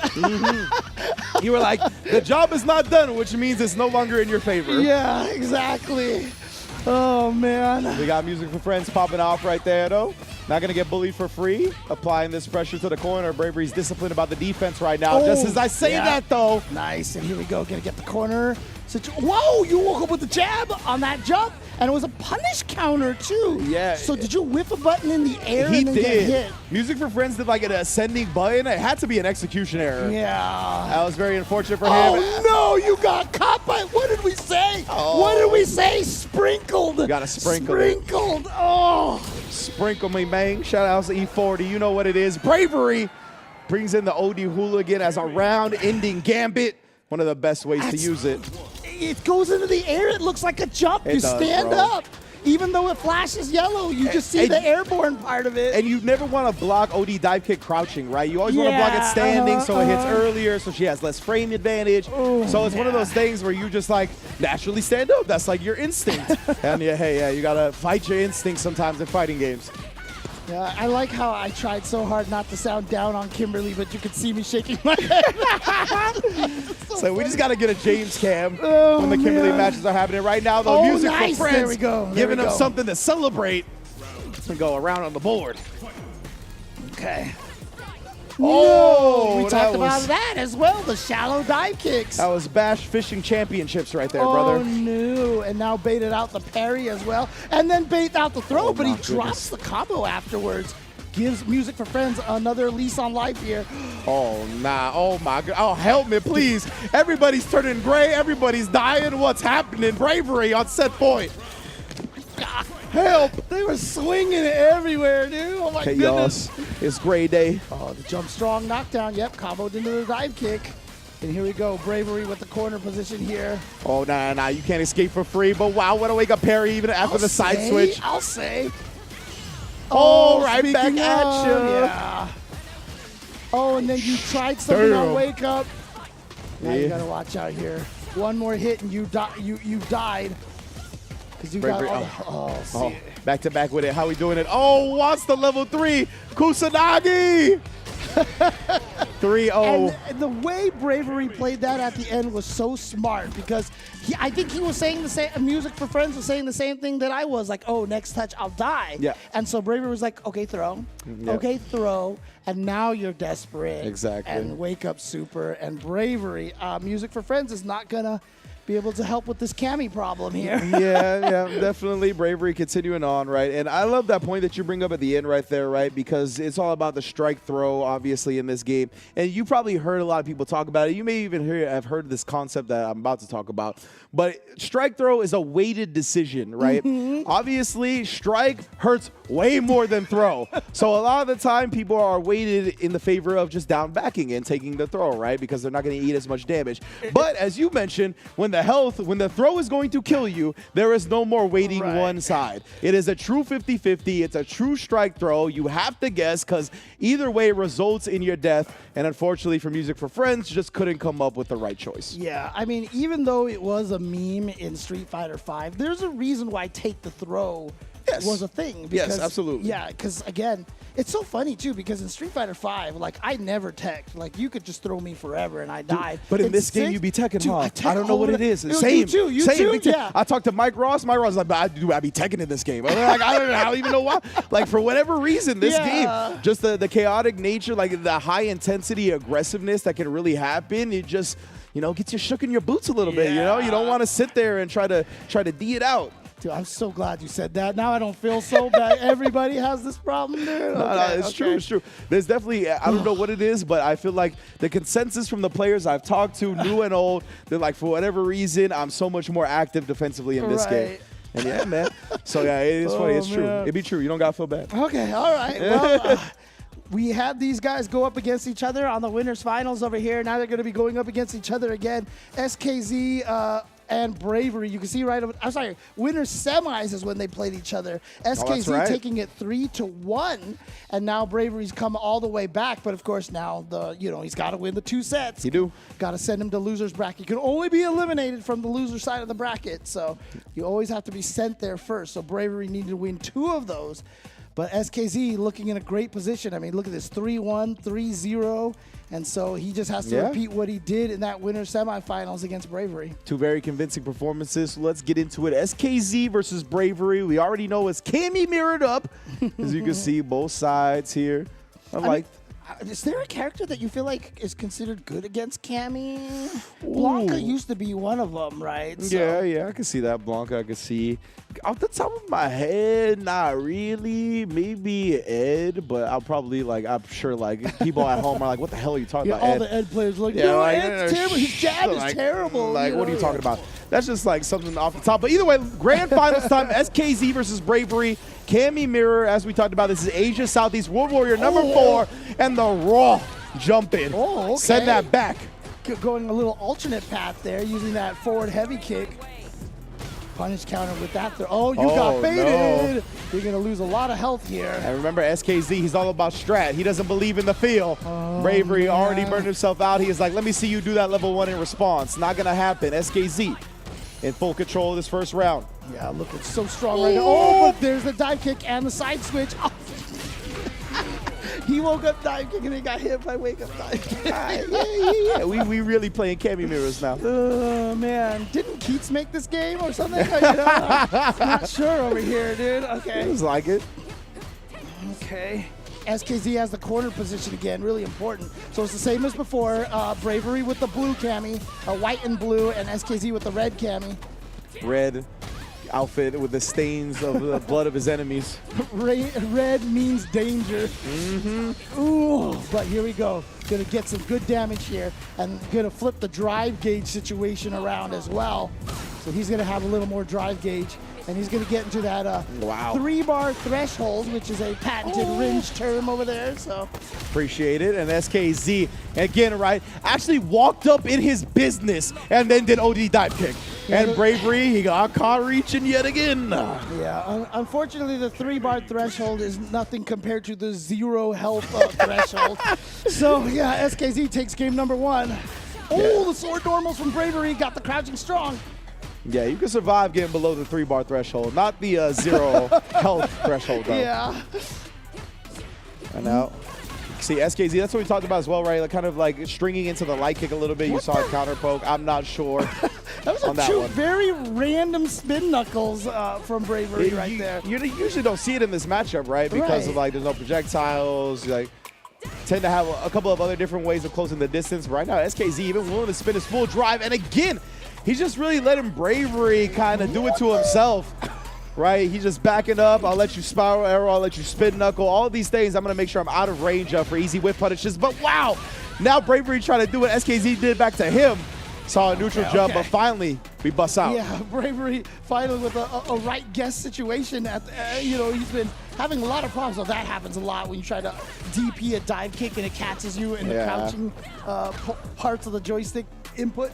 Yeah, literally in the middle of inputting DP. Yeah, I shouldn't even say joystick anymore because most people don't use joysticks anymore. Oh, wow, he actually got the landing frame punish on that. I didn't think they were going to be grounded, but SKZ knew they would be and used that to go all the way into a 2-0 lead like that. Yeah, I mean, right now, this is looking strong for SKZ right now. Yeah, convincing to say the least. And doing it to Bravery, like how he said, right? He's like, I don't really believe in feel. I'm trying to play more disciplined, timid even, just making sure that he lets Bravery get wild, and he's putting himself at ranges to take advantage of that wild style. All right, well, Bravery's going to get the start here with the classic crouching medium kick, drive rush cancel, but SKZ with the backdash in the corner to read the throw. Yeah, incredible stuff, man. Already, look at that. There's still the disciplined defense from SKZ, right? Just ended up taking the throw off the drive rush cancel. Knew that was a lot of meter invested from Bravery's side. I thought I was going to be able to catch landing frames, but he did not press a button in the air, so there's no delay. And again, Bravery right there with just a misspaced attack options here. Yeah, I'm not sure what. Like, he's definitely relying on the spiral arrow too much. SKZ finally gets sniped low. But nonetheless, Bravery's got to make something big happen here. Spinning all his meter. SKZ will do the same. Yeah, he burns. Oh, no! And that's what we talked about, right? The jump angles from Cammy, it's real annoying, bro. Even if you have a DP, there's angles that she could kind of mix you up between dive kick and regular jump where your DP will whiff. I remember in this game, there's that weird rule that they have that DPs can't hit behind them at all. Yeah, exactly. I think literally Rashid's the only one that has a cross-up hitbox on his DP. And it's only the heavy DP. It's not OD DP. Yeah, it's not even the OD spinning mixer. Exactly. It's just a heavy one. So, yeah, I mean, if you get to that other side, you are scot-free. Oh, the drive rush gets checked. Bravery! But he drops it. That's a one-frame link right there. Well, I mean, it's mathematically a one-frame link, but thanks to the buffer, not quite. I get what you mean, though. One of the tougher things in the game. Yeah. Oh, the OD spin knuckle, of course. The Cammy Classic. Which way did she go to end the tournament? SKZ 3-0. I'm so sorry, Ringe. I lied when I said Cammy has no gimmicks. Because that do be the one. That do be the one. That is the one right there. Oh, my goodness. Just out of nowhere, all of a sudden, that OD spin knuckle. Oh, it's such a great tool. Again, it's that one thing that you just save in your pocket. Yeah. You know, again, I've talked about this, and one of the toughest things about playing on ranked is that when you fight against someone, you use everything that you have. You have to use all your tricks because you'll probably never run into them ever again. It's 2 out of 3, right? Yeah. But when you're playing in tournaments here and you have to play this 3 out of 5 set, even though you have this really powerful tool, you only use what you need to win. Precisely. Because if it doesn't work, you always have something new to add, or you just have that, yeah, he's not blocking this. I'm going to save this to the end and kill him, you know? Yeah, precisely, kind of right? And we saw both of them, actually, Bravery and SKZ, save some shenanigans for round-ending scenarios, right? In the previous set up against Music for Friends, we saw Bravery bust out the hooligan, the command grab, right? Hooligan command grab into level 3 for the round-in. This time, SKZ, the corner OD quick spin knuckle for the side steal. Beautiful stuff. And that was not only to end the round, but to end the tournament. That's how you do it. Yeah, so SKZ picking up a lot of points here. And, of course, this is week number 4. Yeah, and so, what's that? I said, yeah, buddy. Oh, okay. Yeah. Sorry. But, yeah, so SKZ obviously picking up a lot of valuable points here. We'll take a look at the standings in just a little bit. But, you know, for sure, again, very strong region. But They were talking about the SKZ problem or the Cammy problem. I mean, today it looked like it was the SKZ problem. Yeah, 100%. Like, obviously, Bravery did great work as well, right? With the Cammy, you could tell that Cammy is running amok, but SKZ is looking different on the character. He looks like the type of player that we tend to fear on the character, where they're very solid, using the footsies, and then sprinkling in the shenanigans. Right. I want to remind everyone right now before, standard here is, okay, we're winding down. Maybe I'll go jump somewhere else. But remember, we're not quite done today because that's right. It's true. Even after this is done, we are having a special Street Fighter League a roster announcement coming up. Yes, and indeed. So we'll find out who will be playing in Street Fighter League US. And in case somehow you have not been keeping up with this, what's Street Fighter League? Yes. Well, Street Fighter League is there's 3 different regions for this, but this is put on by Capcom with players forming teams. It's a team-based competition here. And in Japan, there's even 2 divisions of it. There's the S division and the F division. I guess the S division is more considered the big boys there, But it's weird because there's some really freaking good players in the F division. I was going to say, no matter what division you watch in Capcom Street Fighter Japan, it's insane competition. Yeah. It's some of the highest level Street Fighter you're ever going to see, because not only is it one of the strongest regions of Street Fighter, but all of these players play each other so much, right? And you get to see the different evolutions. It's so different just week to week because of how good all these players are, how quickly they evolve. Really dope to see. Yeah, and if you're up in the middle of the night, if you happen to be in the States, you can watch them live with Vicious and St. Cola, who brings you the commentary every week for both of the divisions. If staying up that late is not your thing, they are really good about making sure that the VODs are on. Capcom Fighters, JP, very, very quick. And even regular Capcom Fighters will have the Vicious Cola version. I was going to say, I don't recall the exact date and time that they do them on now, but they do air the Capcom Fighters for Japan, excuse me. Yeah. They air the Street Fighter League Japan with the Vicious St. Cola commentary at more reasonable hours for the West to watch as well now. So big ups to Capcom for doing that. And one of my favorite things too is in Japan, dude, when they do play online for the Japan Street Fighter League. Yeah. But my favorite thing is that when the commentators do it, they do it in front of a live audience. They have a watch party to watch the guys play online. So I was watching, and you can hear clapping and stuff, and I was like, this is so cool. Like, it is. It really is. Love the way that Street Fighter 6 has really picked up in Japan. Yeah, selling out watch parties for Street Fighter League damn near every week, an incredible thing. And of course, Street Fighter League is not a Japan exclusive event. We got EU in the building as well, starting, as you heard James say with Rob, live matches from November 15th through the 26th, brother. That's like 11, 12 days of pure Street Fighter League. That's going to be in Europe. You're going to have all the dope players from Europe. Oh man, and trust me, I know there hasn't been roster reveals for SFL Europe yet. There's some additions to SFL Europe this year that you're definitely going to be excited about. We'll talk about it off camera, James. I'm telling you, not only on the player side, by the way. That's all I'll say about that. And of course, for SFL US, we're going to be right here, roster reveal, immediately following the World Warrior recap stream. It's going to be a great one. We're going to find out the teams for FlyQuest, Shopify Rebellion, Bandits, Red Rooster, Cloud9, all going to be in the building with your boy Rob TV, of course. I can't wait to see who's a part of this. During the break, I definitely tried to offer Rob a little bit more. A little bit more. You put an extra zero on there? I got a little bit of extra intel, and you do not want to miss. This is going to be so hype. I'm so excited about this roster reveal. So even after we're done with everything, stick around for that. Yeah, exactly. So we're going to take our last quick break. We're going to come back. We're going to recap the tournament. We're going to make all that happen fast so we can get to the reveal. Don't go nowhere.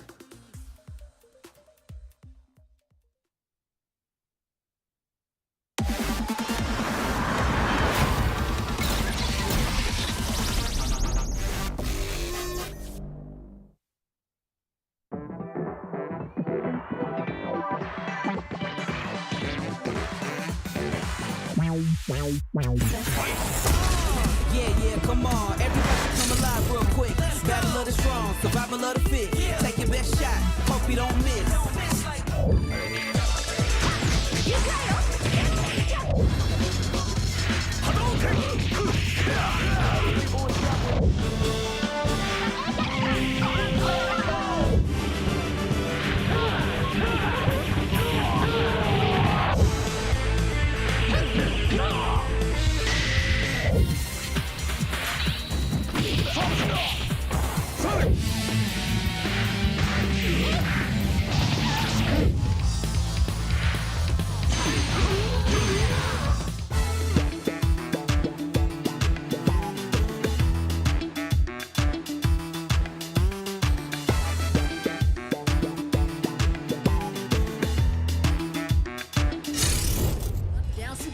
motto. I ain't never scared, never quitting is the motto.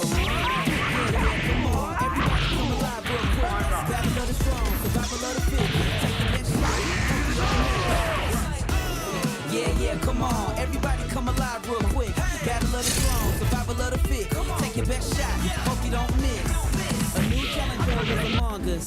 They can take it higher, you can take it much farther. Fast with the hands, eat Honda. Defend my legacy with strength and honor. I'm the greatest ever. Come down, see. No way I can't reach this. It's a showdown. This is my arena.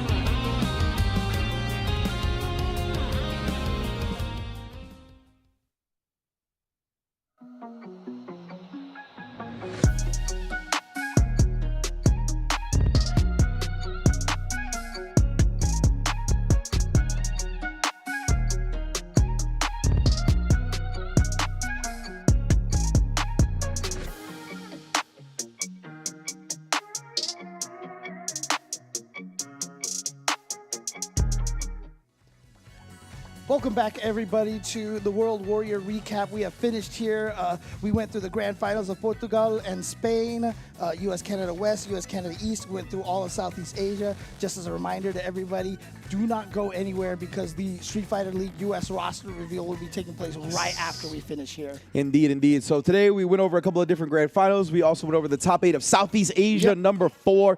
So big ups to SKZ taking the whole first place. I would like to take the leaderboard or take a look at the leaderboard of that region when we get the chance here, as we got it up for y'all. Right now, Xian and SKZ firmly at the top with 130 points each. Oh my goodness, bro.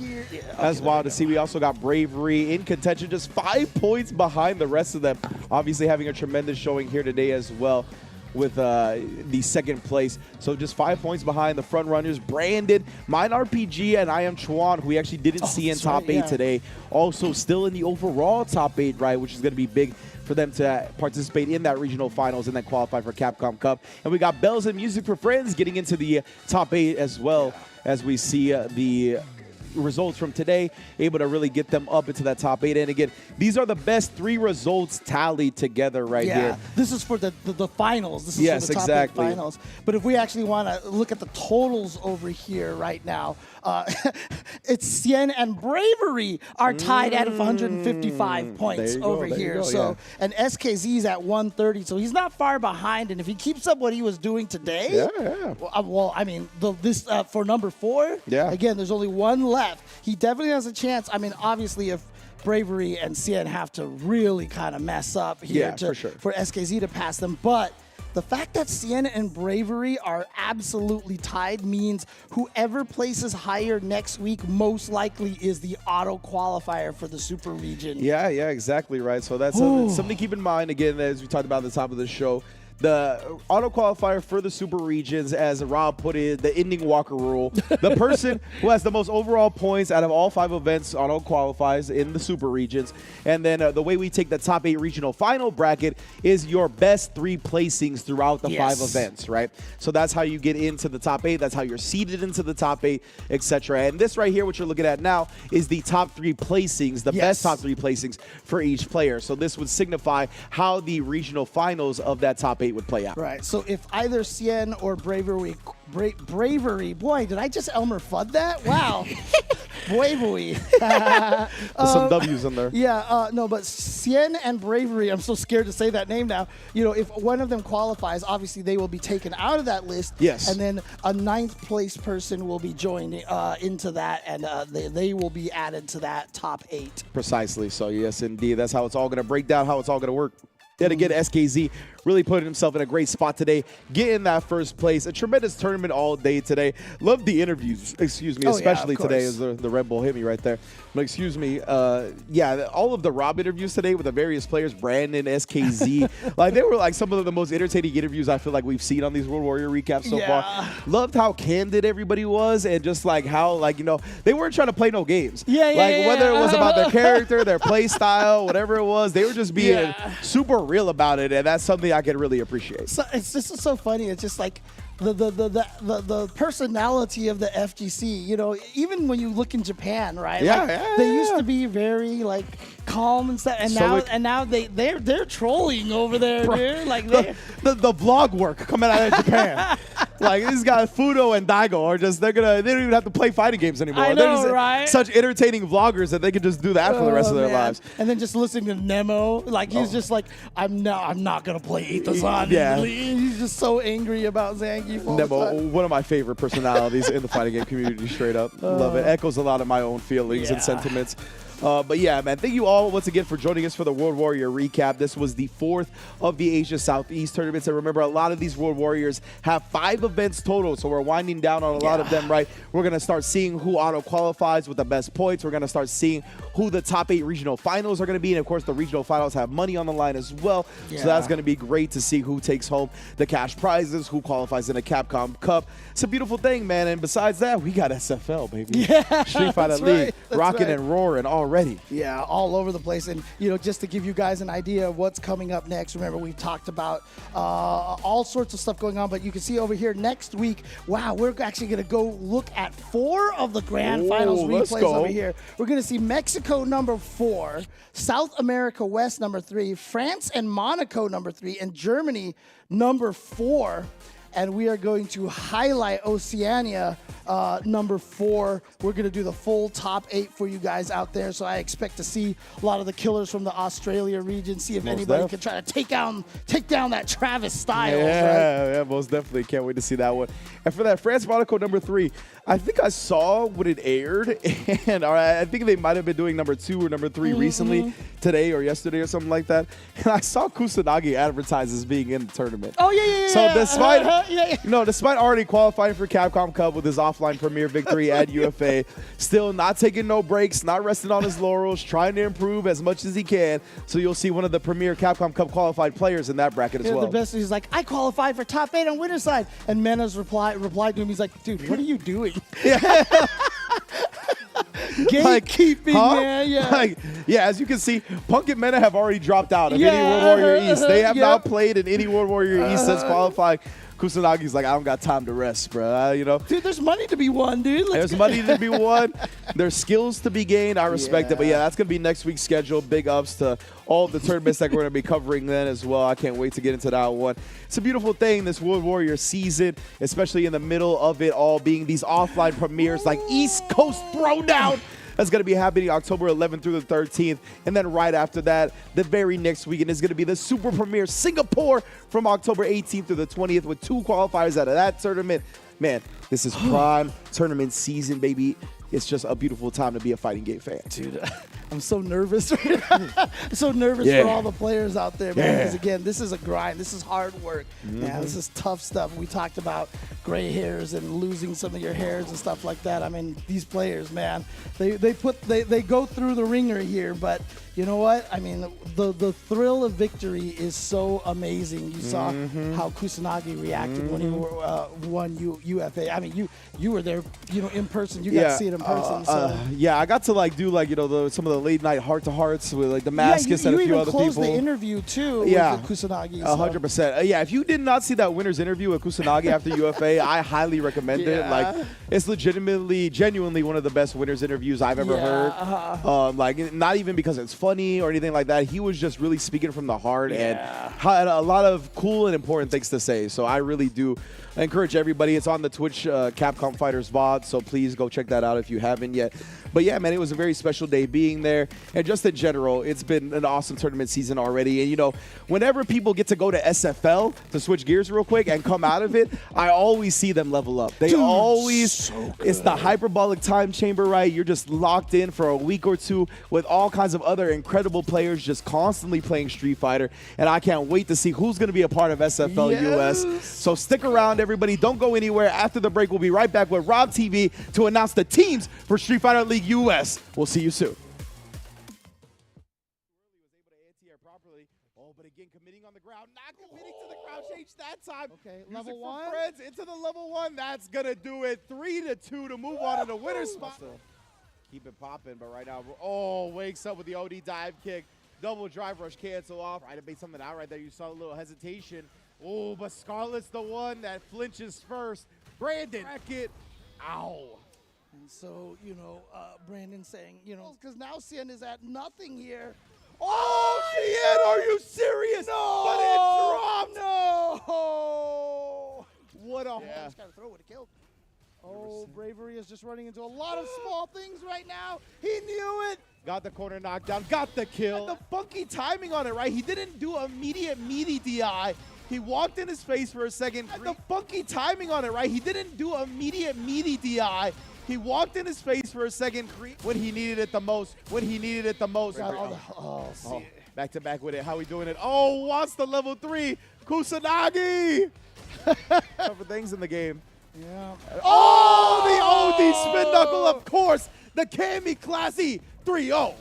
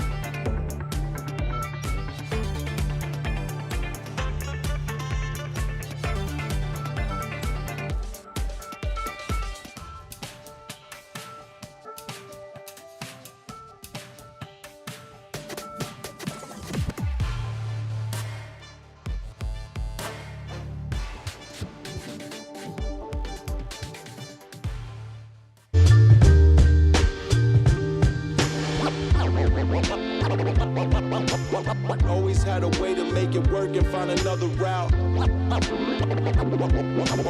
Always had a way to make it work and find another route. Always had a way to make it work and find another route. Always had a way to make it work and find another route. Yeah.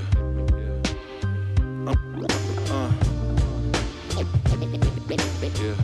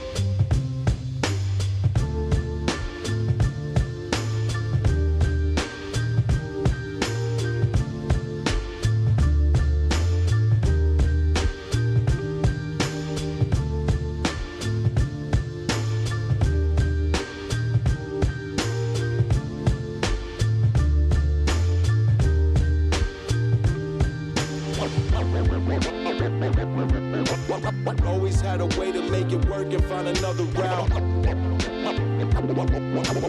Always had a way to make it work and find another route. Always had a way to make it work and find another route. Always had a way to make it work and find another route.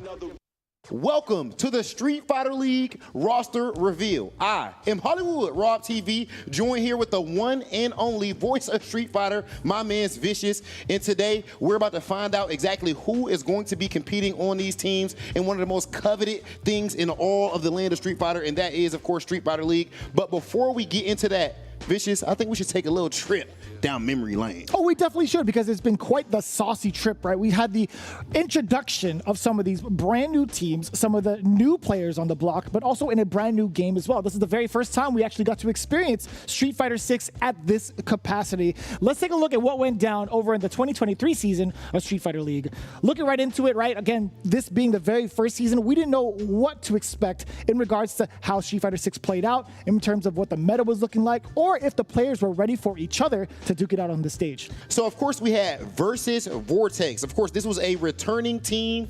They were originally Team UIU, the 2022 champs of Street Fighter League. Oil King, NL, DCQ, and Xian, one of the most stacked rosters possible, and they delivered again on all fronts.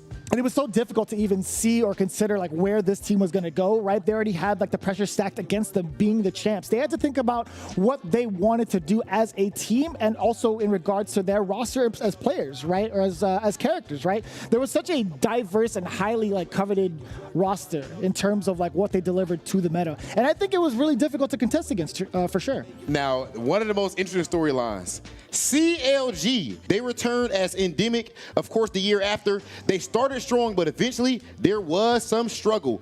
Samurai, Chris CCH, Flash Metroid, and Reno all on the same team. But if you remember, they started off very weak, but then at the end, they were just ruining it for everyone else.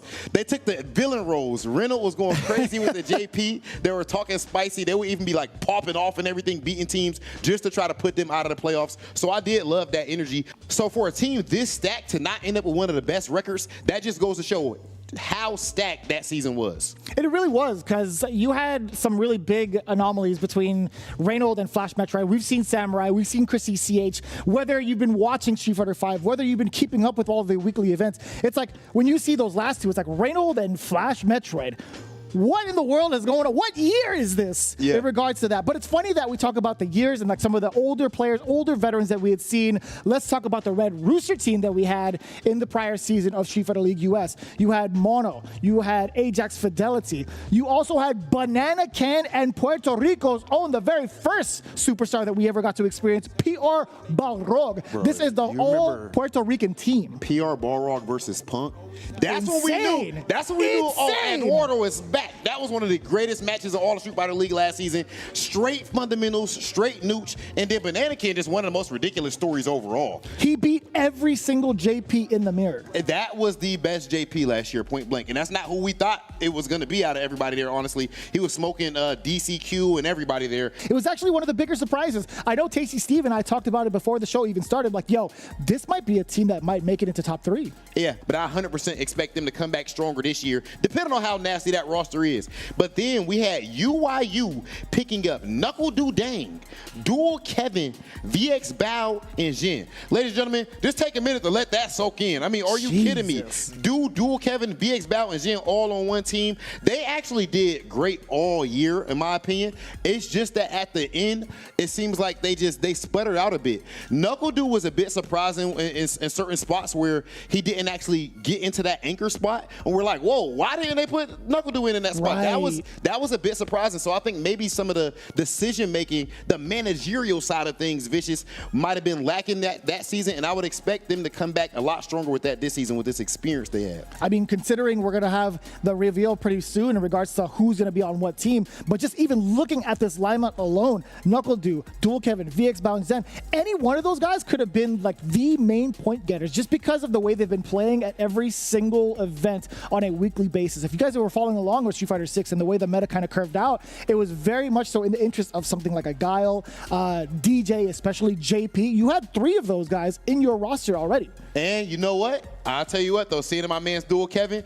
at the end of the day, I'm hoping that he comes back this season because he's at a whole different level. That's a lot can change in a year. He also played Luke, so you already had the 4 for 4. Yeah, you had the 4 for 4. You know, no sponsors. And Team Nasser versus Team Bandits has to be the biggest storyline of all last season. I mean, the hype was absolutely ridiculous, bro. This is what we watched Street Fighter 4. 2022 season, they play together. The brothers and the brothers and the Hermanos. We had the Birds, and then we had Minna and Kaba. But then 2023 season comes around, they break up. Minna didn't clutch it out in 2022. Angry Bird and Big Bird said, no, that's not going to do it for me, champion. You got too much dip on your chip.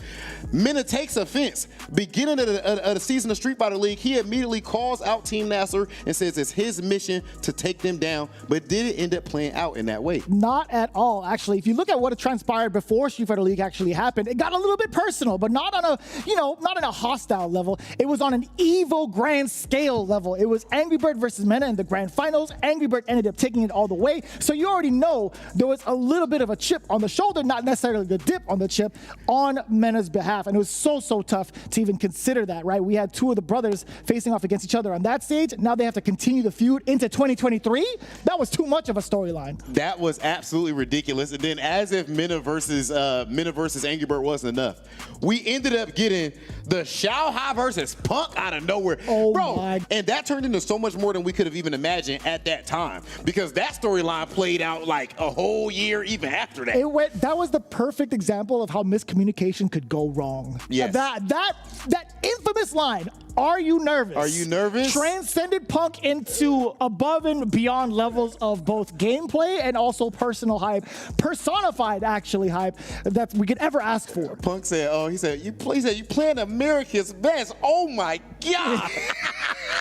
Absolutely love it. That is must-see TV, ladies and gentlemen, and they deliver on the sticks too. And we can't talk about the U.S. Finals without bringing up Chris Tatarian. My man stepped up when it mattered most. Struggled a bit during the season, but he kept his confidence high. He goes up against Punk the God and gets the W. His Kim was looking absolutely nasty, had the big pop off, and it was well-deserved. And Team Bandits was able to end up being our Street Fighter League champions for America. And of course, later on, they ended up becoming the Street Fighter League World Champions as well. And you gotta remember, Shao Hai at the end, he says that's why Punk is only second best. At this point, though, they did crush that beef and everything, at least so we think. But in the throes of competition, you never know. It can heat back up, ladies and gentlemen, only here on Street Fighter League. Shout out to Team Bandits. Last season was one for the books. Now that's it for the regular season, ladies and gentlemen. But of course, the most important thing is the World Finals. This is where we are fighting for all of the marbles. Ladies and gentlemen, we had 00 Nation representing Team EU, FAV Gaming representing Japan, and then Bandits representing the United States. And this is a very, very well-organized team on all fronts, right? This is the kind of things that you have to consider on a world basis. When you are watching Street Fighter League US, you also have to pay attention to EU as well as Japan, because these guys had earned their spot respectfully because of how stacked all of the other leagues were. But fact of the matter is, 00 Nation, they came out swinging. FAV Gaming, they were pretty much the top dogs in regards to how the meta was shaped out for the very first season. It came down to whether or not the US was going to be able to cause a dent to the rest of the world. And 00 Nation, you said they came out swinging. They missed, brother.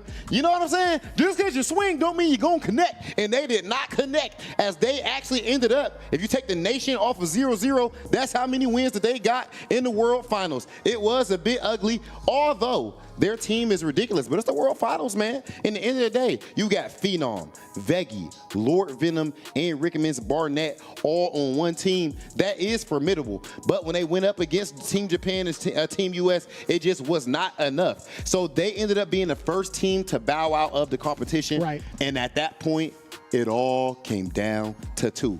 United States, Team Bandits going head-to-head with Team Japan, FAV Gaming. Be honest with me, Vicious. Who did you think was going to take that? To be honest with you, I could break it down exactly how you were expecting it. Japan had been the most talented group of individuals, but also as a team, they were the most dominant in their region. It's Street Fighter League Japan. If you had looked at FAV's record, they had completely shut out team after team after team. It's not even just on an individual basis anymore, right? Everything considered, you know how to work the home side. You know how to work the away side. In totality of the overall record in Street Fighter League history, Japan had the best the best streaks going on, the best records going on for that very first season. However, on an individual basis, Bandits have been killers throughout so many different individual tournaments, single W's, right? In terms of the battle between the Bandits and FAV Gaming, it was truly all the single individuals joining up as one, whereas FAV Gaming had already established themselves as a team powerhouse. Oh my God, I absolutely love that breakdown. That is entirely accurate. And then it turns to the actual match, ladies and gentlemen.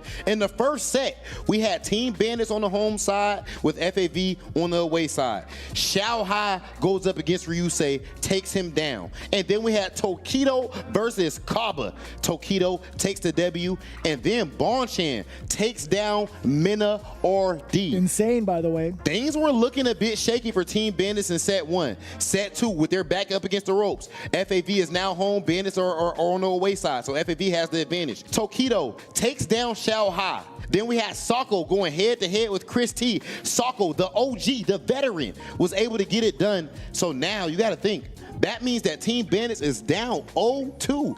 So it all comes down to Mina RD, all of the weight of the world on his shoulders. He goes up against Bonchan, who just defeated him, and he gets it done. Crazy. He takes down Bonchan. So now we're headed into set three. Kaba versus Sako. Kaba bounces back after that first loss that he had earlier going up against Tokido. He takes down Sako, avenges Chris T. Tokido defeats Chris T. And finally, it comes down to Mina versus Bonchan once again. Mina RD takes down Bonchan. And finally, ladies and gentlemen, it went to overtime. The World Championship of Overtime, Vicious. It was the most terrifying overtime as well, because you had Ryusei on the JP, and he was looking immaculate throughout not only the season, but also that single day at Capcom Cup. He was looking untouchable. So it all came down to that overtime match, and it was Mina RD versus Ryusei. As Vicious said, Ryusei was on a roll, but when you mess with the bull, you might just get the horns, ladies and gentlemen. And that is exactly what happened, as Mina RD clutched it out when it mattered most, when his team needed him, as Team Bandits became the first ever Street Fighter League US champions for the world. Absolutely phenomenal. And it's such a wild thing to consider, just based off of the history of how SFL had kind of played out over at the Capcom Cup finals.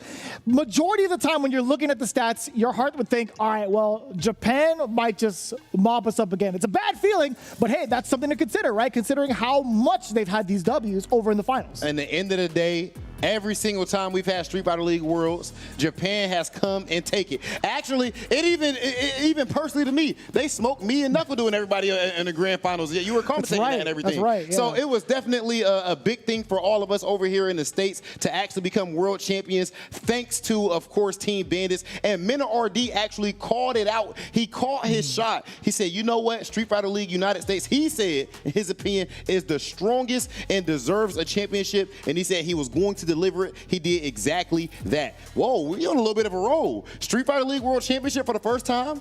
Evo champion Street Fighter for the first time with Punk since then.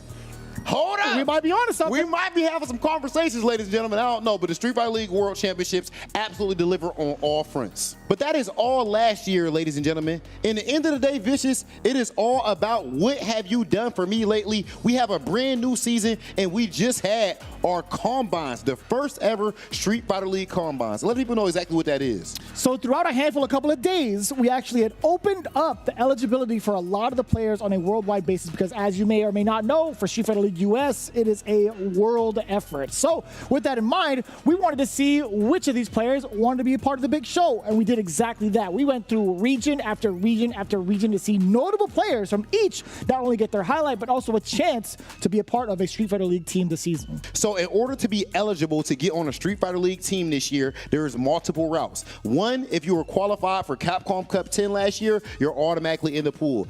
Otherwise, teams could use their designated team captain spot and put a player there if they're not qualified. But the way that anybody could qualify for Street Fighter League in order to be in the player pool is to play and place top 16 in our combine tournaments. So let's take a look at some of these regions. So first, we're going to take a look at Oceania. You boys was cooking down there. First and foremost, some of the notable qualifiers. We have Freezer.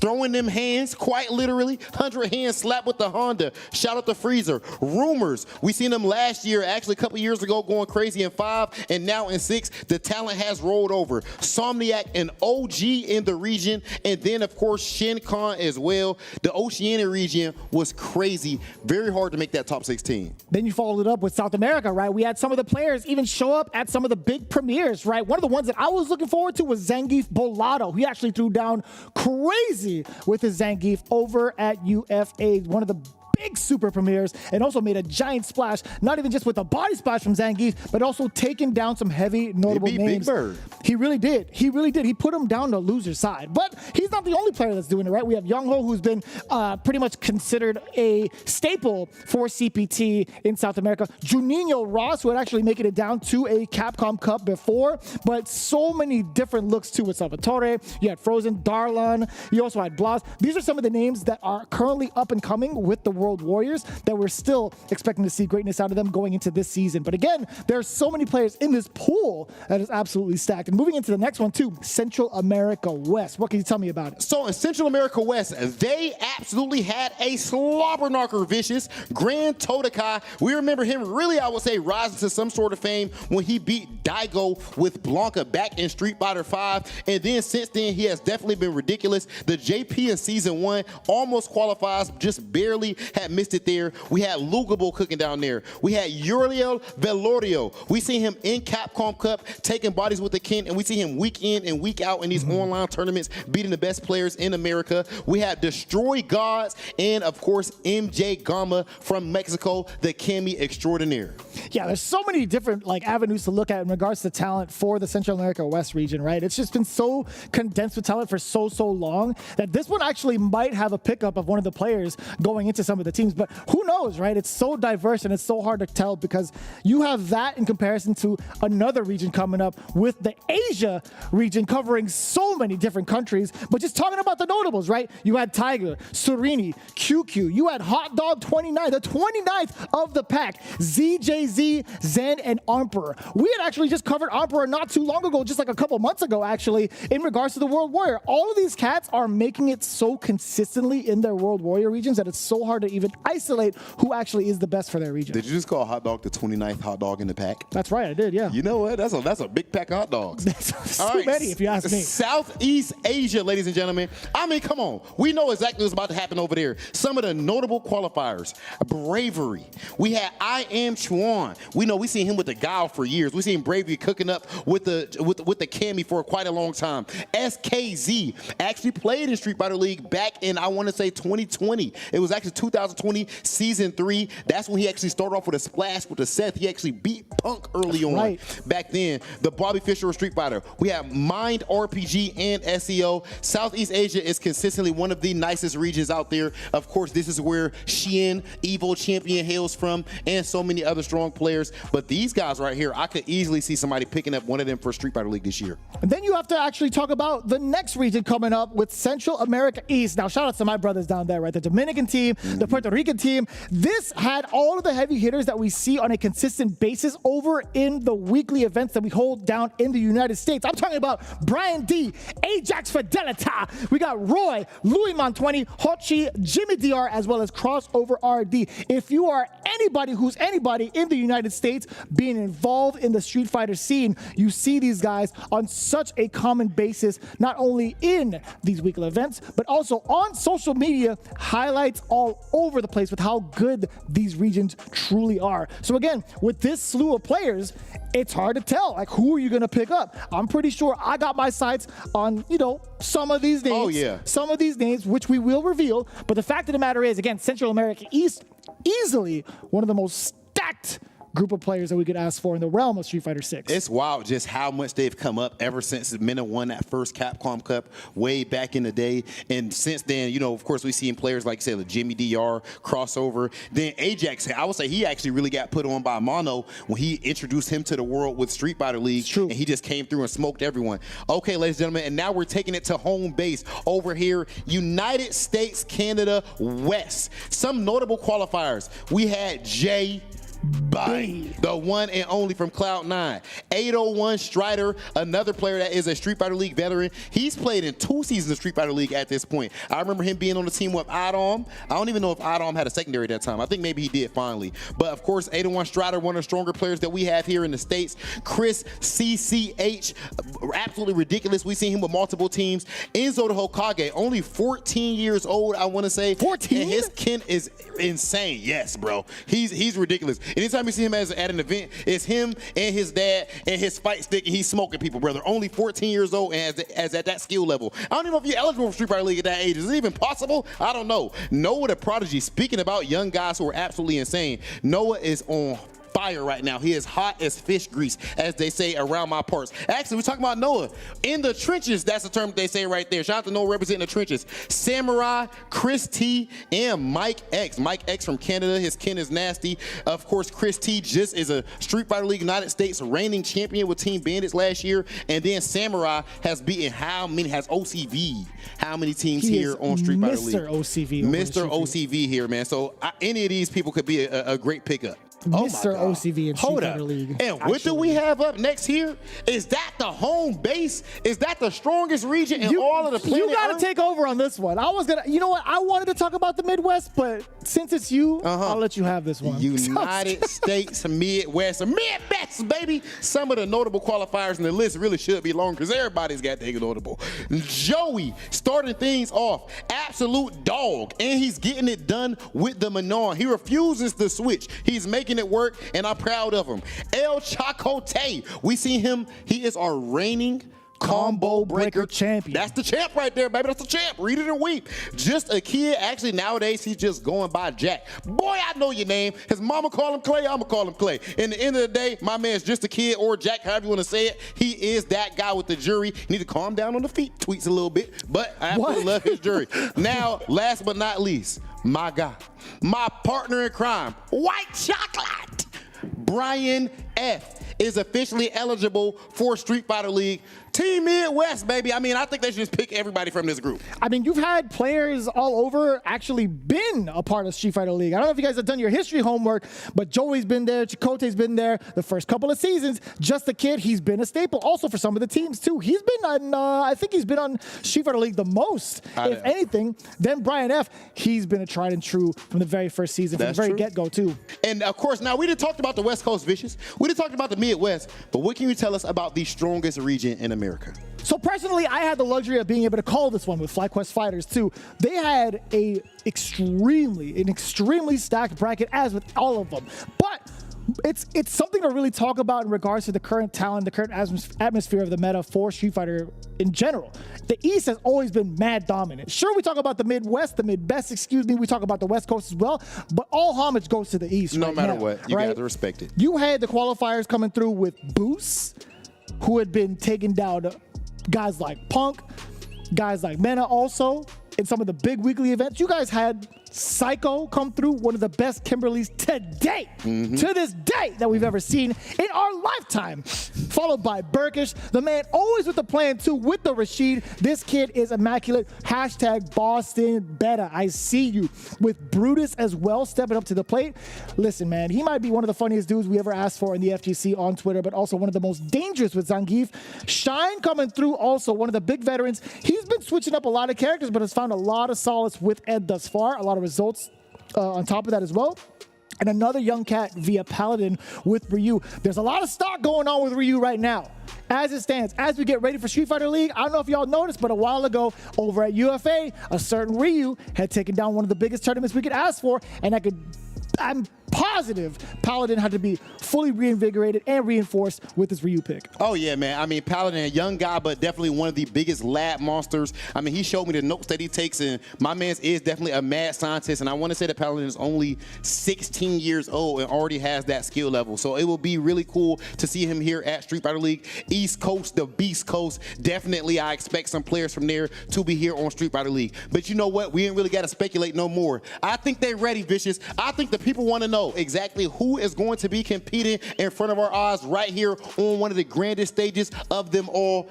Vicious, let's start things off with Team Red Rooster. What we got going on there? Oh, yes. Some of the spiciest of the group, but also some of the most entertaining. We have veterans from Street Fighter League and also in the realm of Street Fighter returning for their teams, but to be specific, they picked up 2 brand new players that are going to be a pretty significant threat going into it. Let's take a look. Our team roster for Red Rooster is going to be none other, starting things off, Mono, then Ajax Fidelity, Udio Velorio, and Brutus. Hold up. Making the cut. Did you say Brutus? I sure did. Did you just say Brutus? I did not stutter, sir. Bro, I don't understand why it took so long for people to finally get a Zangief player on Street Fighter League. It's the smartest play, but I mean, I guess this is the strongest that Geef has been.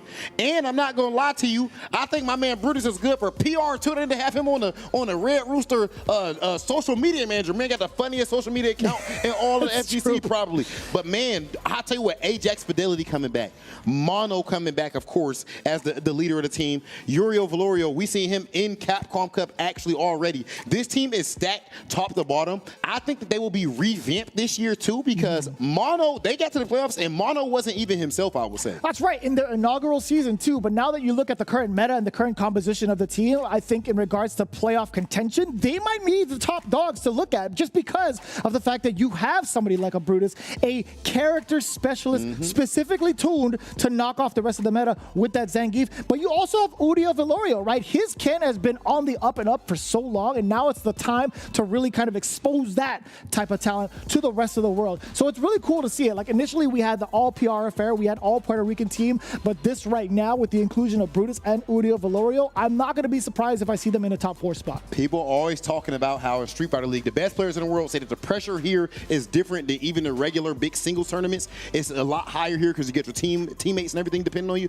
Well, I ask you this question, Vicious. In the end of the day, championship match, your whole team on your back. Zangief drive rush at you. He has critical art. What do you do? I freeze and hold up back. Yes, ladies and gentlemen. And at the end of the day, if he did a button, then you're dead. I'll tell you what, man, I need to find out exactly what was going through Mono's head when it came to putting this team together. Let's go ahead and talk to the man himself. Mono, the people are officially seeing your roster right now. Red Rooster has been revealed. Let us know, brother, how confident you feeling about the team? I'm pretty confident as ever. I mean, I'm already with people that what matters to me the most is that there's good synergy amongst the players, like good environment. So we have Ajax Fidelity again, and he's always been like the up-and-comer. And this year we're actually going a little bit because I want more Latam representation as well, and I've hung out with this person a lot and played, and it's Uriel Velorio from Mexico. And I got Brutus. I actually did want a character like a character specialist, a person that I've seen that does really well. He's actually a person that I feel like maybe like under the radar technically because he doesn't have as many chances to travel as much, or I don't see him as much in these types of events. And I kind of would like to see him in SFL. So we talked a bit, like obviously amongst the players that we were considering, but we talked to him a bit. We consider the matchups as well. Like what matchups do we feel like we could use certain characters to cover? Ken's always good. Ed is debatably top 5 now in a lot of the tier lists on social media. I'm not sure. I still don't put him top 5, but he's definitely consistent. So with Fidelity, that's really a given. How often do you think you're going to be implementing someone like Brutus, a character specialist specifically for Zangief, in the away positioning in comparison to like the home positioning? I feel like he'd have like a lot more utilization being the big counterpick, no? Yeah, I feel like in home, he's going to have a really good advantage, especially with certain teams. Like matchups that I feel like Geef does well, like the Akuma matchup isn't really that bad for Geef, and it's like really risky for Akuma. You can't demon flip on Geef per se because he always does Lariat if he wants. Also a matchup that's I feel he does way better than the other 3 characters in my team is Guile. I feel like Geef versus Guile is actually a really good matchup. I remember that Veggie beat Higuchi in the LCQ this year. In the LCQ, he beat Guile with Geef. And just in general, like it's a character that I feel the only matchup that I feel is like really hard for Geef is Sim, but then I feel like the rest of the team can kind of cover that matchup. Yo, hold up, but there's something big that we're not fully addressing here. He tried to just mosey on past it. He was going through it. When people mosey, that means that they're hiding something. They hiding a little something. In the end of the day, Mono, we seen you with a full Puerto Rican team before, and now you actually spread it out a bit. You know what I'm saying? You even went and got a white man. You know what I'm saying? Out there in Canada and all that with Brutus. So I want to ask you this. Did you have to go ahead and say, you know what? It's not only, of course, you represent Puerto Rico no matter what to the fullest, yes. And they got your back. But you want to focus on overall winning too. Like, are you more focused outside of just representation? You are more focused this time on trying to get the gold. I mean, personally, we're focusing on winning. So that's why we tried to like study well the matchup. Last year, we didn't really have a Ken in the team, but we did have a JP, which was Banana Ken. Banana Ken did crazy last year. He did phenomenally. I think he was like one of the MVPs. He was one of the MVPs. Actually, MVP for a lot of the players and also some of the people behind the scenes too. I mean, he never lost. I think he never lost the mirror, actually. He beat VX Bao. He beat DCQ. DCQ as well.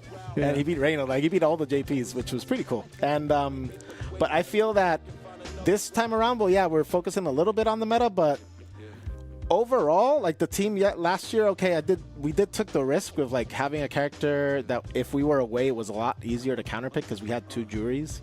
And then if the team had a Guile, it was pretty easy to like snipe one out. But I feel like overall, the players were really good. Like PR Barrow was really good, Banana Ken as well. And the fact that they were all very actively playing, plus from Puerto Rico, was like, it was a done deal as soon as I saw the fact that we could actually make a team all Puerto Rican. This year, we just went for more matchup spread, I guess. And Uriel Velorio was here in Puerto Rico not too long ago. We were hosting like an event I'm doing.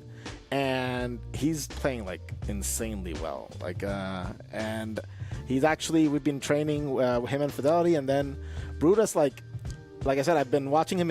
He did super well in his World Warriors. In the Combine, he did really well as well. So I honestly think it's, and I always like, bringing that, because if you come to think of it, Fidelity was a person that I saw potential in from Puerto Rico, and I was like, I want to bring you out because I feel like you're gonna actually like do super well. And then his first year, he beats NL, he beats Punk on his first try.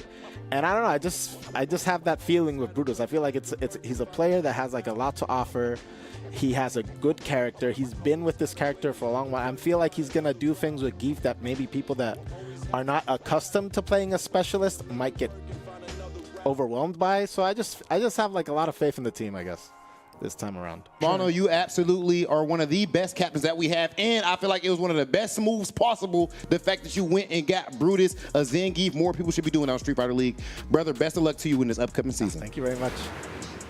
Always good hearing from Mono. That guy he just does something to your soul, does something to your spirit, huh, bitches? He make you feel good. He just a very positive guy. He's like vicious, just like inverted. He's like vicious, just like on opposite day. He's like vicious, but just like better at Street Fighter. Something like that, man. I love you. I love you. Yeah, I guess I'll take that. Sure. Yeah. So, ladies and gentlemen, as confident as Mono is going into this season, this next team that we're talking about, they have every reason to be confident because they are actually comprised of an entire team that is a former Street Fighter League championship winning squad. That's right. When they say the fighting spirit, they mean what they're going to bring to the table because this is a team that is finding redemption. This is one of the hardest working teams that we could ever ask for. This is fighting spirit. Let's take a look at that composition. Here it is. Oil King, NL, Cien, and DCQ.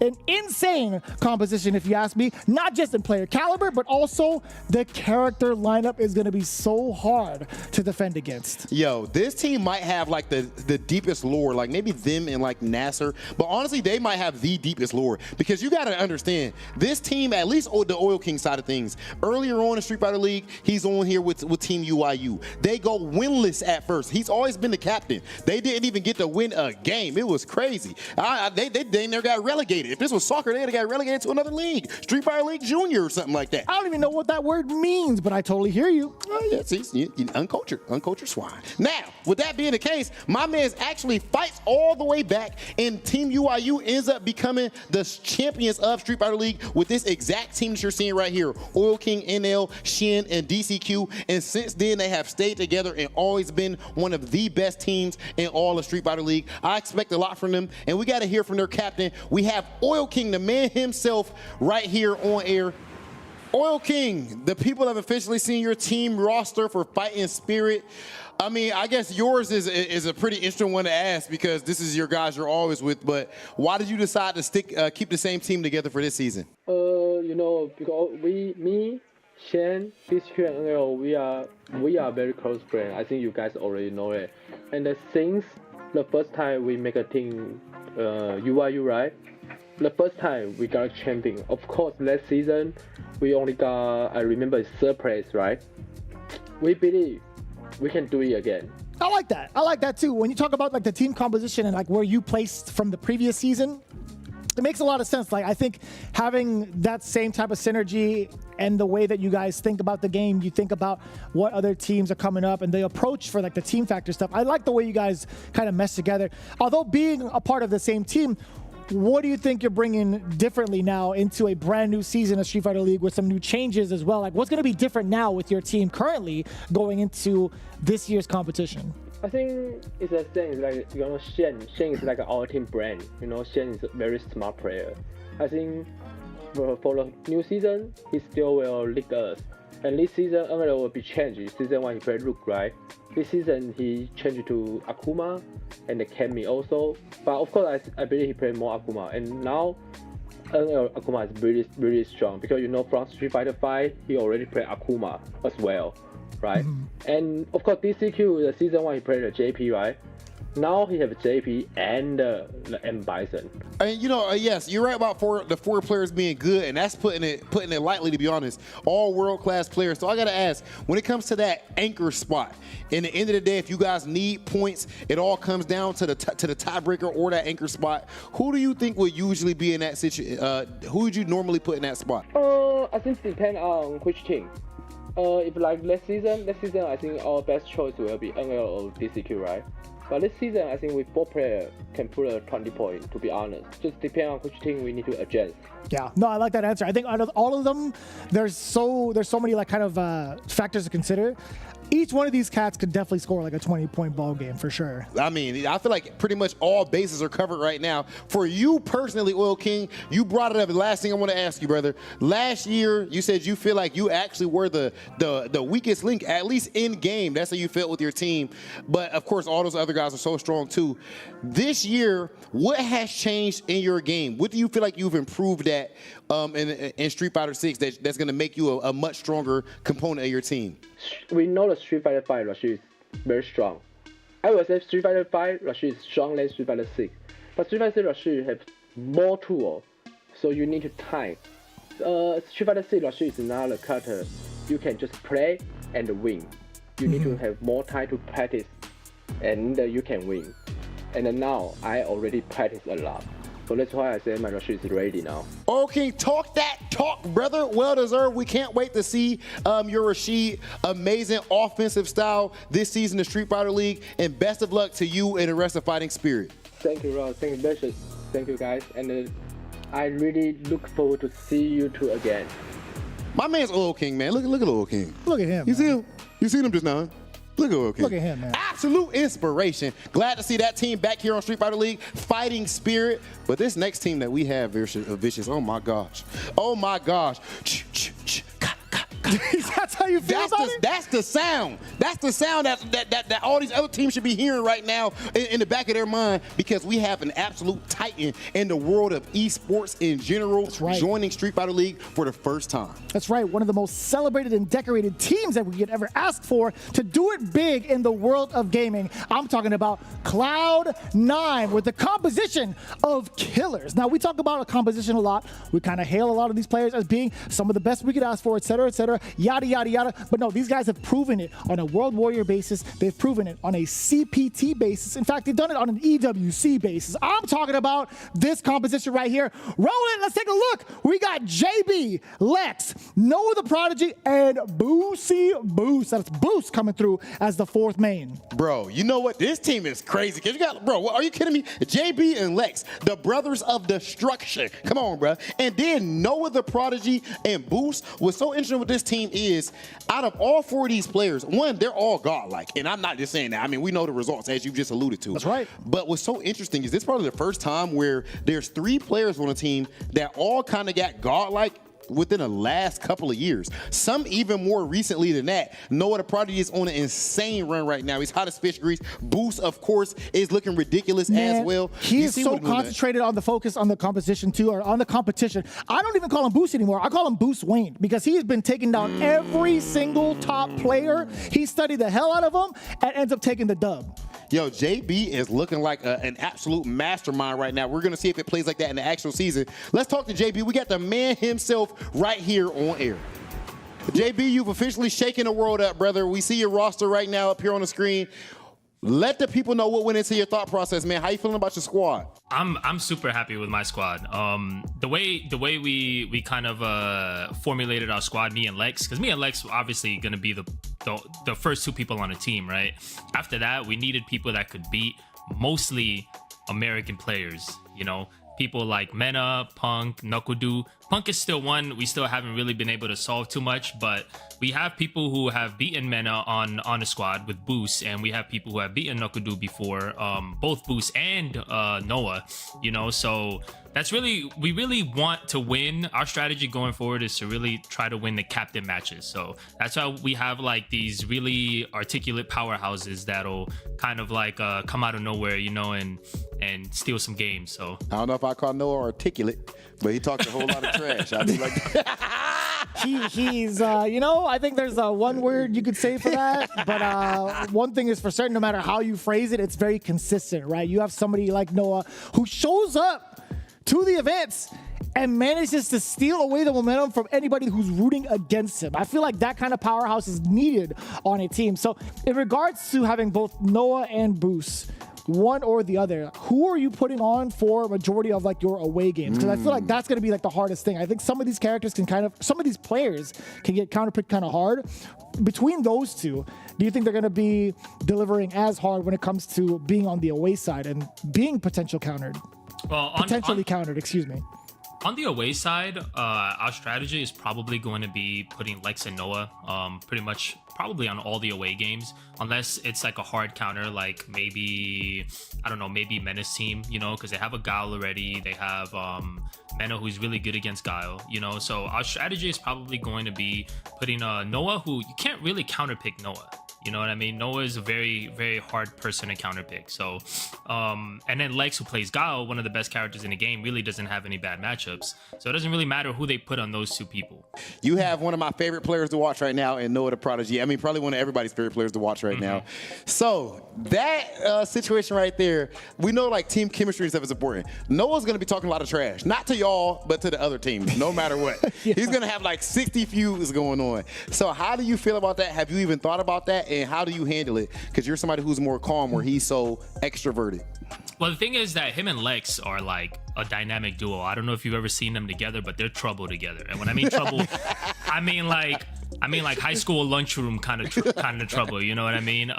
Even though Lex is a little bit older than him, Lex is still, he's a little kid at heart. So both of them are kind of crazy. And obviously, me being older, I'm 30 now, so I'm a little older. I'm a little more mature. I don't really know if I'm going to be ready for that or if I'm going to be able to control them, But you know what? As long as we get this win, I really don't care, man. And as long as long as he kind of doesn't take it too far, But Noah is good with that. I think that he knows what is taking it too far and what isn't, So I think Noah will be good. JB, you are one of the most consistent players that we have right now. One of the strongest players in the world. Ridiculous with the Rashid, and of course you're representing Cloud9, S-tier organization. Very well deserved, brother. We can't wait to see you and your team in this season of Street Fighter League. Thank you, guys. Thank you. My man JB, he making a good point. I could imagine them being hard to deal with, man. Yeah. Lex and Noah together. He said they act like it's a high school lunchroom. We got to figure that out in person as well. It's not even going to just be like you guys are going to experience it, but even like when the cameras are off, like I don't even know what kind of like mayhem those two are going to bring together. Oh my goodness, we need to make sure we got some security or something on hand to rein them guys in. That said, ladies and gentlemen, we just said we're bringing in a brand new team. Of course, Cloud9 is their first time being on Street Fighter League. But I know you guys didn't think we were done. We're bringing in something new. Ladies and gentlemen, the next team that we have right here is headed by one of the Capcom Cup champions from right here in America. Vicious, let the people know exactly who I'm talking about right now. First time on Street Fighter League. Led by a man who has taken now the very first Capcom Cup, a Street Fighter V, who's made his return and multiple championships over at Street Fighter League as well. I'm talking about none other than NuckleDu, leading Shopify Rebellion with some of the most impressive rosters that we've ever seen in the history of Street Fighter League. Let's take a thorough dive. As NuckleDu being the leader, we have Dual Kevin followed up with Safe and Hot Dog 29 in the pack. I'm gonna tell you guys something right now. Of course, I played with NuckleDu for 2 seasons with Team Gale and everything, and with having him as a captain, when you got NuckleDu Dang back there, anything is possible. I'm not gonna sit up here and lie to you. Now, with that being the case, it does not all fall on him right now. Dual Kevin is on an absolute heater, ladies and gentlemen. We've seen him qualify for EWC. He beat Daigo there. I want to say he beat, was it Momochi there? He beat so many players at that event, and then he even beat Minna in EWC. That's right. This guy has been on an absolute tear. Safe is just that's the wild card. I mean, Safe is absolutely ridiculous right now. The amount of reads that he's willing to make. It's not like he's somebody who just plays a straight, slow, fundamental style. He has all of that. If you seen that clip, the Safe versus Daigo clip, I love that clip. He was nooching him up for real. And he's been on a Capcom Cup stage, so he knows what it's like when it comes to pressure and performing at the exact level that he needs to. So him being a part of the mix is just as dangerous as also having a Hot Dog as well, too. Again, Hot Dog has been streaming nonstop since Bison came out. This is a character that he is known for and is looking to be even more of a threat with that character going into it. Because in terms of the meta, you have a Guile from NuckleDu. Guile / Cammy. You have Dual Kevin with the Rashid and Luke if need be. You have Safe with a cannon. That's a safe pick altogether. Hot Dog 29 with Bison. This is a powerhouse destructive team. This is a team that I feel like might even go all the way, in my opinion. I like that pick right there. I'm not going to lie to you. We're going to talk to the man himself, the mad scientist who put all of this together. Ladies and gentlemen, NuckleDu Dang.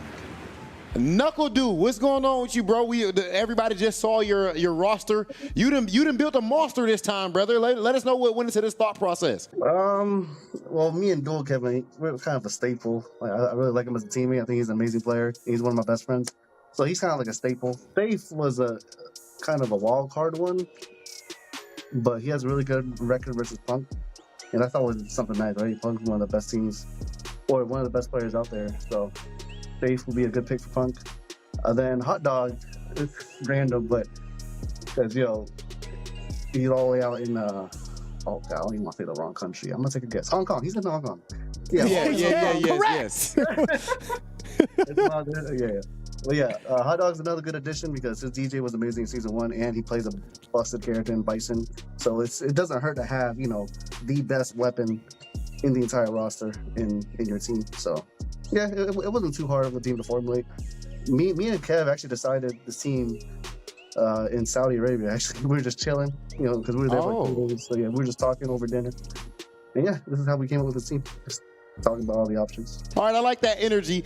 So right now, when it comes to yourself personally with Street Fighter 6, do you feel like you're in like a more fiery kind of ultra competitive personality or mentality right now? Just because, of course, we allude to that one situation, but we've never really seen you get like that on Twitter before. Like outside of just that situation, is that just kind of where your mind is at right now? That was like a one-off situation because, you know, I had just lost. I got smoked, actually. And then this dude just says he's the best guy, but, like, I don't think that beating me does that. And to top things off, I was in Milwaukee, bro. There's nothing to do there. Like, so I was bored in my hotel. I was like, and I was just remembering that. I'm like, all right, man. And then I want to shout out another person. Noah was talking spicy too on Twitter. But he knows better. Like 100%, he knows better. Whether I'm in a 10-point spot or the 20-point spot, he's not going to see me there. I'm like, mark my words. When our teams face off, and I'm sitting down, he's not going to be there. I promise you. Really? Their team knows better. Their team knows better. Noah. Listen, Noah been talking spicy to you, and of course Noah's the homie and everything. I know he felt disrespected that maybe somebody might have talked about getting on somebody's Street Fighter League team, and somebody might have said that they need to see how he performed in the World Warrior or something like that. I don't know. So I think you have that info. Noah might want the smoke. Yeah, just know not everyone's reading comprehension is good. It definitely didn't play out that way. Like when I see Noah, we're gonna dap it up. Like what he said is just factually incorrect. I could just prove it with my DMs, bro. Like ain't nobody said you need to. I need to see how you're doing your World Warrior. Like what the hell? Like I see what he did first in Saudi, bro. I don't need to do all that. So yeah, I think reading comprehension is a little low, but it's okay. You know, we're here to play Street Fighter, so. Okay, all right. Now, as far as your other teammates, brother, all right, we seen what duel Kevin is on right now. Kev is cooking up, Knuckle Dew. I mean, you want to talk about EWC and all that. What do you think about duel Kevin? You said he's been on your team, but I think this is a new duel Kevin. Yeah, no, he's definitely playing a lot better. Ever since he dropped Luke and like solo main Rashid, he's been looking way better. And yeah, Kev's obviously an amazing player and teammate, and yeah, I'm looking forward to see what he does for us this season. No, I'm gonna pump the brakes a little bit and kind of like switch over to a different character, a different player. Talk to me a little bit about Safe, because I haven't seen, even before, like last year when we saw him over at Capcom Cup, I didn't really get to see him do his thing ever. What was your choice in regards to picking him? Like thorough details, right? You talked about it. I think he's a pretty good character, or a pretty good player, and also mopping up certain players during like weekly events. But Ken is also a strong pick too. But your specific reasoning behind the Safe pick, quote unquote. Yeah, it's funny because like last year at Capcom Cup, me and my manager from Shopify, we were just watching Duel Kevin versus Safe, and we just thought Duel Kevin was going to kill this guy, and we were just slowly watching our boy get annihilated on stream. We just looked at him like, yo, like he's not doing nothing. And then I played Safe in my World Warrior, and he was up 2 games with the quickness. I brought it back, but I could see why he gives Punk a hard time. I could see why he beat Duel Kevin at Capcom Cup. He's a really odd player, which is why I say he's a wild card, because he has a very peculiar playstyle, and he uses Ken, which is still the better shoulder than Ryu, by the way. Don't let these Ken players tell you that, you know, just because. Don't look at me like that. Did you just say Ken? You said, bro, Ryu is top tier though. He's good. Kusanagi had an amazing day. Kusanagi had an amazing performance. Yeah, I agree with that. But Ken still got the better tools. He's still cooler. You know, it is what it is. Well, bro, honestly, you've given us everything that you could give us and more, brother. I mean, you got me so pumped up, got me so hyped for Street Fighter League. This season is about to be crazy, and you got a lot to live up to with us saying that Shopify might be the best. Actually, to me, I think that is the best roster. I think we've agreed to that too. Yeah. I think it's the best roster out of everybody. So you did a good job putting them together. Knuckle Dew, good talking to you, and best of luck in this season of Street Fighter League. Appreciate you guys. Thank you. Always good hearing from Knuckle Dew. That team is ridiculous, vicious, as you said. That might be the strongest team on paper. I don't know, man, but it's definitely one of the best at bare minimum. But we can't talk about the best without bringing up the Quest. You know what I'm saying, Vicious? That's a little bar right there, a little something. That was pretty good. Thank you. That was pretty good. All right, we just saw what this team did at EVO as they walked out with 2 major championships, 2 gold EVO medals, which is absolutely ridiculous. Jeremy, the people should already know, but who are we talking about right now? For those that are in the know and those that don't, hey, guess what? We have Team FlyQuest stepping up to the plate for Street Fighter League this season, all guided by Punk the God, current EVO champion, by the way. way. Long time coming and well-deserved. With his composition going into it, let's take a look at who he decided to pick for his teammates of Street Fighter League US this year. Punk the God, he brought along Chris CCH, one of the most dominant cats we could ask for on the West Coast, doing it real big with his characters like Ed, and he also has a Pocket Bison too.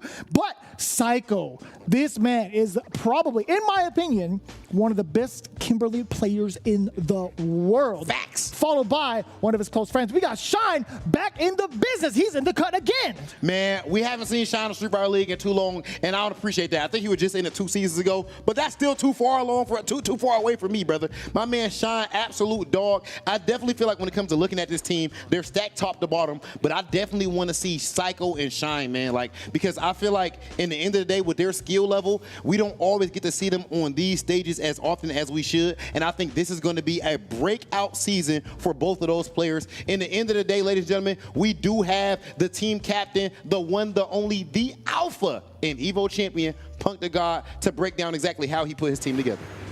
Punk, it's official. The people are seeing your roster right now on stream. Let us know what's going on, man. There might be at least one surprise going on here when it comes to your roster. How did you go about picking these players? I feel like they are just very good players. I've been seeing like Chris CCH, I feel like he's been doing very good every time I watch him play in online tournaments, and even when he go offline, the very few times that he do go offline, I feel like he always plays very good, and you know, he's very good against a lot of people, I would say, that's actually in the tournament, and he also is very experienced in being like a captain in the captain role in the event, which is, I feel like, very good to have.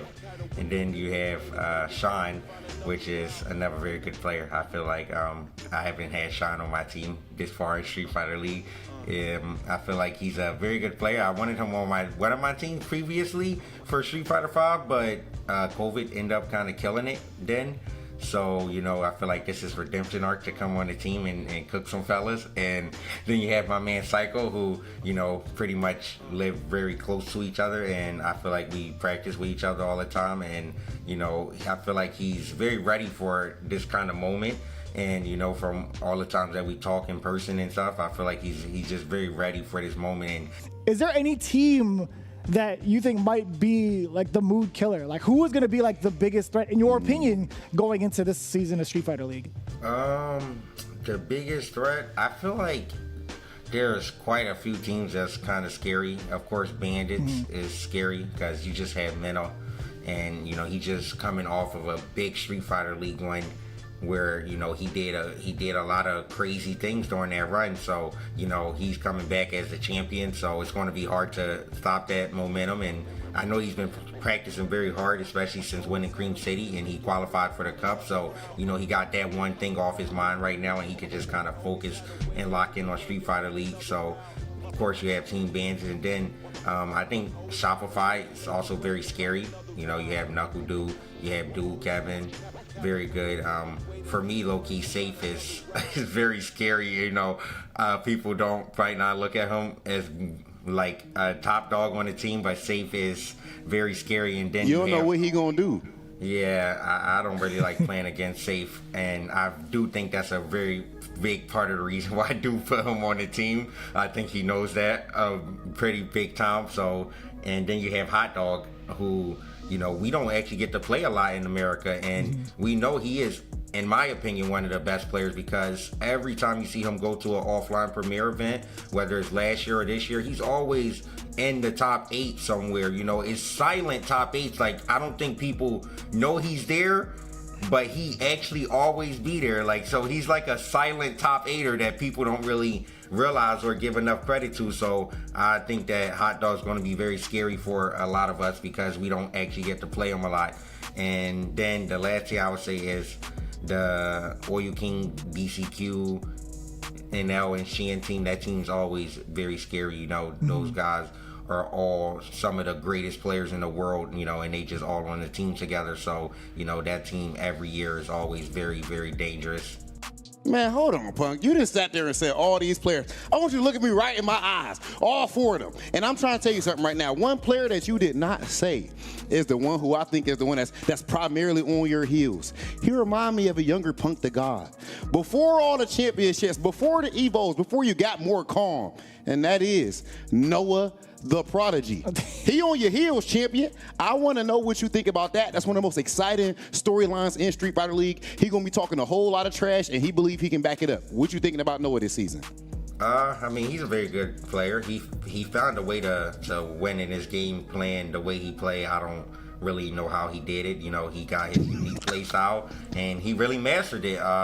He really mastered how to play the game, and you know, it's honestly crazy to see. But as far as my team go and us, like, I know at least me personally, Noah would never even think about playing against me in Street Fighter League, and I know he told his team that, so that's not even like it's not really a mystery, bro. Like, most of our sets are 3-0, so it's not like I'm not like the Asian players he play against. He knows what he gets when he come against me. So 3-0. That's what I'm scared about the most. All his matches is 3-0. Every time we play, it's 3-0, 3-0, 3-0, maybe 3-1 sometimes.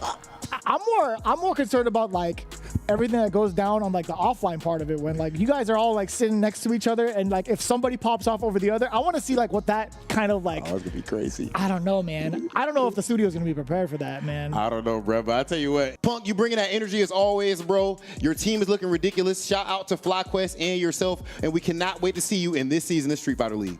Thank you. I can't wait.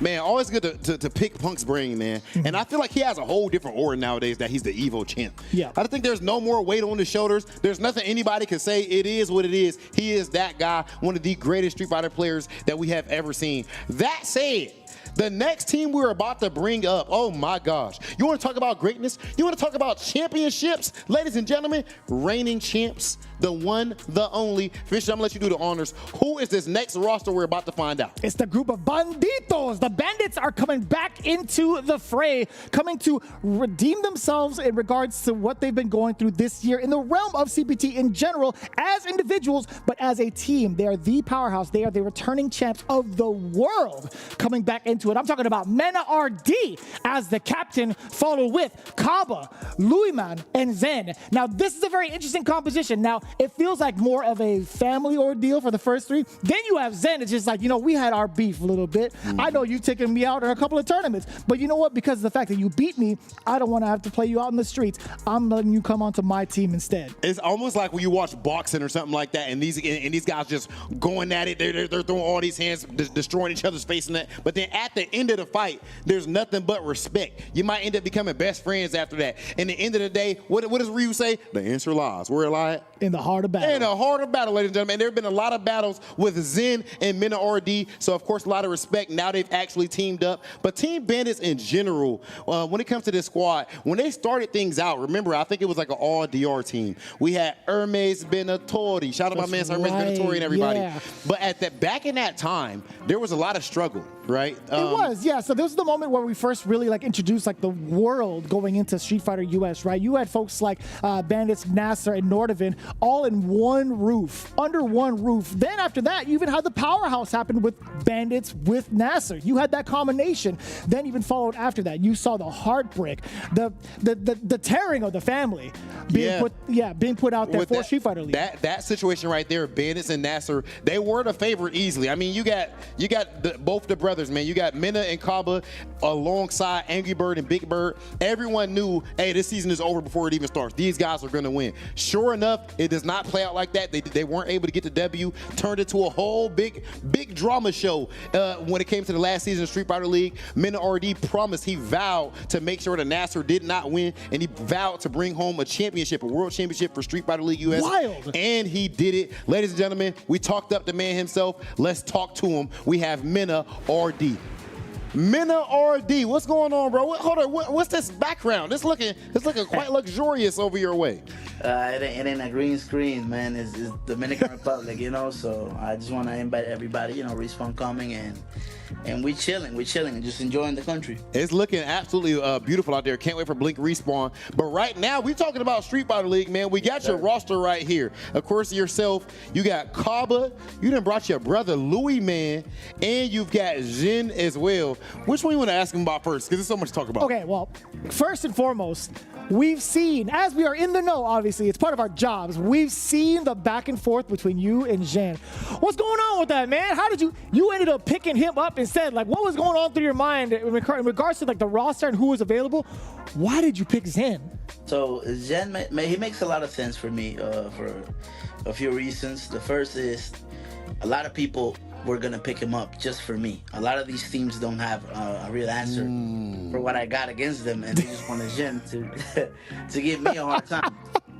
The second thing is, a lot of these teams, like, you know, Knuckle Doo is using DJ when he fights me, and some of these teams are gonna try to rely on DJ, but I have a DJ to practice with. This is the main DJ that gives me trouble, so I'm gonna be ready.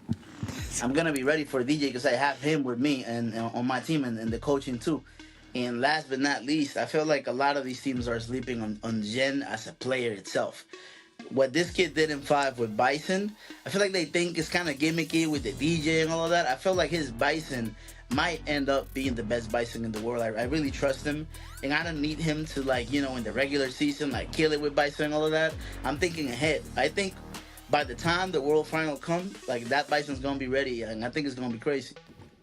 Oh, you done played that out. That's fire. It makes a lot of sense. He immediately counter-picking the other teams. Like, oh, I know you gonna want him.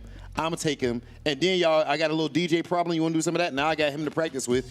That is absolutely fire. And then, of course, the Bison be ready by the time Street Fighter League World Finals, assuming you guys do make it back there again. Now, on the Zen side, one more thing about the Zen thing. So, of course, we know you guys have your rivalry. Does this mean that it's kumbaya, my lord, and all that is over with? Or do y'all still got stuff to settle outside of Street Fighter League once this is all done? Look, Rob, at the end of the day, I'm a professional, and all I'm thinking about is winning. You know, I want to be the first player to win Street Fighter League Worlds and Capcom Cup at the same time. And if it means I got to be kumbaya with you for Street Fighter League, I'm going to be kumbaya. But if I meet you on Sunday, you already know what's going to happen. You already know.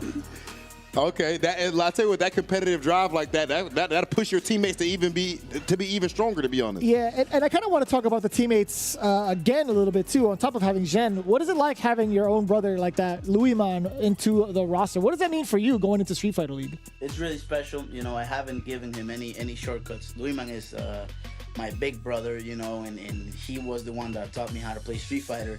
But as you can see, this year is when he's finally making, like, you know, a name for himself and beating people. And I haven't given him, like, oh, you're going to get a free sponsor, you're going to get a free this. I've supported him, but I wanted him to, like, really be ready and demonstrate, like, he can do it by himself. He don't need nobody to carry him, you know? And I feel like this year he finally deserves it. Like, he's been working so hard, and he earned it.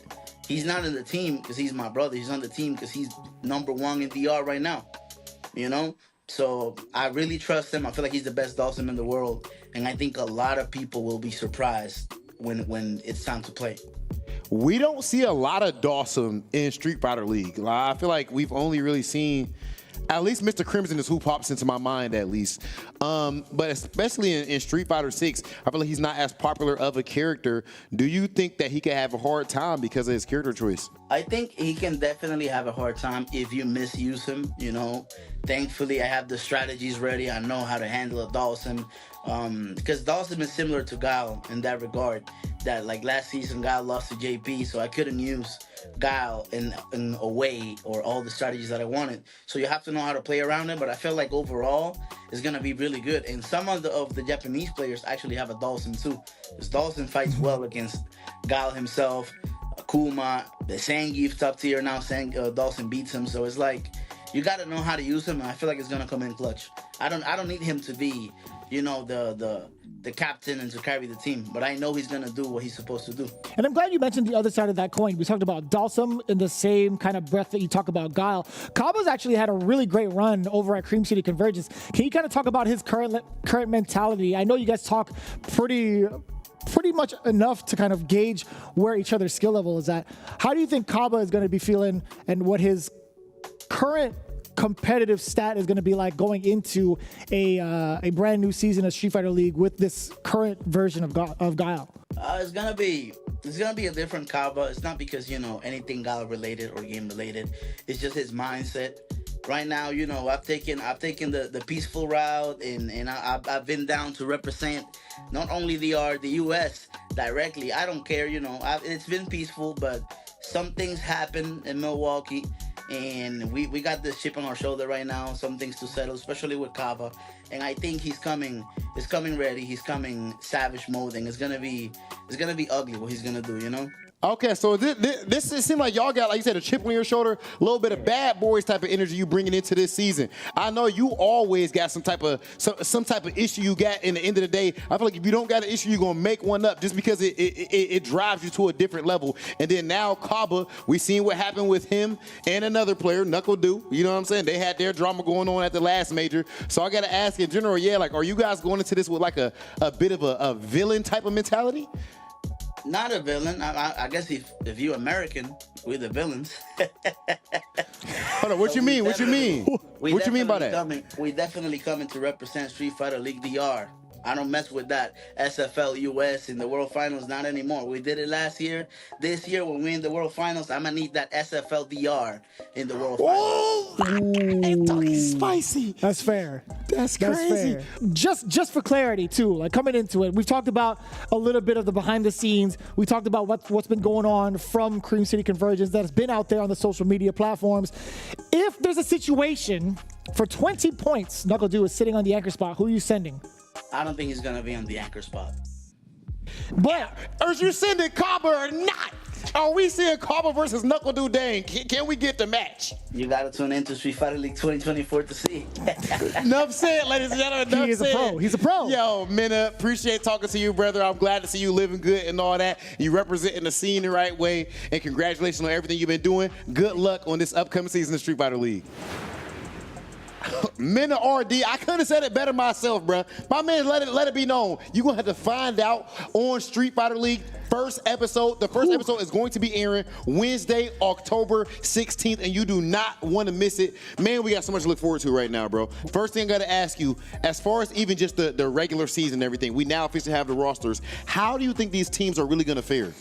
Well, it's really a tough thing to call out, right? With so many changes that have been happening these last couple of weeks, right? We have something to look forward to in regards to like how the characters are going to play out.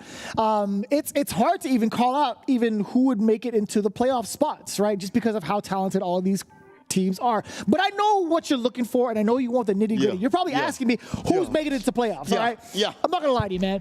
Only 4. Shopify Rebellion looks mad stacked. However, I'm never going to doubt the Bandits camp. They are the current champions. I know it's a safe pick, but I do love the fact that they're coming in with a different type of energy. As you may have heard or may not have heard, this interview was something that's actually super something to consider. You have Menardi, Caba, Louisman, and Zen. You have the composition of somebody being able to take out the captain. Now on your team, instead, you have somebody who has a little bit of a chip on their shoulder from their last performance over at a CPT, aka Caba. Men has got enough pressure already coming in his performance for CPT throughout the year, and then Louis Monte has something to prove. Yeah, you know what? I do think clearly that has to be one of the best picks that you can have right there. Caba is looking really nice right now, and then, of course, he has some extra motivation. I got to say, what's really scary with them is the fact that Minna is literally sitting up here saying, I pick Jin. His reasoning for picking Jin was crazy. He is thinking about the game at a different level, and I ain't talking about the game of Street Fighter, but the game of Street Fighter League. Love to see that. But one team that you didn't bring up, I think that I don't even want to call them a wild card. They're guaranteed to be in the playoffs. Cloud9. I knew it. In their first year of Street Fighter League. Are you kidding me? JB and Lex, the Brothers of Destruction, on one team, of course. And then you add my man's. Actually, first I'm gonna say this. First I'm gonna say my man's Boost, who's an absolute beast over there on the East Coast. He's a machine. A lot of people really got extra put onto him through these online tournaments. And then I want to say there was a World Warrior where he literally got first place, beating Mena RD, beating Punk in an official important tournament online. But now, Noah the Prodigy, I mean, everywhere he goes, he is taking names. Of course, him qualifying for EWC over there in France. And then in Esports World Cup, he had a great performance. I think that he ended up winning like 20K. I think he finished in like 12th place or something extremely high like that. But most importantly, he got that confidence. And I'm not going to lie to you, bro. In the end of the day, I'm Big Hollywood Raw TV. I like the big drama show. He about to be talking spicy, ladies and gentlemen. Spicy. You know what I mean? It gets me kind of nervous for the teams that he has to face off against. There's also somebody who's caused a lot of that drama and also backed it up at the same time. I'm talking about Punk's team. We got FlyQuest coming back into the fray. I feel like once those teams go at it, that is going to be one of the biggest ordeals, not only in the game, but also in Street Fighter Punk Entertainment. already was talking trash in his interview, too. He said, oh, Noah not going to be playing against me. He said he beat Noah 3-0 every single time. Do you know how bad that is, ladies and gentlemen? 3-0 every single time? Like, you don't even really just get lucky and get one here and there, or that's all you get. 3-0. He said he knows better than to even step up and play me. That's wild. So, you know, in the end of the day, that means Noah's going to be trying to take that spot no matter what he want to play against that match, I would imagine. We'll see how that goes, too. On top of that, you also have anomalies coming into it with Red Rooster. You have Brutus in the fray alongside Uriel Velorio. That is no longer part of Team Puerto Rico. That is just straight up, we are coming for the throne type of team. Brutus rocking the Zangief. I think this is, again, and I feel like you haven't corrected me on this yet, I do think this is our first Geef.